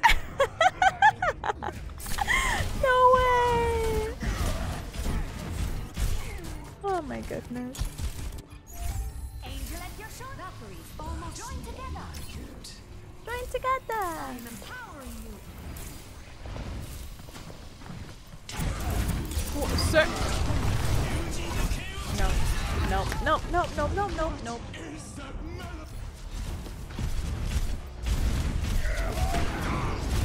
That guy just did a swirl and died.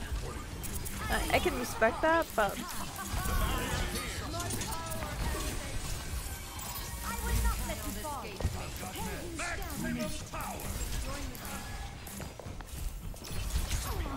hello? I'm really trying to L-shift here, but not letting me. Don't let me get charged that. Don't let me get charged that. Don't let me get charged that. My only wishes in life is for the team not to be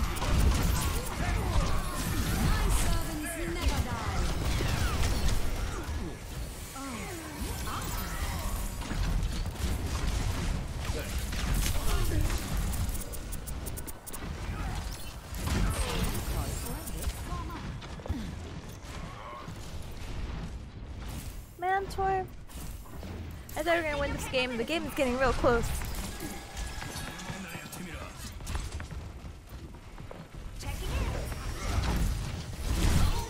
Oh my god. Hello? Hello? Alright. Oh no, we're gonna lose it. That's right. Do I have to switch back to like don't die? Another day, another battlefield. That's the point. Now get over here now. Here with the cure. I didn't press E, I didn't press E, I didn't press E! I didn't press E, but it didn't matter because I was gonna get hit from that place anyway. No! Oh, what is this ledge? No! No, I don't want to see. It's so sad. It's so sad. I want to. Hold on.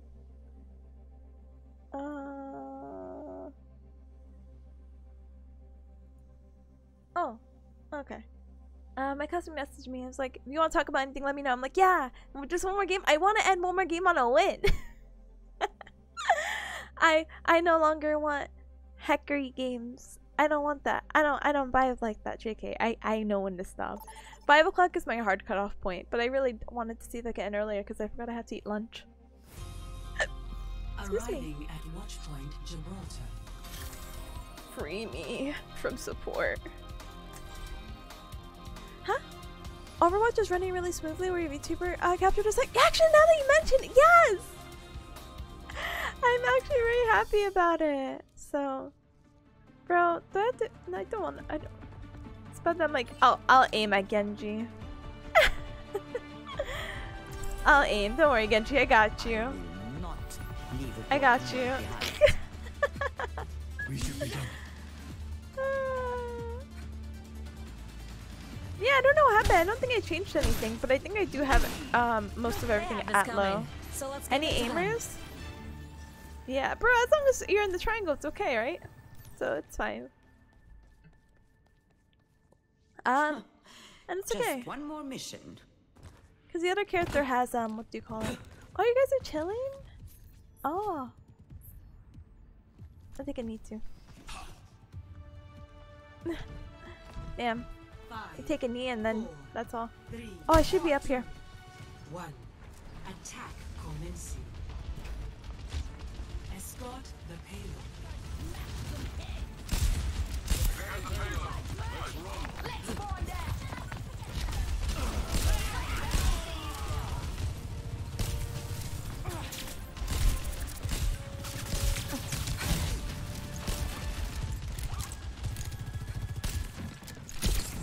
Oh my god.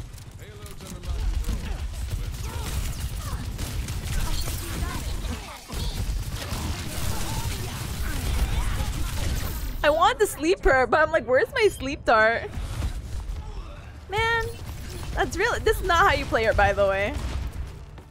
I forgot where that card for Tippos hung out. This is not Honestly, the end. yeah.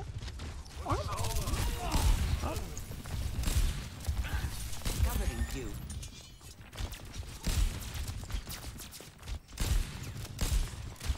How am I not even aiming at the actual people? Bro.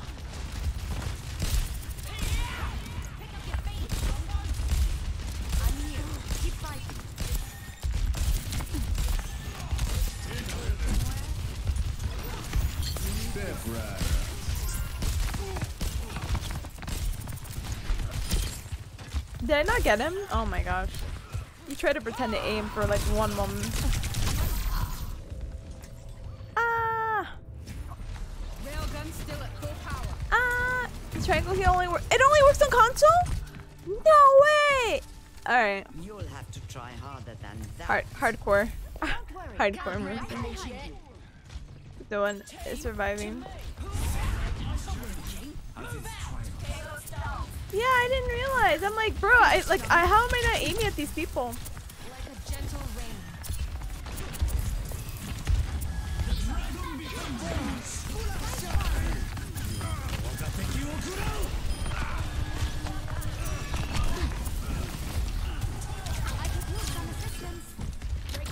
No! No! Let's take him to the wasteland.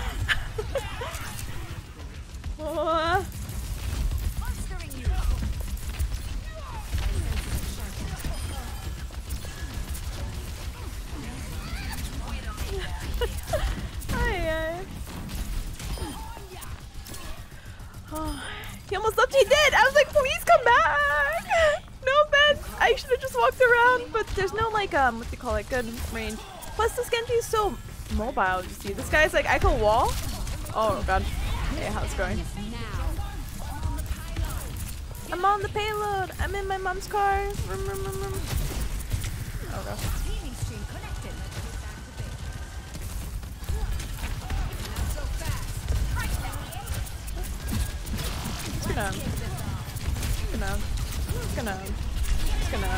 It's gonna. Hey, good luck. Good luck out there, my dude. This person is. Hey, how's it going? I'm not sure about all this, but I wish you the best of luck. Oh god, yes.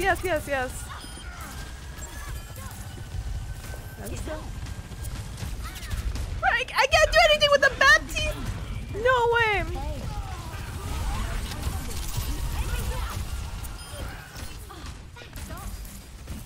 Oh my gosh. Is that the tracer? Oh. Me trying to fight for my life.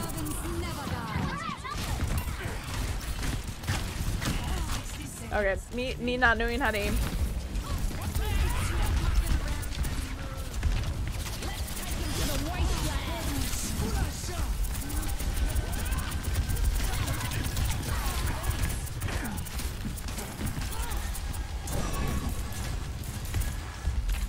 Thank you. There's some heavy aim assets on controls. Yeah, I wasn't aware. I thought it had always been, but damn. PC people not enjoying. So I did not hear my back. Heck, PC people trying to be like, we're better than console. Don't give me auto aim. Bro, this is still a loss of a game. I just thought about it. I'm like, oh, we're doing so good. Bro, I'm still gonna lose this game. No way! Get you go! Get you go!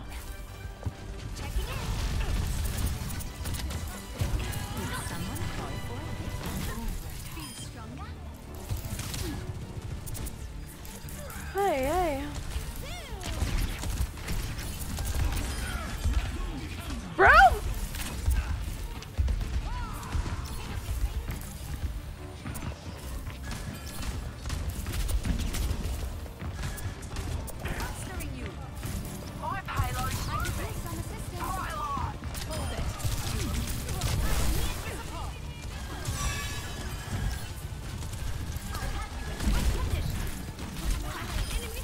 Hello? How are we not capped this yet? Question marks? The Reaper with his ult, I feel it. Okay, no, never mind.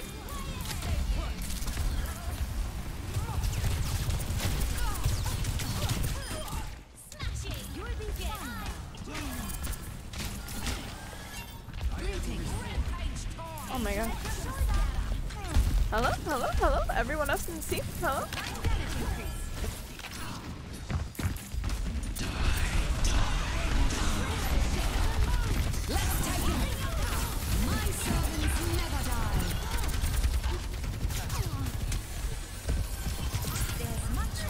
Oh, good luck. Yes!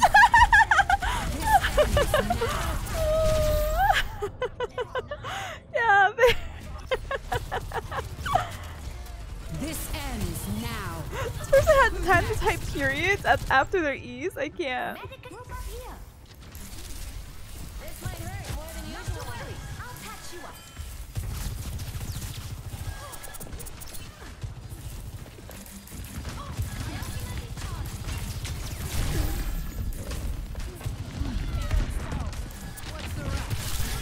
Bro, where's the team? Hold on.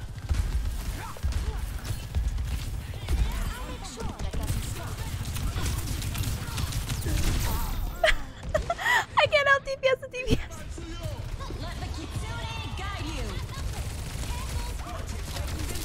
I don't know how to tell her that she was in the way, but I'm not gonna comment. Please. Alright, can we?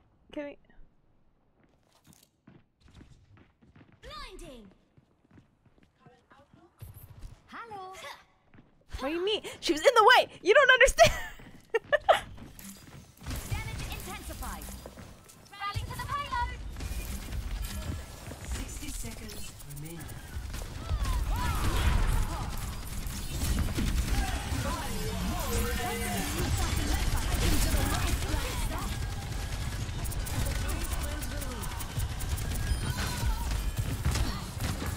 I feel like another, what do you call it? Reaper ult.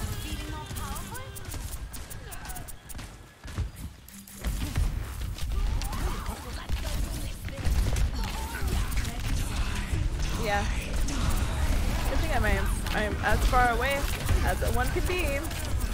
Holy heck.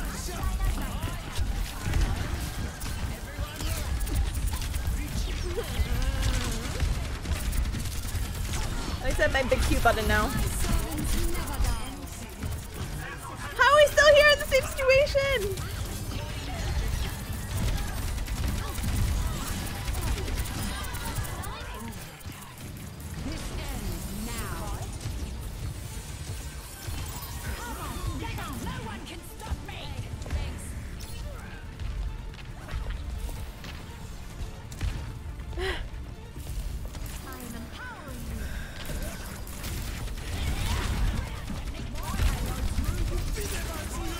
Oh boy. Oh boy. I cannot do anything about that.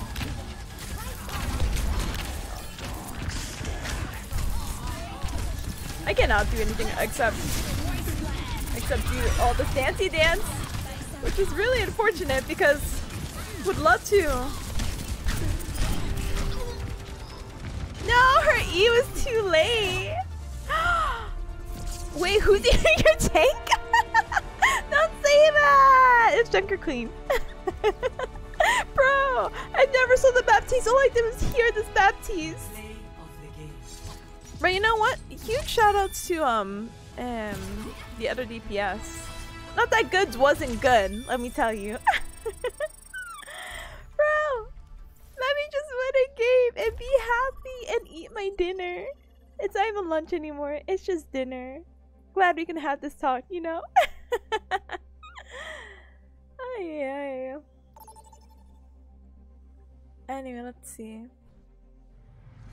In the meanwhile, I can try to multitask. Man, where is my other map? Stop making me play support.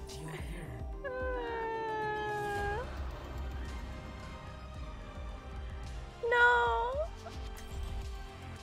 Hold on. Oh, okay. For whatever reason, my feed just recommended me how to survive a falling elevator. I'm like, no! You got 10 minutes? Speedrun? Okay, Moira. Moira speedrun. Moira speedrun. Moira speedrun. I will find the key. I could have rebuilt Spray you for good without luck. all that Emote. And left me a monster. Like And other that's it. creations. That's the secret. That I haven't been doing these two things. Emoting and spraying. Little did I know. This is a guaranteed win. Look, we have the two most annoying DPS. Hit the oinky splinky. Falling elevators are bad? Idea? Yeah, I didn't choose the idea. It was just like, oh, by the way, don't jump. And the video ended from there. I did not get any.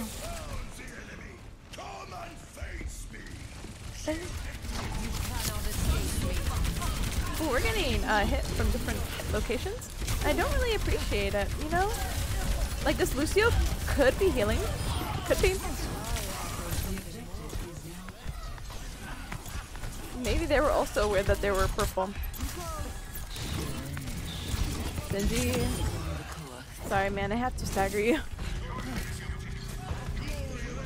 I keep playing with the Shinji guy. I keep telling you, the game's pretty active, but I've run into the Shinji guy 3 games already. And the Bye Felicia. Oh, they must be like a duo. Oh, cute.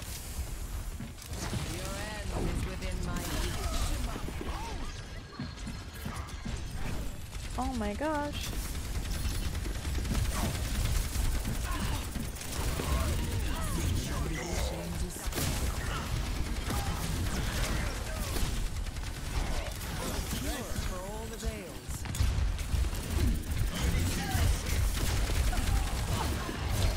You know, there's really not much that can be done right now. Except get my ult, which would be really nice.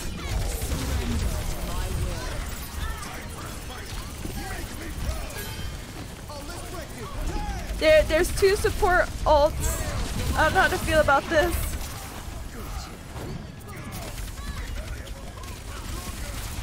But we're still holding them. I don't know.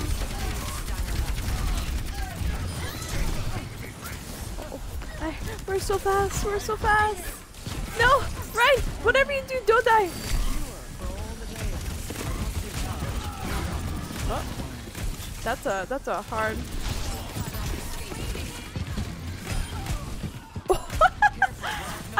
I really tried. Join me. More swimmers in the deep end of the data pool. Be nourished.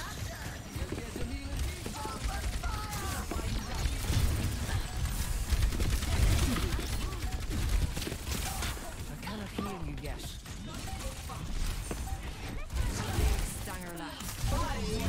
Oh, get us out of there.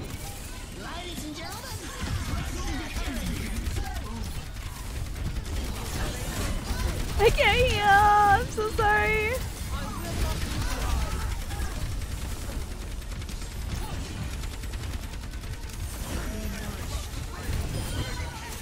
Alright. You and the drunk rat dancing in the middle? We had to. That was our only cover.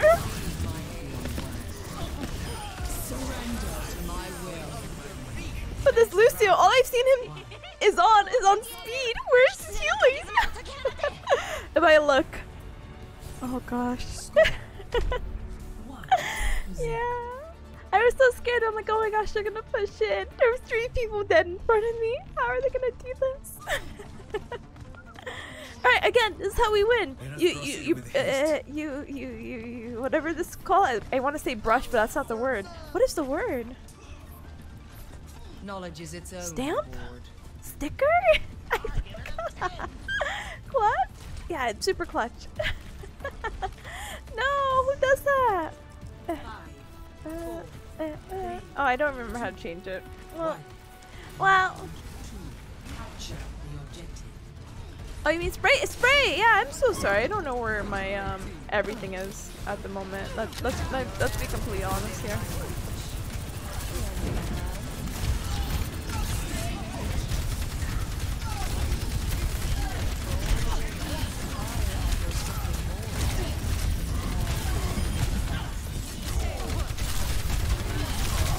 Well, I didn't press L shift fast enough. or vandalism? No, no, no, no, no, no.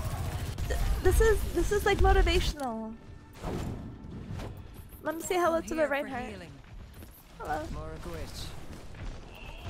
Oh. Go! They did not end up on the right that I wanted them to.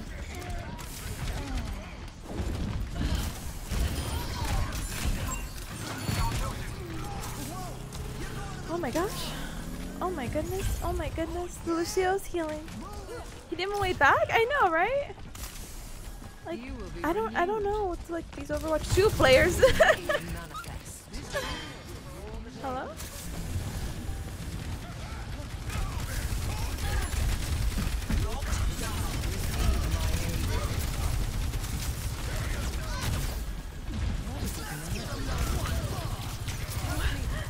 The one for what? The one for what? Yeah.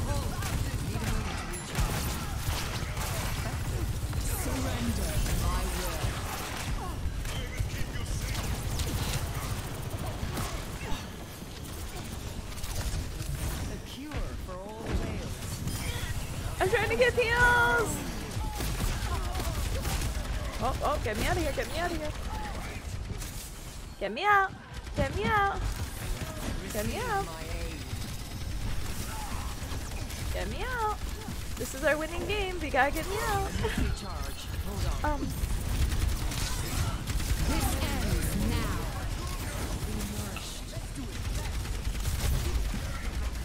I actually don't know Sojourn's, how do you call it? Oh.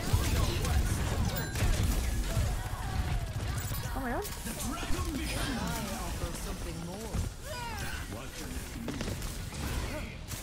Oh my god, Genji! You mad lad who I can't heal because I don't have any.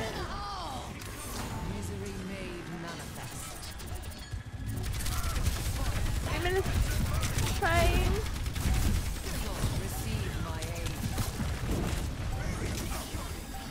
Oh. No. Got it. Ah! This is it! 458! Yay!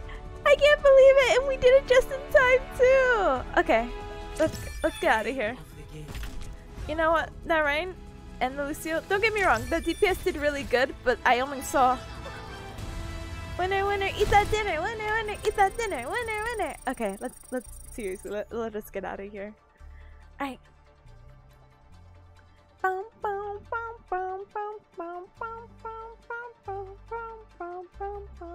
Alright.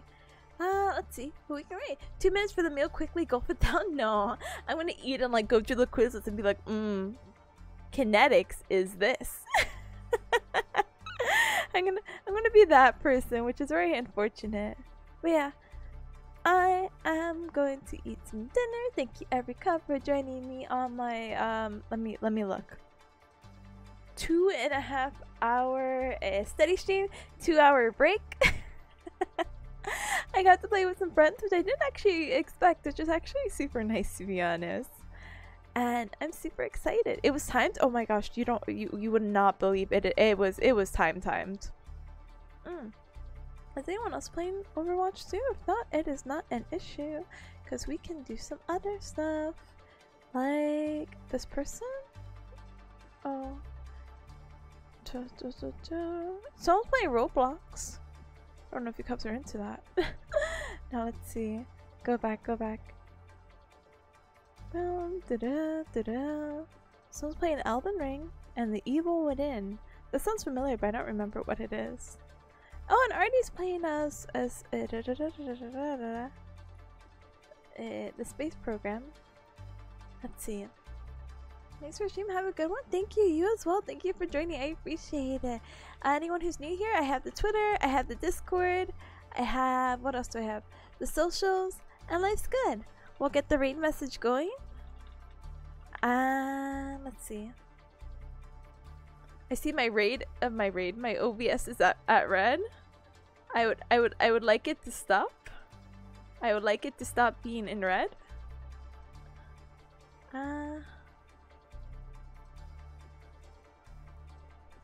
I just want to see what this person. Oh, you know, I don't think we get to really raid Artie. It is lagging a bit. All right, before my stream dies, let's go. We're just gonna raid Artie because the other person has been streaming for like 5 hours. No, yeah, my Bearcat Mountain internet held up really well. Thank you, Bearcat Mountain internet. Thank you, Rare Cub. Hopefully, I'll get to see you at least on Wednesday, if not Thursday for sure. I'll try to put up a schedule. I promise. I promise. I'll be back. Have a good one. I'll see you tomorrow for Anime Day for sure, though. Alright. Bye. Lots of love to you. Have a good rest of your evenings.